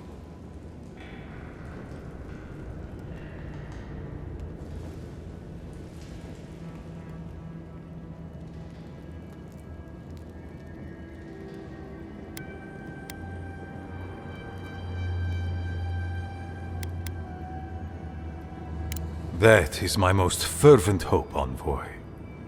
Mihala believes your empire cannot see us as anything but rivals. After Fior, I suspect you Adirans think of the people of the Living Lands as little more than bugs to be crushed. If you think of us at all. An agreement may protect us from dying from deprivation, and perhaps also keep us safe from Adir's hunger.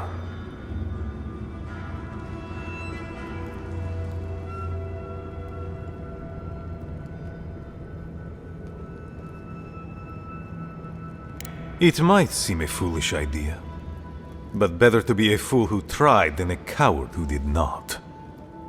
I thought you'd empathize with this more. Your quest for the garden is also a fool's errand.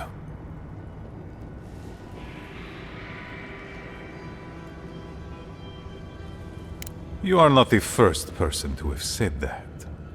I want you to get what you want, Envoy.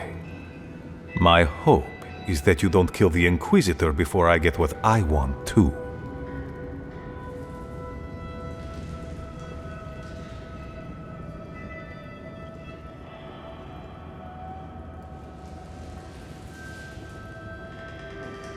You are driven by a singular purpose. I admire your ferocity, Envoy, that you would readily kill your own. In any case, the Steel Garrote are at the Mount Forja mines. To get there, head west across the primordial depths. Do as you will. I believe the Pargrunen and the Adirians can forge a mutually beneficial alliance. That will not happen if there is unnecessary bloodshed. Also,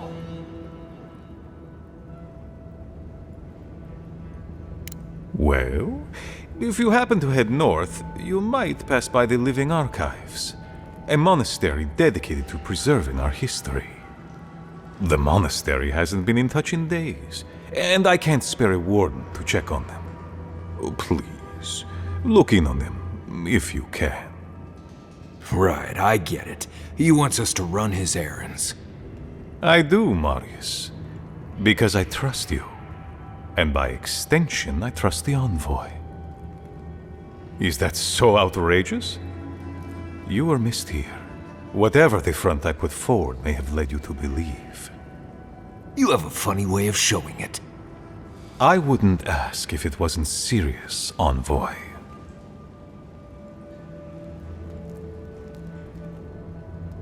They are to the north of Solace Keep, along the main road. And beware, if my warden's reports are accurate, there are a considerable number of Zarips between here and there. Look for Elder Grigor at the archives. He should be able to give you a full accounting. I pray nothing terrible has happened. Thank you for this, Envoy. You are more than the villains your people are made out to be. But Kostya says that Solace Keep is nothing but a crypt. We'll die in here. I'm so tired of listening to you. Kostya this, Kostya that. Solace Keep protects us all.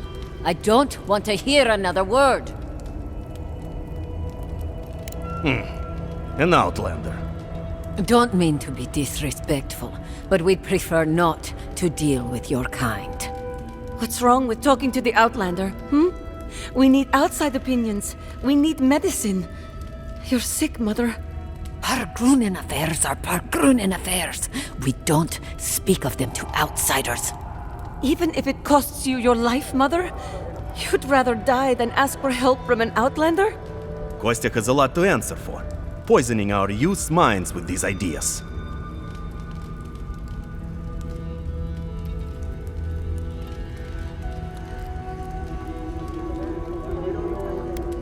Once again, Outlander, we did not ask for your opinion. Leave us before we call for a warden's assistance. Why won't you listen? If we don't change our ways, the Pargrunen are done for. I don't want to hear another word of this. Who are you, Spirit? The plague's corrupted the rest of us. The Steel Garrote. Our minds. Broken. I won't let it take me. I'll keep my sanity. You're not real. You can't be. No. Go away, Spirit. The trap cuts. The fox cries at the pain of the hare. The justice of the wild. Go away. Oh, I know you're not real. I'll stop you if I must. My soul is mine. Mine! It will not be despoiled.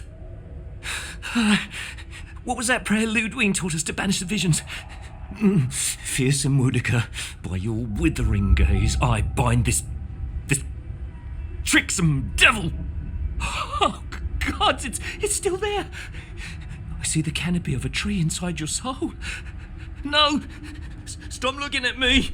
I don't want to see it! I wish I could say he isn't too far gone, but we both know better. So what's the plan? Because I don't love the way he's looking at us.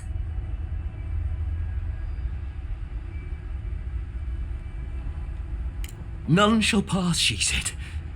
The ruiner, the rival, the seed of the poisonous tree. Woedica, bind you, villain. Thank you. Thank you. I don't know what would have happened if you hadn't come. I don't know. They caught me. They said they had questions. Then they stopped making sense. Just nonsense. Looks like the Dream Scourge has come to the tusks. Please. There is a friend of mine hiding in the summit. You have to help me before it's too late. The Steel Garrote left in a hurry. Either they were 2 steps ahead of us, or running for their lives. These are Pargrunen books. Just beautiful, and wasted on the Steel Garrote. And looks like they're particularly interested in the keep. That must have a deeper meaning. You'd need powerful magic to hide something like that, and I don't think Solace has any spare archmages running around. It would have to be underground. A secret tunnel, perhaps. Ludwig must have an informant. There's no other way. We can't allow the Steel Garrote to reach the garden. You are meant to go there, and we are meant to take you. Don't forget the plants and animals. Their souls depend on us as well. Nothing will keep them safer than taking out the Steel Garrote. The time has come to take the garden. The Wardens will never... Yesterday, this island suffered in the grip of its own madness. Today, the Living Lands unites under one flag. One people. One law. One true God. No! Never again!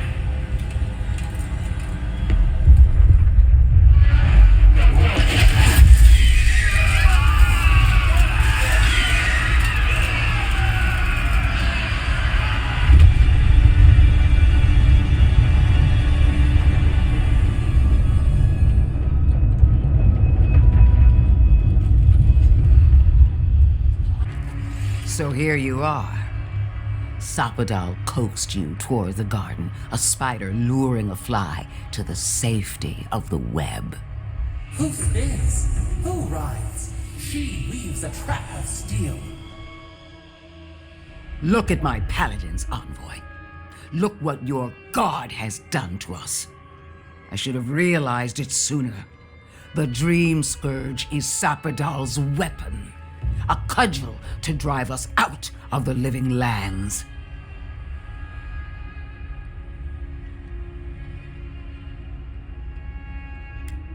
The evidence is right in front of us. I don't believe your god could knowingly wield the Dream Scourge. Their mind is broken, with no capacity for malice. And no capacity for reason either. Like a child playing with their mother's invention. Isn't that right? You talk too much. The dead should remain silent. What a pair we make, Envoy. Proxies in a war between gods. Your patron versus my faith.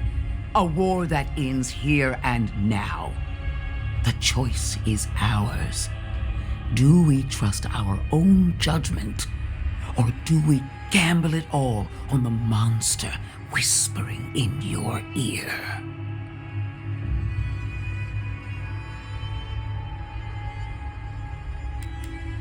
Good.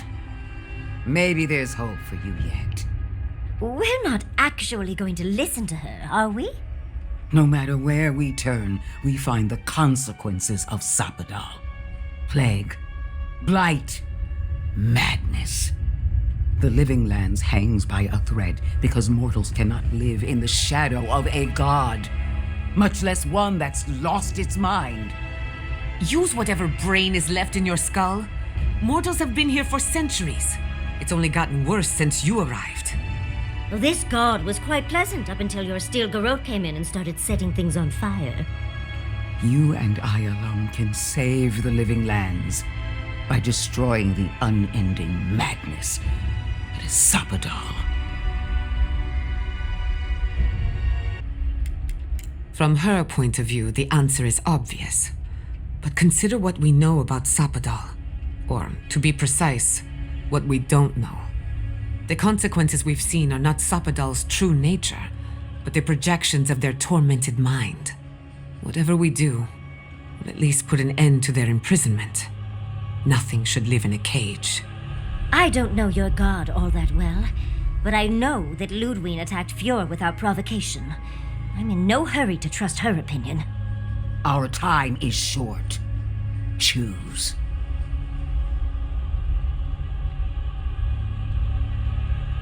Break the bars! Hear that, you shambling old bag of bones? You decaying cesspit of nightmares? Oh, that's a big decision. Can't we just talk to them first? I knew it might come to this. Sapadal has a stronger claim on you than we ever did. Still, I had hoped your wisdom would prevail, if not your loyalty. What a shame to destroy so much potential. She already knows. Don't you feel her eyes on you? Prepare yourself for the beyond.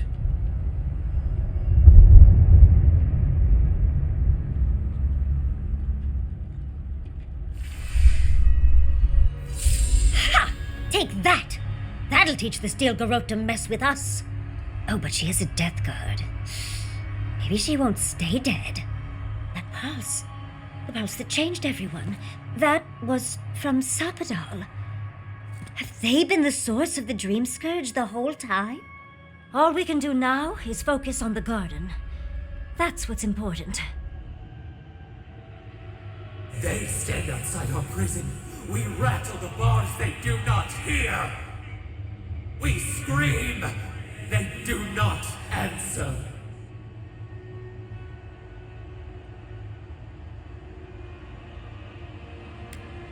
Truth! Truth! We are in agony!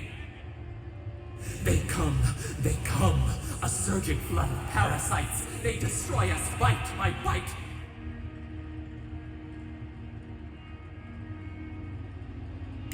They eat us alive! Out! Let us out! Set us free! It is never over! New steel treads upon the ashes of the old. The light stands in the midst, the old light. It blinds us. Send it away!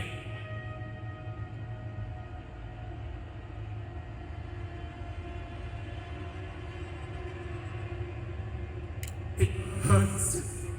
It has always hurt this way. And our pain spreads, and the rot spreads. The plague grows.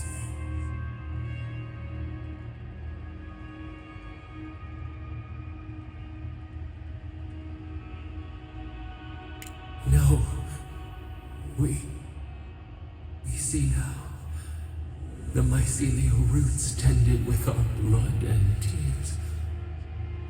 We wanted to be patience and strength, but we were afraid. They hurt us and would not stop.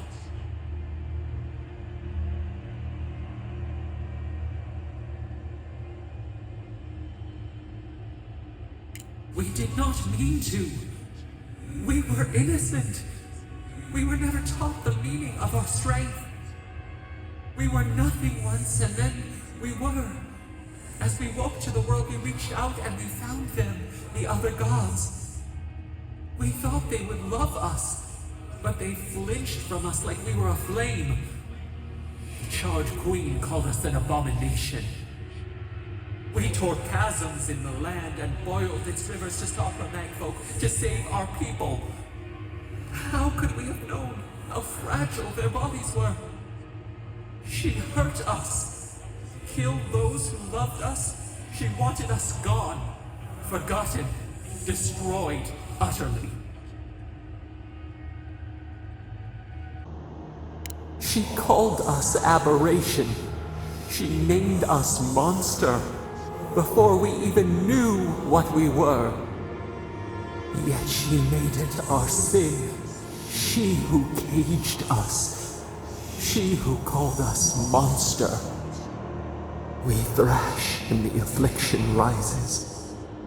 We scream and the rot spreads. We did not intend to lie.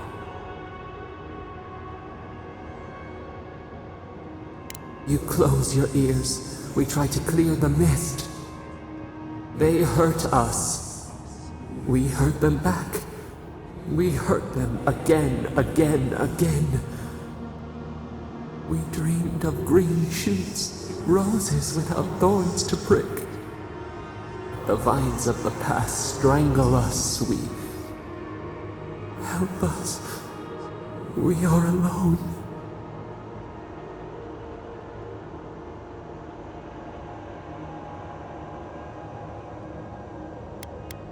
At last, gentleness, like the soft kiss of summer. We will make this better. We promise. Help us. Release us. Then the rot ends.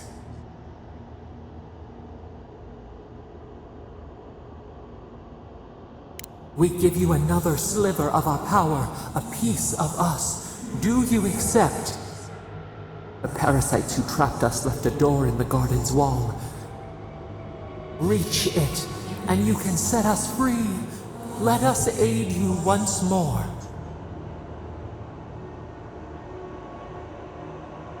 We grant you our power. Find the wall of the valley across the acid sea.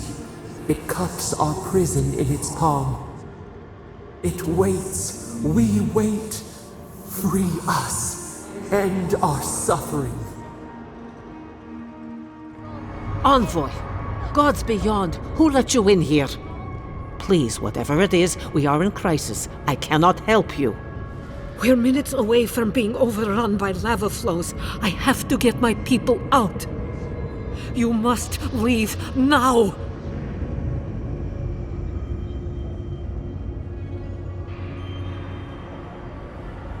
We told you, we don't know, and this is hardly the time to be asking. Tell that to the Steel Garrote. They found a way to the garden, and it's somewhere beneath the keep. They were about to storm your gates when the volcano erupted. The Steel Garrote were marching on the keep? How? Why would they think the garden was beneath Solace? He's gone below to open the sluice gates. Nandru designed the gates to direct the lava flows away from the keep, but Forja hasn't awakened in centuries. If there's another way to the garden, maybe Kostya told the Steel Garrote. No. If such a thing existed, I can't believe it. He wouldn't. I can't believe I didn't see this coming. I was a fool. I have failed my duties. Kostya.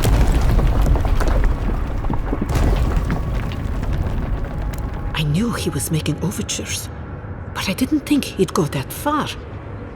The ambassador has not responded to Kostya's overtures, has he? I made sure of that when I threw the ambassador's replies in the forge fire.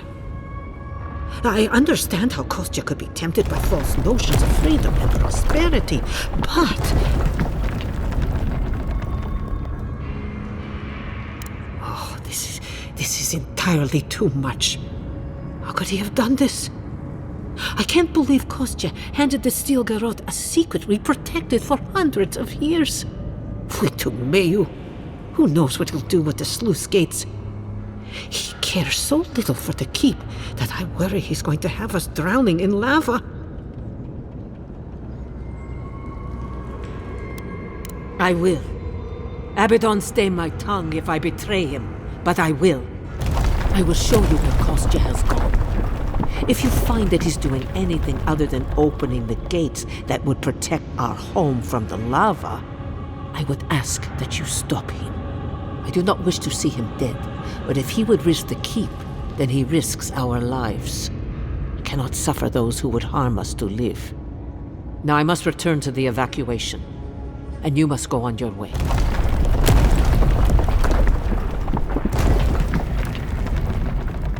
If your arrival is indeed a message from Nandru, I hope he remembers his people well. I hope he is proud of us. Go now, and go with the gods. My brother, soul of my soul, how did you find me here?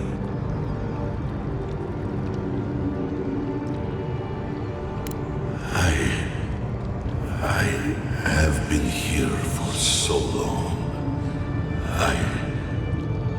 No one came looking. Nandru, you are blessed, my fellow Parkrunan said. But I did not come here to meet Sabadal. I am hiding from them. I remember it all. I feel Sabadal's mind beneath yours, swimming in the deep. You should run.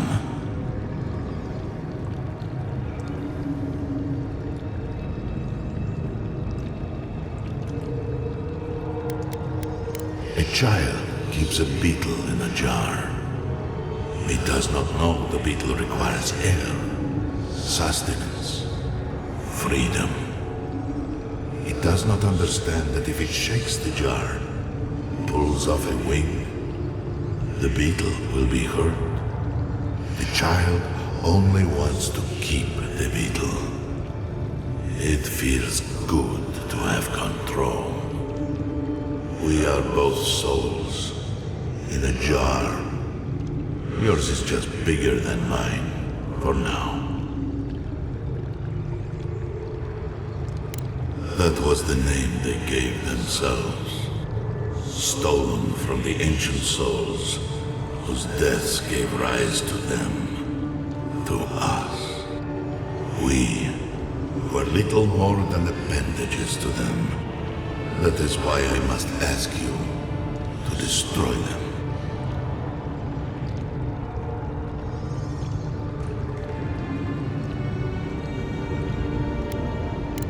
They shield you from the truth of what they are. The Dream Scourge has existed as long as they have. Don't you see? It is their infection. You, my brother, who are more brave than I, go now to the garden and hang the gardener from their tree. Your mind cannot understand it, but your soul, when the opportunity is before you, it will know what to do.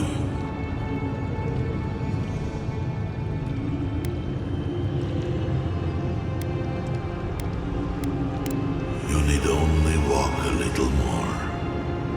You are nearly at the end. You know, I always meant to die down here, to siphon my soul into a lonely pillar, disconnected from the stone that makes our world, disconnected from them. I only hope that Sabadal releases you to the same long peace.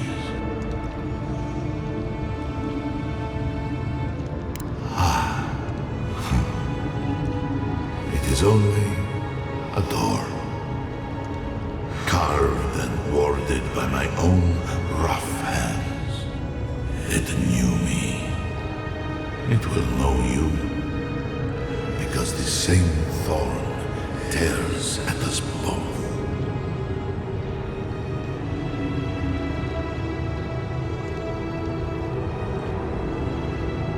I do not know my end. In that I find a peace beyond any even the true gods can dream of.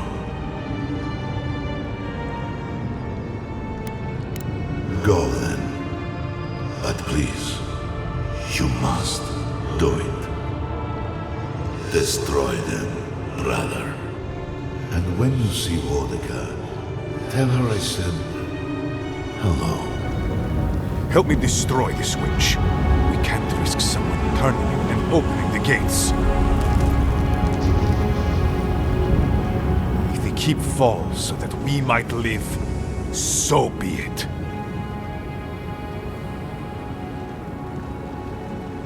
I figured you might have. Bloodthirsty. You people just can't help yourselves.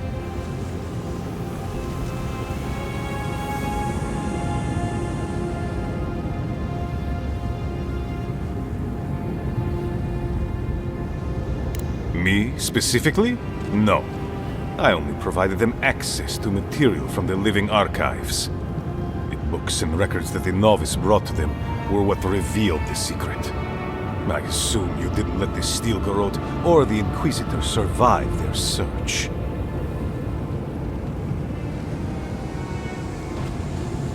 And so you brought it back here? Among the Wardens?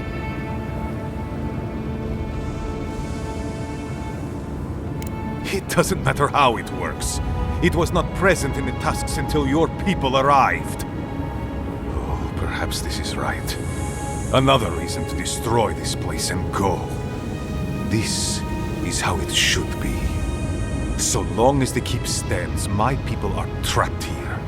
Doomed by an oath to a dead man. Our people were nomads for ages until we built the keep.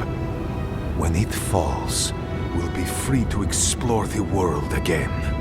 I will not watch my people rot here for the sake of a pointless oath.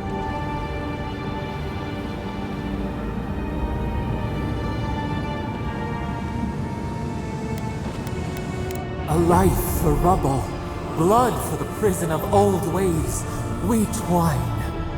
Envoy, I understand that Kostya grates on the nerves, but perhaps we should... So be it. And you are so close. The entrance to the garden is just beyond this door. I always knew it would come to this.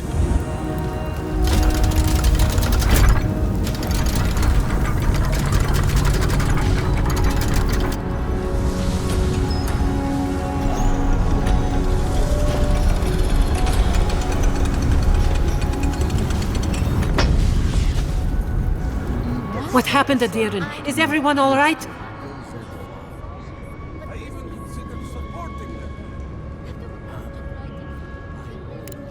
Thank you. I cannot explain how afraid I was for my people and our home.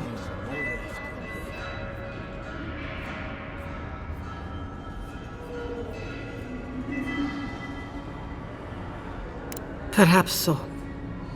Either way, I understand now the nature of my errors. It will not happen again. Here. I once was this artifact's custodian, but I failed in protecting the keep. This belongs to one who has proven capable of guarding my people. I wish so much that things had gone differently. I feel crazy saying this, but Kostya was right. We should have let Solace Keep fall. Crazy is one word for it. You really think you can just burn down someone's ancestral home? Dearie, the keep isn't a home. It's a prison. And now the Pargrunen will never escape. Solace is my home. I still don't get why any of you feel like you have a say in this. But you left. Because I chose to. Kostya doesn't get to make that decision for everybody. If Kostya doesn't, Mihala will.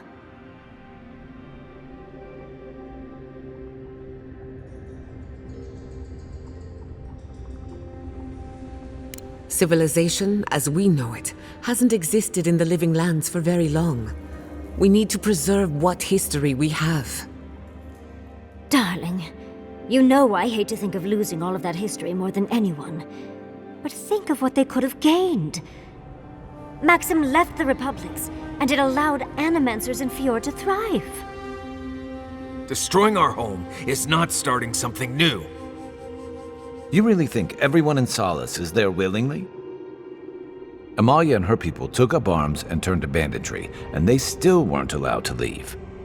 If anything, I imagine Mihala and her traditionalists will only make it harder to leave now.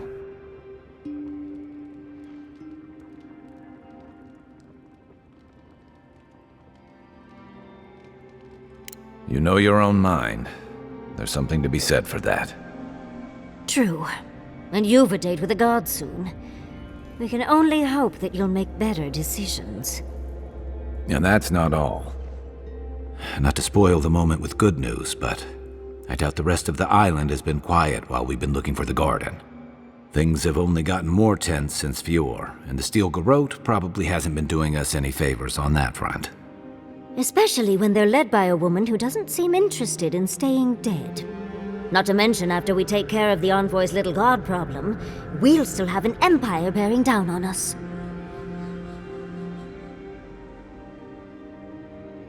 At least on the battlefield, you can count on getting stabbed in the front.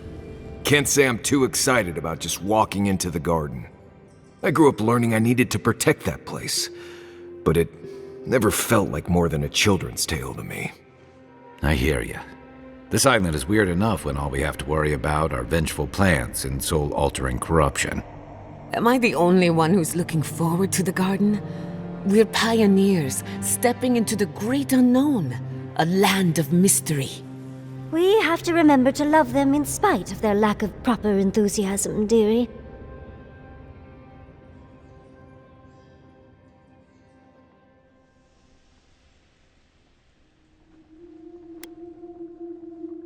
Can you imagine? An untouched spiritual wilderness just waiting for us. I have a theory about the garden, or a warning, depending on how you want to look at it. Sapadal has been imprisoned a long time. The garden will be a reflection of their dreams, their nightmares, their madness. I wouldn't be surprised if we saw visions or hallucinations, and not even the fun kind.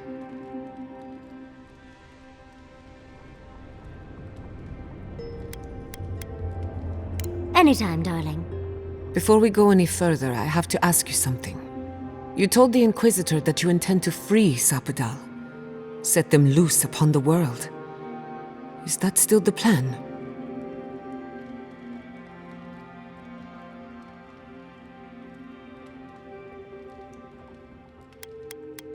For once, I'm all out of ideas. Anyone else? I'm a soldier. I prefer leaving these decisions to people like you, but if you're asking for input, I don't entirely disagree with Ludwig on this. She may be a monster, but she's not the only one the Living Lands has seen.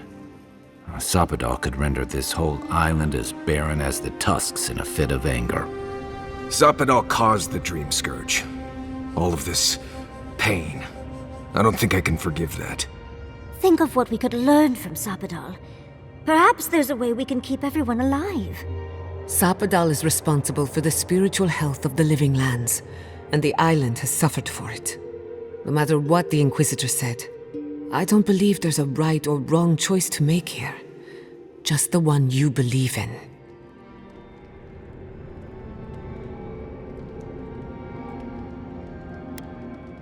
Just one. Remember, we're stepping into a realm that is both physical and spiritual in nature, if you can call it nature. There's no telling how long we'll be gone. For all we know, time could run backwards in the garden. Not a chance. We're a crew now, so you're stuck with me until the end. Marius, I told you I'd be with you till the end. I don't go back on my promises. What about you, Giada? You're not going into the garden without me. I have to see this with my own eyes. Yatsli, if you feel like running back to Quilici, now would be the time. No one would think less of you. And tell Quilici that I missed out on the most exciting part.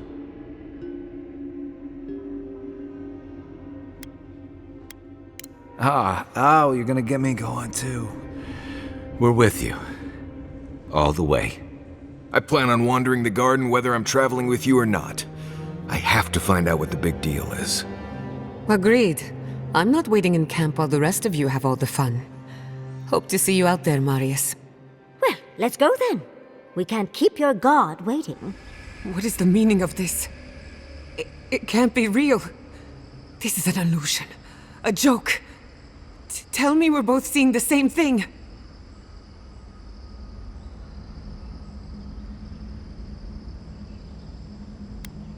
But worse.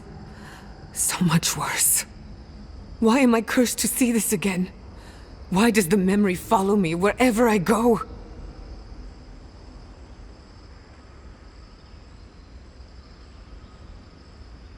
Wanna know what I think? I think someone's laughing at me. Whoever is responsible, I'm tired of the bullshit. Step forward and answer for yourself, coward! Godlike of Sapadal, long have we awaited you. Finally, you've come home. It's not just me, right? The plants are talking. Oh my gods. They're alive?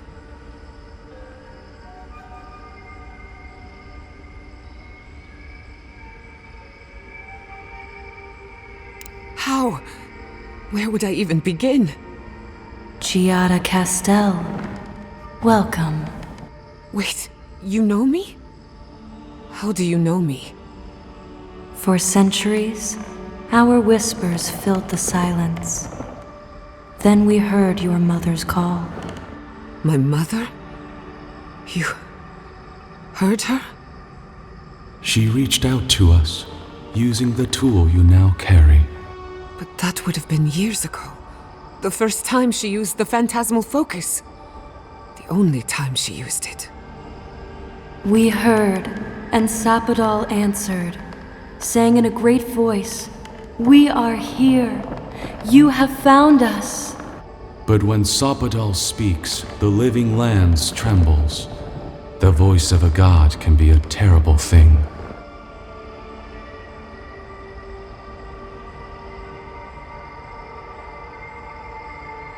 No, this can't be. What exactly happened to my parents? Tell me, please. I need to know. Sapadal wanted to be heard, and in so doing, twisted your family in body and soul, broke them into a more suitable shape. Sapadal does not know the limits of their strength. Mistakes were made. Mistakes were made? Do you have any idea what my life has been since your little mistake? After the incident, your parents were like us, and we took pity, so we helped them move on, as they wanted. In the end, they thought only of you, their pride and their love. That's it. That's really it. The answer I've been searching for all these years. Sapadal destroyed my family.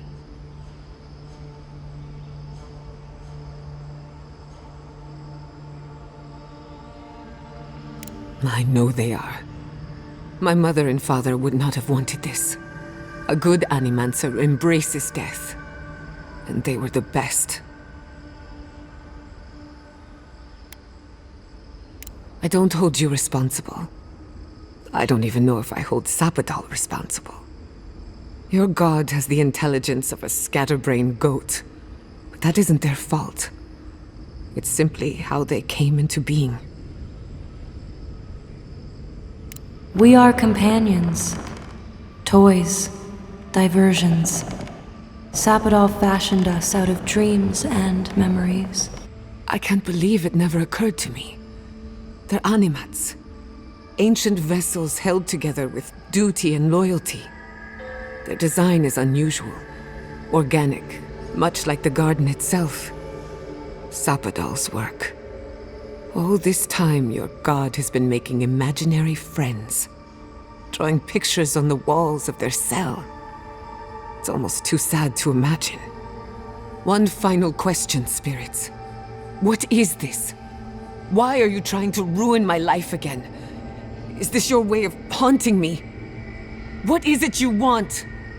Not to be pedantic, but that was 4 questions. We want to apologize on Sapadal's behalf, and for the part we played in your sorrow. They want to apologize. I came to the garden for answers, not to offer forgiveness.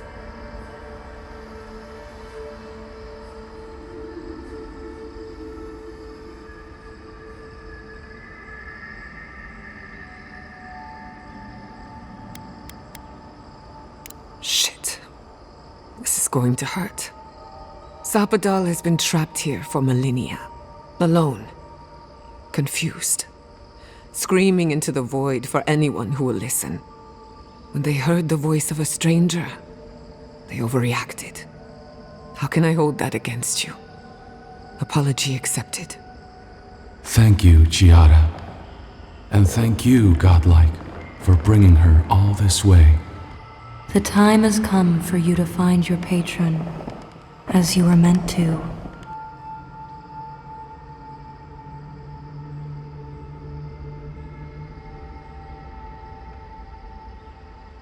May the living lands receive you with open arms.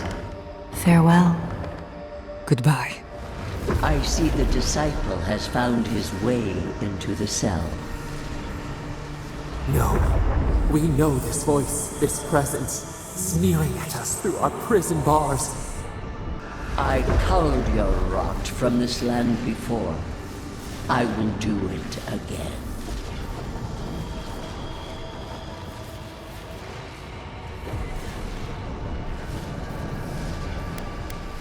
I am Mordecai, the Oathbinder, goddess of order, vengeance, and law.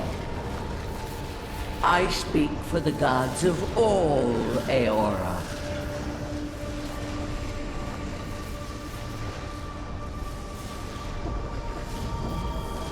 You question our purpose?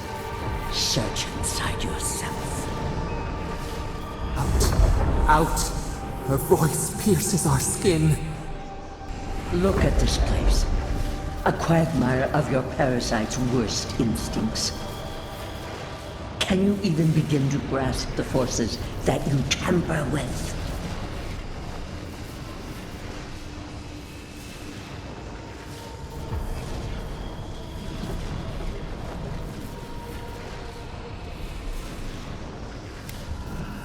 Apparently, I must. The situation is worse than I perceived.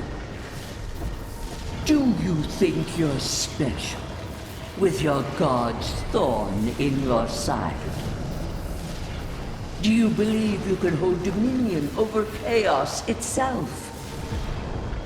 When even the collective fury of the real gods can only confine the sniveling creature to this wasteland.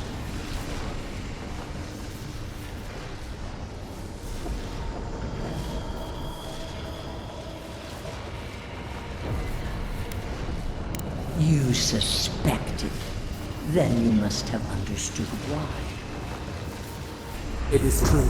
She twists the knife. The seas run red with memory. In time, the gods felt the wretched powers seeping through this land. Its madness would consume us all if it was not contained.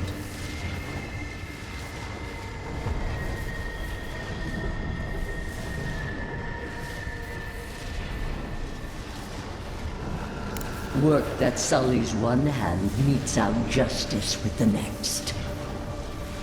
A pity that its followers could not be reasoned with.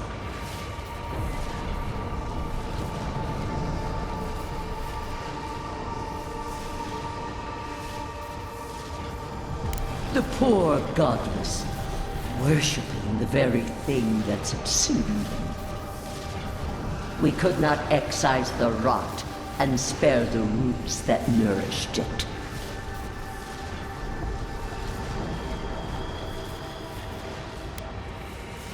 A regrettable consequence of a necessary war.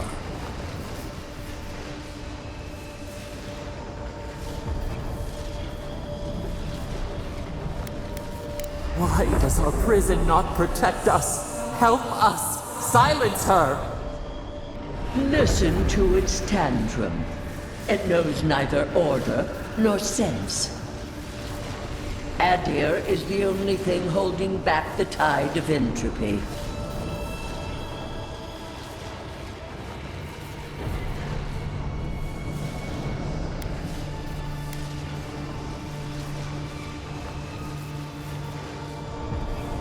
The answer is obvious to those with the courage to accept it. You are here now. There's still time to succeed where Ludwig failed. Face your false god and end its reign of terror permanently.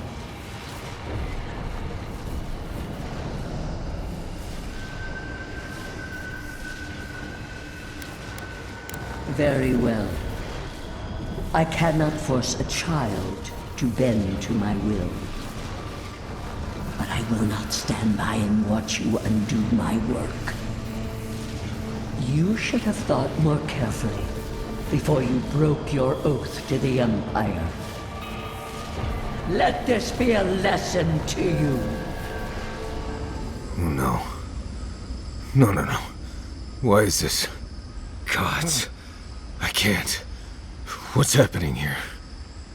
This is the moment I found you, bundled and crying, while our parents died. Viate. You're not here. You can't be here. I am dead, Viate, from the Dream Scourge. We are in the garden. As strange as this seems, it is normal here.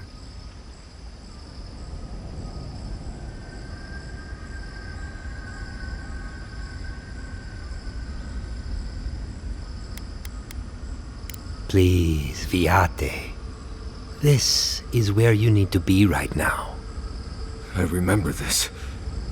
Duke de Dragu, if you think... No, I don't want this.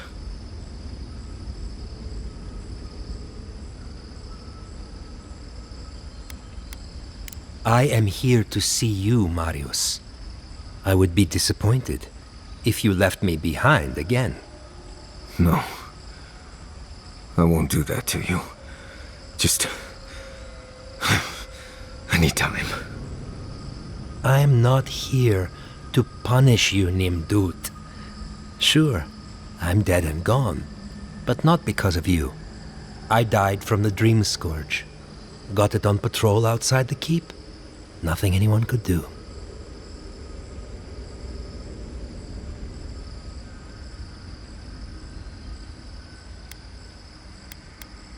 This isn't a punishment, Viate. This is a gift. Sapadal wants to understand. They know your envoy very well, but not the people next to them. I can't do this, Iancu. I forgot this for a reason. And that's why you're here, Nimdut. You can't face a god with piles of Saka in your soul. Even when we were children, you kept me alive, first by needing my protection, and then by being who you turned out to be. When you left Solace, it was like I lost more than my best friend. I lost my need to live. You kept everything a secret from me. All that time. A best friend doesn't do that.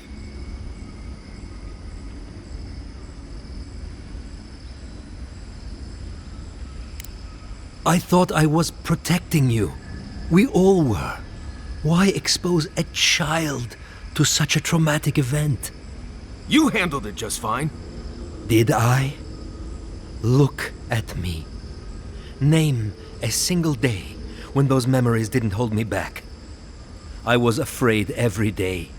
I needed you to ground me. I never realized what you were dealing with. Gods, I'm sorry, Viate. So, what do we do now?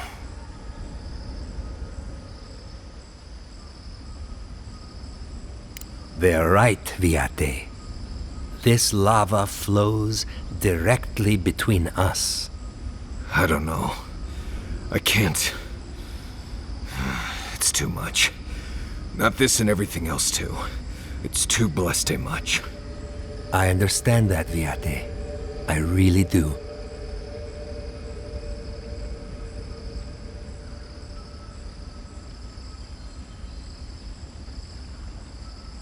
I'm glad to hear it. Marius is worth the effort, I promise you. Don't listen to him, Envoy. If he knew anything at all, he wouldn't be dead. Get out of here. Hike up your waistline and go talk to a god. They'll be waiting.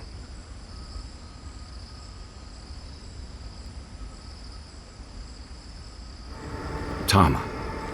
No. No. I dealt with this. We stood at his memorial together. What is this, Envoy? This is your god's prison, not mine.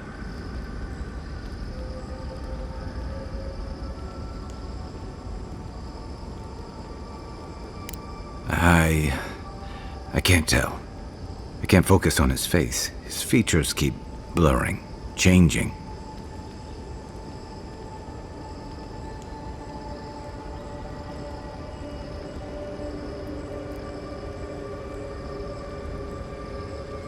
As long as we're both seeing the floating islands and the ghostly tree, I can't blame this on drugs. To be honest, that would be easier. I know it's him, but I don't recognize him as the Tama I knew.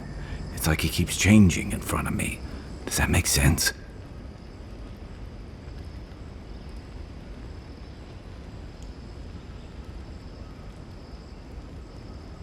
That's the problem. I can't picture him anymore. I used to remember his face so clearly from that night. His rigid jaw, the way his eyes crinkled at the corners. He was in pain, but trying to hide it.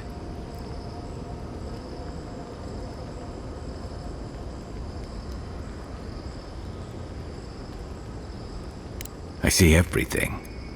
All his moments at once. Joy, sadness, anger, heartbreak, stomachache. Everything from the handful of years that I knew him and the decades before we'd met. He's almost a stranger.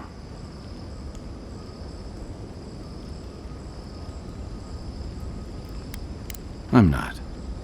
All this time I kept him frozen in his worst moment. When he was suffering and when I failed him. But now that I see him as more, it's like he's free of that.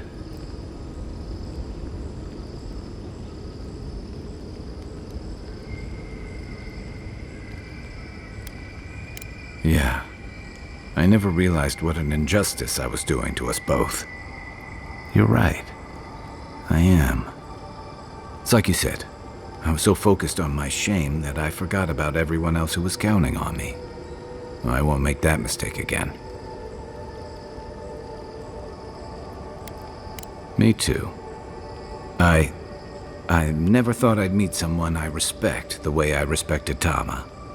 But you've made some tough calls, and you've kept your head and your heart in the right place. So whatever comes next, I'm with you until the end. Now let's go find this god of yours and end the dream scourge. When we reach them, what do you think we'll find? A victim? A villain?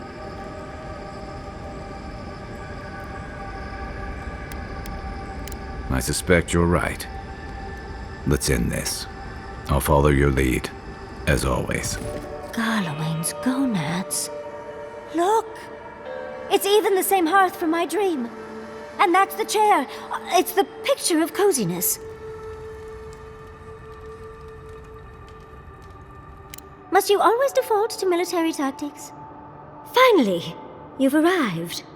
Ah, there it spouts. That took 10 years off my life. Wait. You must be the librarian from my dreams. Oh, it's a pleasure to finally meet you.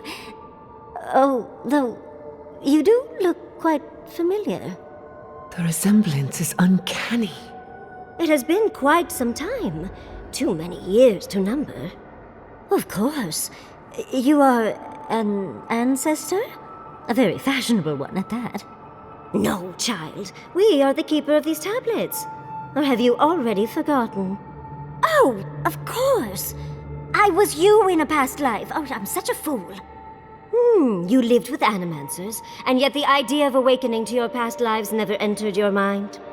Few can bear the mental and spiritual strain of an awakening. As often as not, it leads to madness. Oh, darling, you know how I get around all the metaphysical talk. That's why I'm here, remember? I was the last of the Akita. Once the attack started, a few of us were charged with preserving as much of our history as we could. So we were treated with as much as we could carry. The attacks? You must mean... the Magfolk attacks. Yes, we've... heard... Is that the reason for the bodies outside? Yes. Your monstrous gods, who bought their divinity with blood and the souls of their faithful. They tried to butcher every last one of us.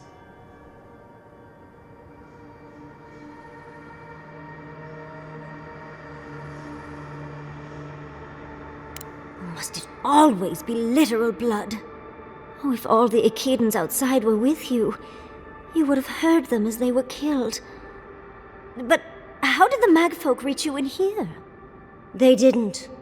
Between the screams of my kin being slaughtered and the screeching of the Magfolk, I couldn't breathe.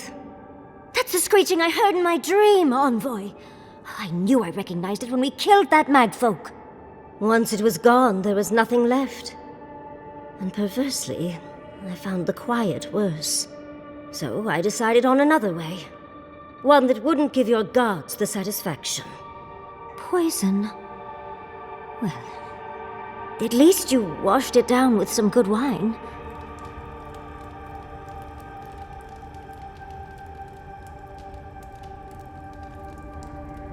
You're not helping, Envoy. Yatzli, you know what you must do now. I abandoned my duty to protect our history, but you... someone must tell the story of the Akita, and there is no one else.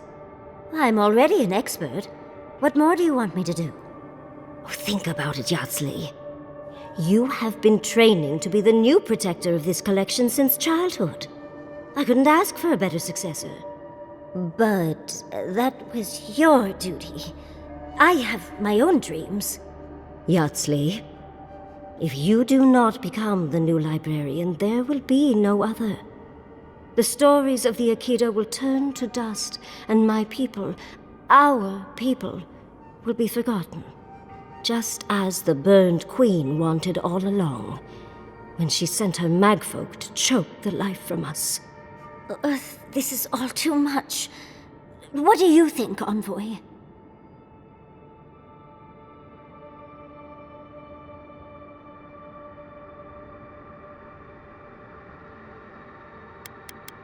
Ugh, you're no help at all. Please, I ask for your opinion because I want it. Tell me, what do you think?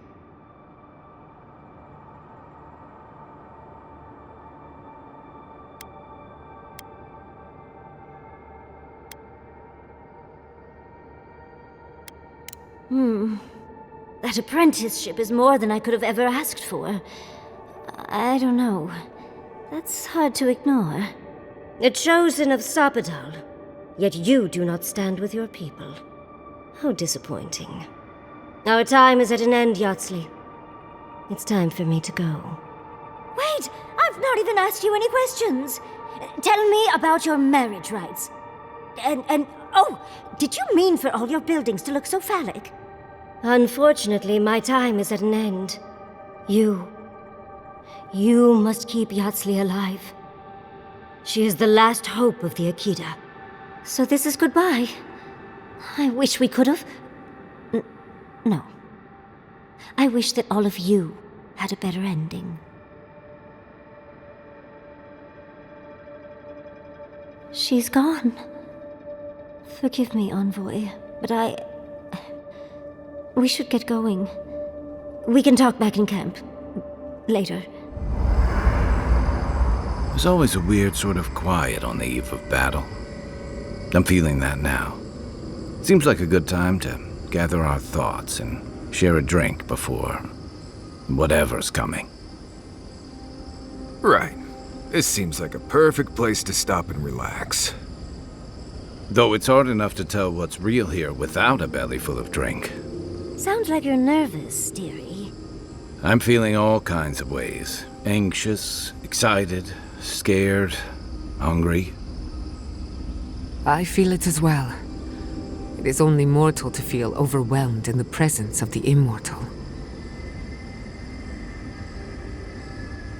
Oh, you don't have to worry about me. Getting to see that vision of Tama did me good. Like, I finally let go of something I'd been holding too long. Now that we're here, I'm eager to see this through. Nothing worse than holding your breath and waiting.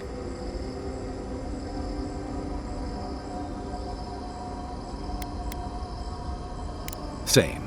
I'd rather have good company in a prison than paradise alone. Had a feeling you might ask me that. I'm not sure I've really worked through what I've seen here, but I am grateful for the chance to see Yonko again. I feel like we're almost done with all of this, but we are in the weirdest place in the world, so who knows? I'm completely baffled, but when haven't I been lately? Being afraid doesn't even feel scary anymore. I think so. The garden is so much more than I expected. Full of contradictions. Wild, yet serene. Truthfully, I didn't come all this way searching for my own answers. But I found them. Or perhaps they found me. And now, it's like there's a new path laid out before me. A life after the dream scourge. We're close to something. A threshold between calm and crisis. Conflict and peace. Life and death.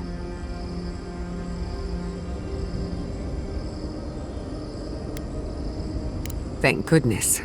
I don't know what happens if you die in the garden, but I'm sure it's complicated. Well, I won't lie to you, Envoy. A lot's happened. It's not every day that you learn that you're the last hope to carry on a legacy, but... well, here we are. Never literally talked to myself before either. I think I annoyed her. Me? Oh, I think I need another drink. But here we are. I just need a moment to take it all in.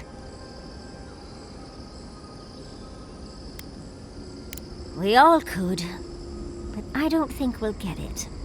And I wouldn't worry.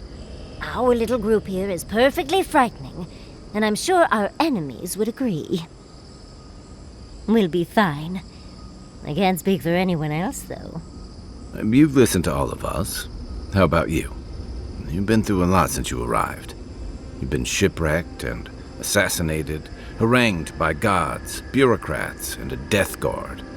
You've had your soul poked, your loyalties questioned, and your sleep regularly interrupted by a god with no respect for privacy. And yet you've kept yourself and all of us together. How are you really doing?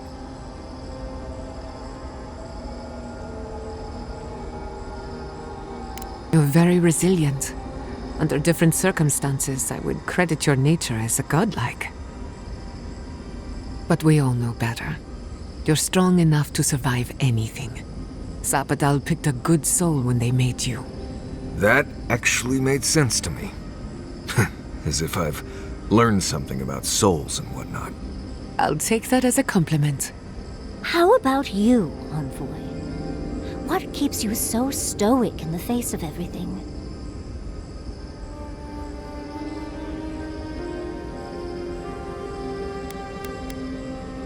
No, you tease. When we first met, I didn't think you'd last long. But then I saw how you handled that dream thrall there. Shook off your own death like a bad cold. And then you found your own killer and turned him in. It's rare to choose justice over vengeance, especially in the living lands. But you stood by your principles. I think that's where you get your strength. I didn't know much about you at that point. You were traveling with Kai and you died, which I thought made a lot of sense. I remember your calm, how you listened to my shouting match with the governor and actually heard me. And when they burned my home, you gave me another one. A sanctuary where I could be myself. I'll never forget that. You were my hero right away. You rescued me from those sporlings. You got my priceless vase. What more could a girl ask for? And now look at you. Look at us. How far we've come in a short time.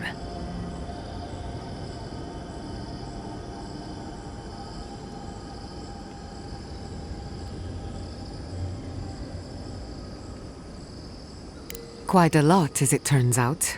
But the journey is worth it. Not to raise the sails before the anchor, but we left trouble in our wake. Fjord, Thirdborn, Solace. If we make it out of here, it won't be to a living lands suddenly at peace. Just this once. Could we forget about the rest of the living lands? Some of us could use a break. If we can't take a moment to ourselves on a floating island outside reality, then I don't know where we can.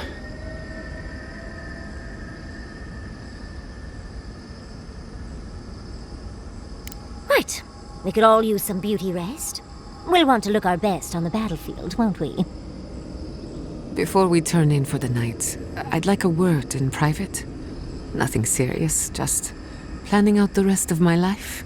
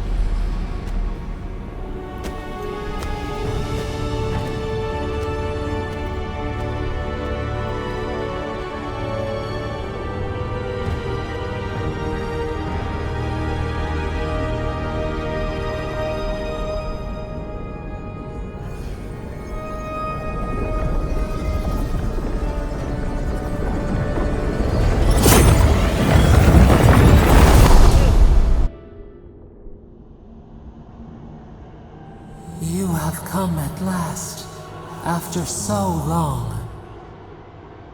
You are so small, we questioned if you were real. Then steps, a voice, through armies and corrupted soil, you persevered. Now, you are here.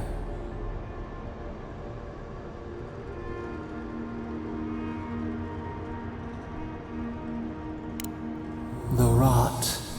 We feel it festering and spreading. What is it but an extension of our pain? Your dream scourge will end when our suffering does. We were innocent once. We woke, and we wanted nothing but connection.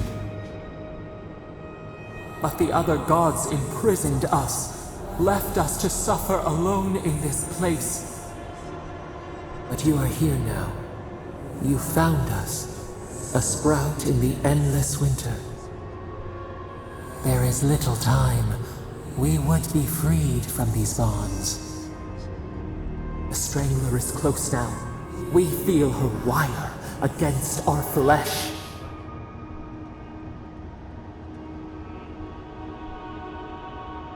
She begs for our blood.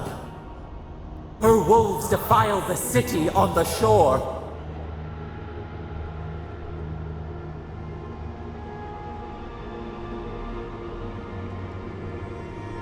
Blood on the tile. The people's cries ring in our ears. She pierces us now. Now! We will not brook this. Not again. A spark. Wait. The essence bends here. Time flows into itself. You can reach her. Will the garden to open, it will take you there.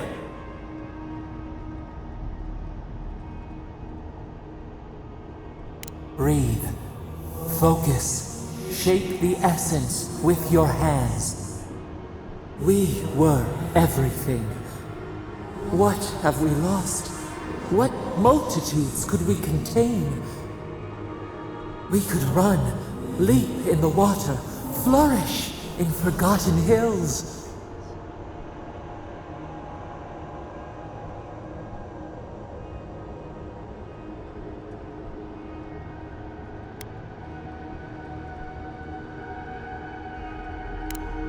We want nothing more than that.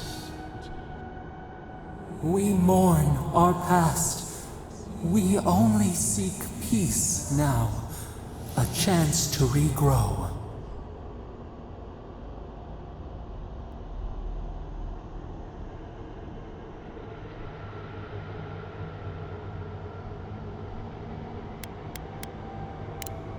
We trust you. You who have been by our side for so long. You met death and imposed the law of mortals.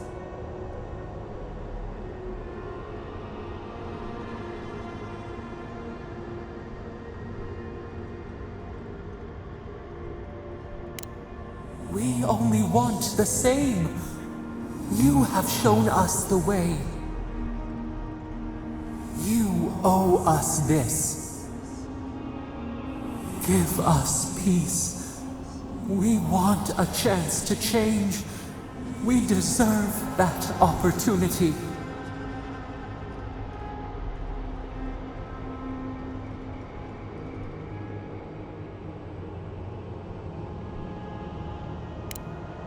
Do you think we have learned nothing from you? We deserve more than this prison. Let us have a chance to rest. We want peace. Or do you have no more mercy for us than you did for the bear?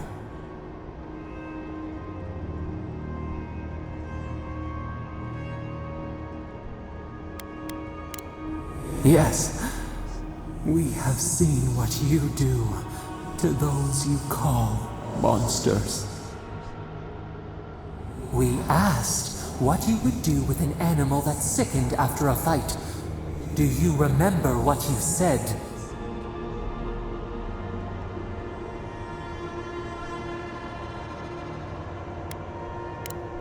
More than anything, that is what we desire too. Treat us as you would the bear. Clean our wounds, heal us. Grant us the same. The time has come for you to act. End our pain, and the dream scourge will cease. Give us peace. It is all we have wanted for so long.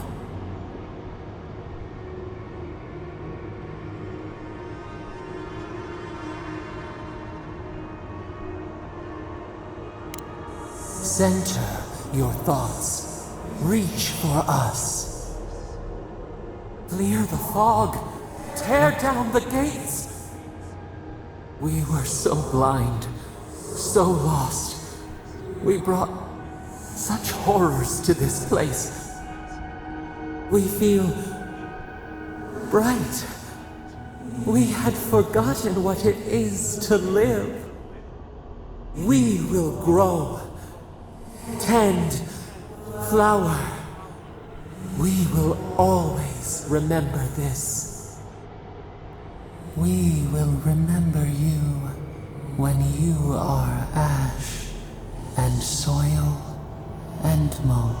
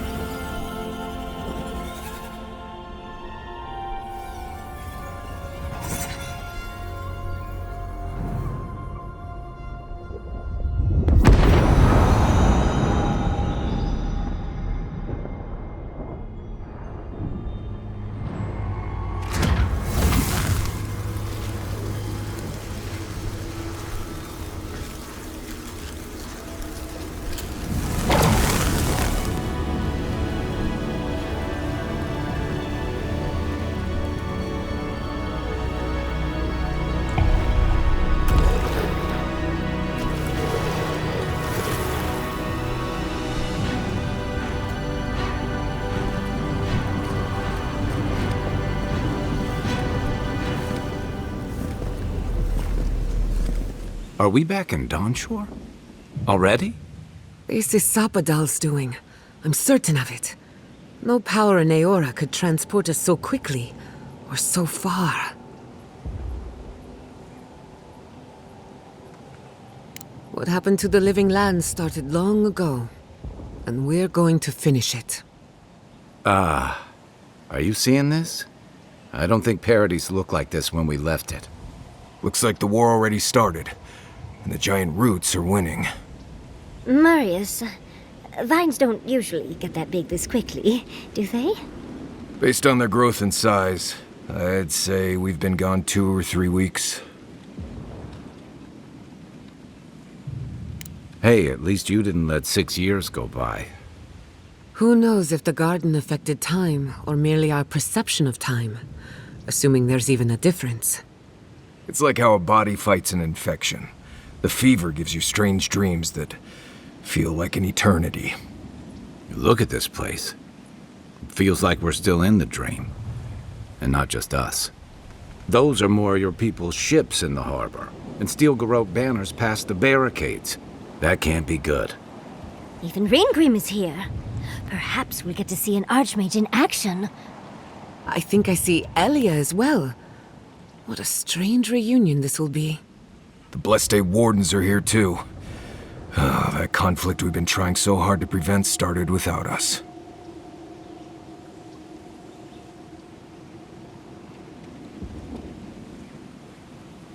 Always better than the reverse. The Steel Garrote have been itching for a fight this whole time. This would have happened with or without us. Before we go, what happened back there with the Dream Scourge and Sapadal?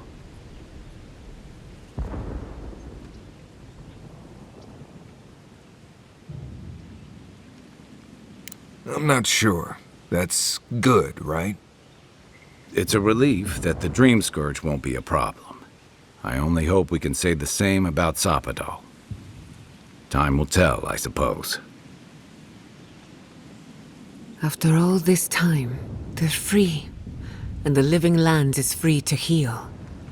We've cured the land, and we've even freed a caged god. All in all, rather a successful day. Kid and God entwine.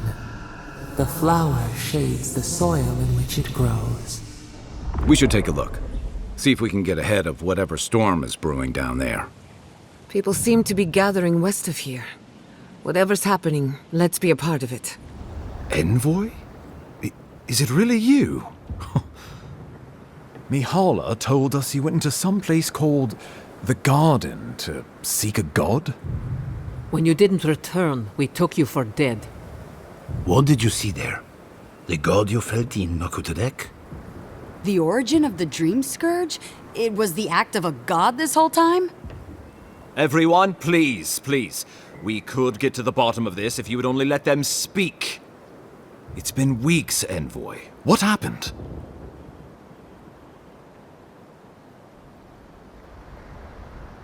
Sapadal was responsible for the Dream Scourge. Their rage, their confusion, their fear. But the plague isn't over. Dream Thralls still litter Shatterscarp. There won't be any new infections. We've put a stop to that for good. Unfortunately, there's little we can do for those already in the grip of the Dream Scourge. We can give them comfort, nothing more. This will be a process. The Dream Scourge was never going to simply go away overnight. I suppose it stands to reason. I found that a quick fix is often anything but. What of this god, then? What does it mean that you freed them?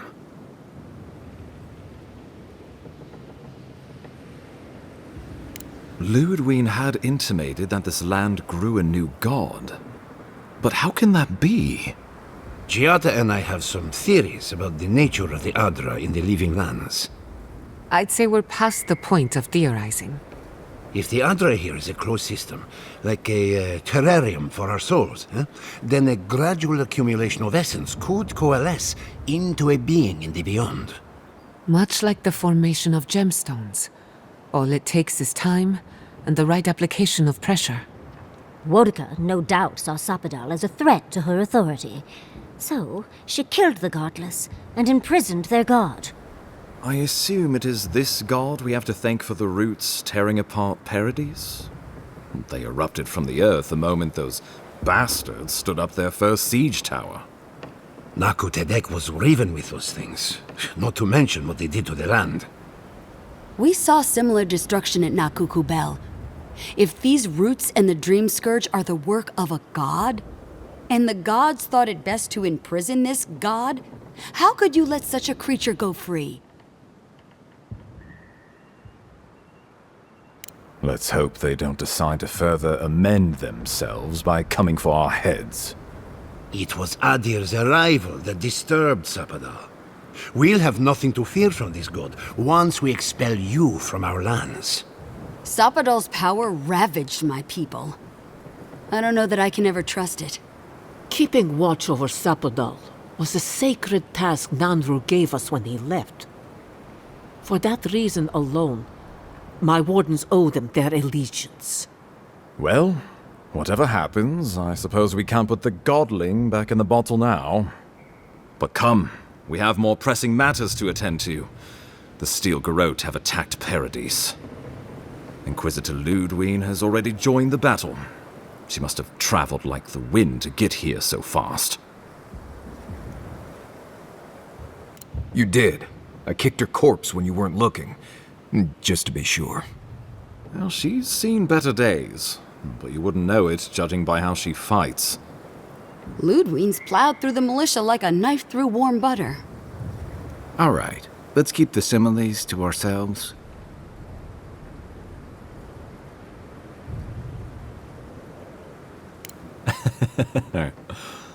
Oh, cheer up. You wouldn't be the first to make that mistake. Might not be the last either, depending on how things go. So long as her passion for Wodica lives, so too will her spirit. Then we destroy her faith, and the rest of her will follow. I have a theory about this. Let's talk at camp if you want to hear it. But I think we can kill her. Oh, good. That will be easy. It is not, I think, impossible. Well, you might not believe me, but I didn't want any of this to happen. It was Ludwine who called for the attack. I didn't hear an answer, Ambassador. She and her Steel Garrote laid siege to the city, shortly after you beat her to the garden. We've had no news from inside for several days. From what we can observe, southern Paradise is in pieces, and the remaining militia batters at the gates to no avail. Is there nothing our people can do? Given the state of our supply routes after the Dream Scourge, and the Steel Garrote's destruction, we expect the people trapped inside will run short of fresh food and clean water in a matter of days. We brought as many Hale and Able from Thirdborn as would come. But after the Dream Scourge and our losses from Nakukubel, we could spare so few. I worry it won't be enough. Likewise, my wardens are still reeling from effects of the eruption. The keep was saved, but there is much to repair, particularly if we are to endure a siege. Most of my men remain at the keep.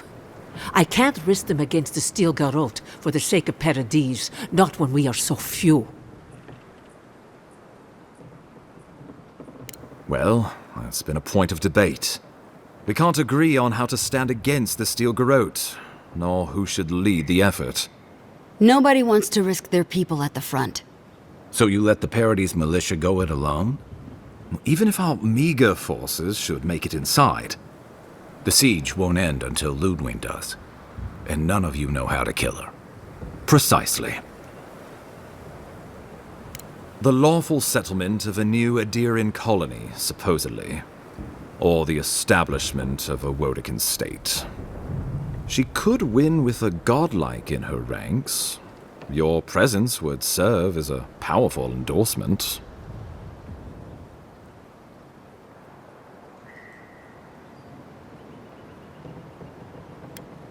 I don't think peace is her concern.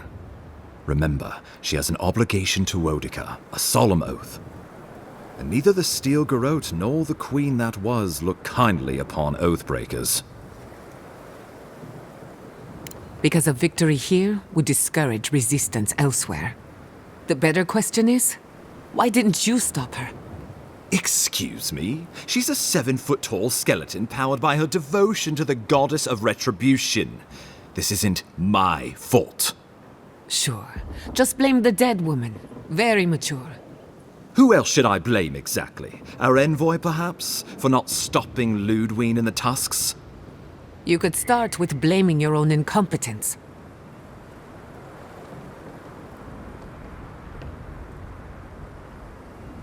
Ludwine's the muscle. I'm merely the personality.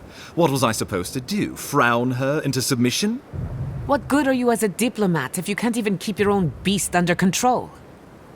The Inquisitor was so convinced the Living Lands would unite against Adir that she's nearly made it true. One people, one law, one true God. That's Ludwine's vision for the Living Lands.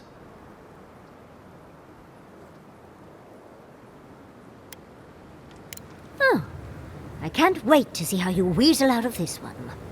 I know it will. We are leading by example, returning order and dignity to Paradis in the wake of the Clavager's death. We will do the same to the frontier, given the chance. Where was order and dignity when you burned Fior Messiverno? My administration had nothing to do with that, as I know you know. Adiran rule and rule by the Steel Garrote would be markedly different beasts.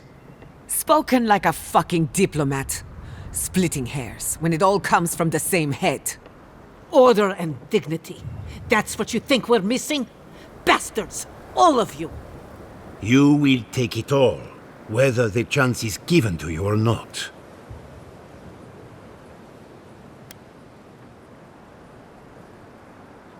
What passes between Ludwine and her men, or between Ludwine and the Emperor, for that matter, is not my affair. But if I had to guess, this was the alternative. Your empire is doing what it does best. Stamping out dissent until surrender is the only option. Your republics are hardly any different. Their intentions in the Deadfire were certainly not pure. As you say, we left the republics for a reason. Ludwine agrees. Our success would model the order and dignity of the Steel Garrote, for whatever that's worth. You can say what you want, but you're still trying to subjugate us. You think I'll ignore what I've seen with my own eyes? The Empire has brought us nothing but chaos and suffering. When I think dignity, I think of the people who attacked Fior Messiverno unprovoked. The Inquisitor answers only to Wodeka. In attacking Paradis, she has dragged us all far beyond the bounds of the Emperor's desires. I've answered your questions. Now I would like you, all of you, to answer mine. Ludwine has sent a message to the Emperor informing him of her attack. He will send advisors and reinforcements swiftly in response. What will his representatives find when they arrive? A new colony? A budding grave room? Before you face Ludwine, you should know what you're fighting for. All of you must decide, together. But whatever you decide, understand, the days of the frontier are done. Adir will come. Indeed, we are already here. Well, don't leave me in suspense.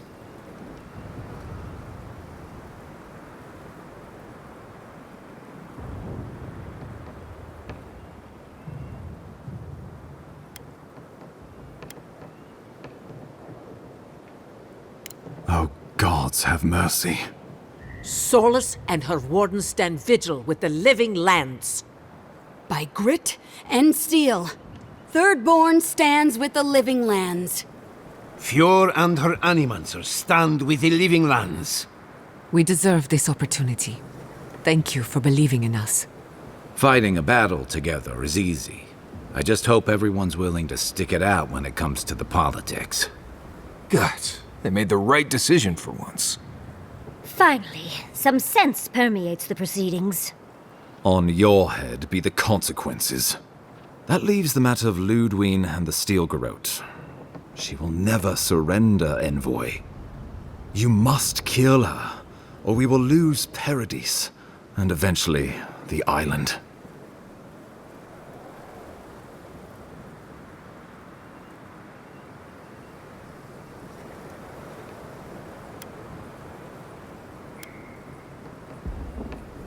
The Living Lands will never be free until we break the chain around our necks. Ludwine must die her final death. She better say her goodbyes while she can. I'm proud to fight at your side, Envoy. One last time. Let's get to work then. We've got a walking corpse to bury. The Paradis militia will be at your back. Give her no quarter. The future waits for you. Show them a fight, Envoy. We will send reinforcements to help you reclaim the Eastern Gate. From there, work your way to the main plaza.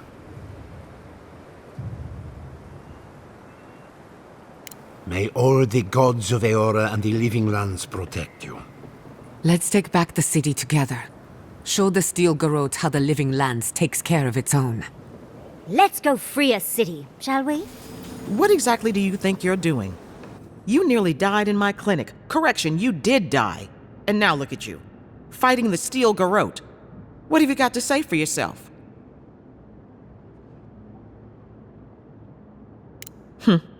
Well, at least you're alive.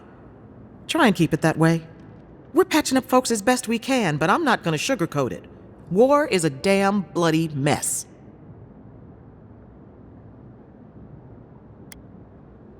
You're damn lucky to be one of those few. At least for now. I can't say I approve of you leaping into the fray, but it's always nice catching up with a former patient. Wait a second. Jada? Jada Castell? What are you doing in the middle of this? Surviving. It's good to see you, Liviana. Unfortunately, we're on a tight schedule. Do you need anything? Money? Supplies? Once this is over, I could always use another pair of hands at the clinic. The invitation's still open. Thank you, but I've decided to tough it out as an animancer. On my own terms.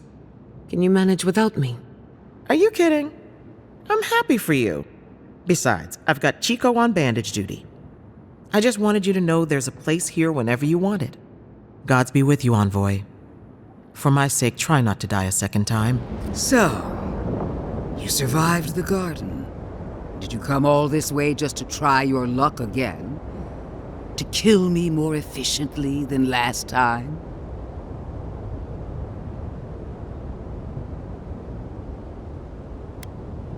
You'll get your chance. Look around, Envoy. Heelguard should have listened. He tried to bring order through compromise. He failed. Order is meant to be imposed by a stern, guiding hand. Her order wields sharp steel. She must set down her blade.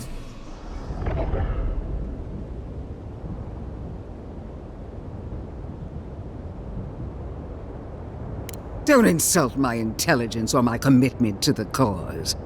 Treaties can be burned. The hands which shook over whatever deal you struck can be lopped off at the wrist.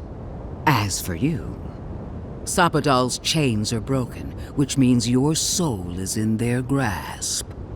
I don't know how deeply you've been compromised, Envoy. And if I don't know, then I cannot suffer you to live.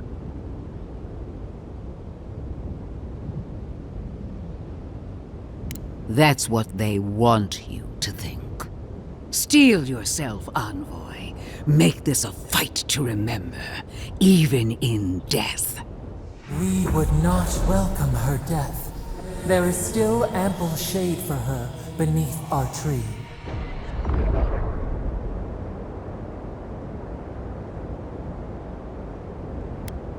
All this time, I knew you'd be worthy prey. Don't let me down. Farewell, Envoy. There's no coming back this time. Prepare yourself for the next world.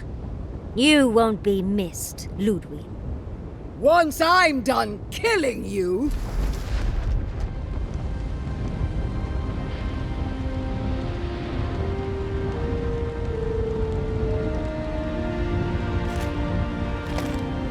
Wherever Ludwig is now, she must be seething. Of course, we'd be happy to kill her again, if needed. She's done for, but we're not. Whatever's next, we'll face it. Together. Gods, you're all gonna make me sick. But carry on. Unraveled at last. We no longer feel her wire against our flesh.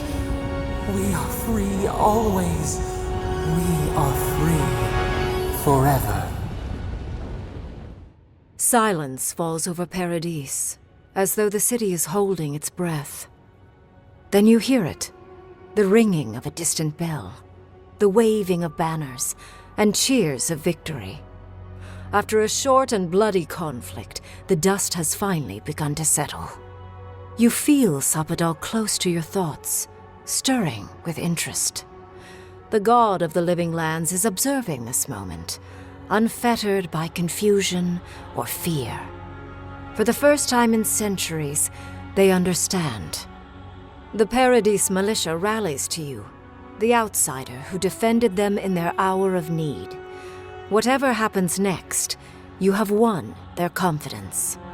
You take a moment to reflect on the calm. Not so long ago, you arrived at these shores on a simple errand, which turned out to be anything but simple. The dream scourge is over, and the island has been cleansed of plague. A time of healing and mourning follows. People look to you for answers about the source of the affliction. You tell them the truth, how the plague came from a power beyond mortal understanding, and how it is finally at peace. Thanks to you, the living lands has escaped Adiran oppression. The free settlements unite under a common banner and begin the fraught process of negotiating new traditions and values. The Empire withdraws. The frontier remains wild, but not for long. Paradis's rebels cannot accept your version of independence. After the assassin Egwulf died in custody, only a few of his people ally themselves with the United Settlements. To them, you will always be the oppressor. The refugees of Emerald Stair resettle in Thirdborn, bringing their skills and research to aid the local community. What starts as an uneasy partnership blossoms into a bond of trust. Through shared adversity, they find common ground. The ashes of Fior Messiverno continue to smolder.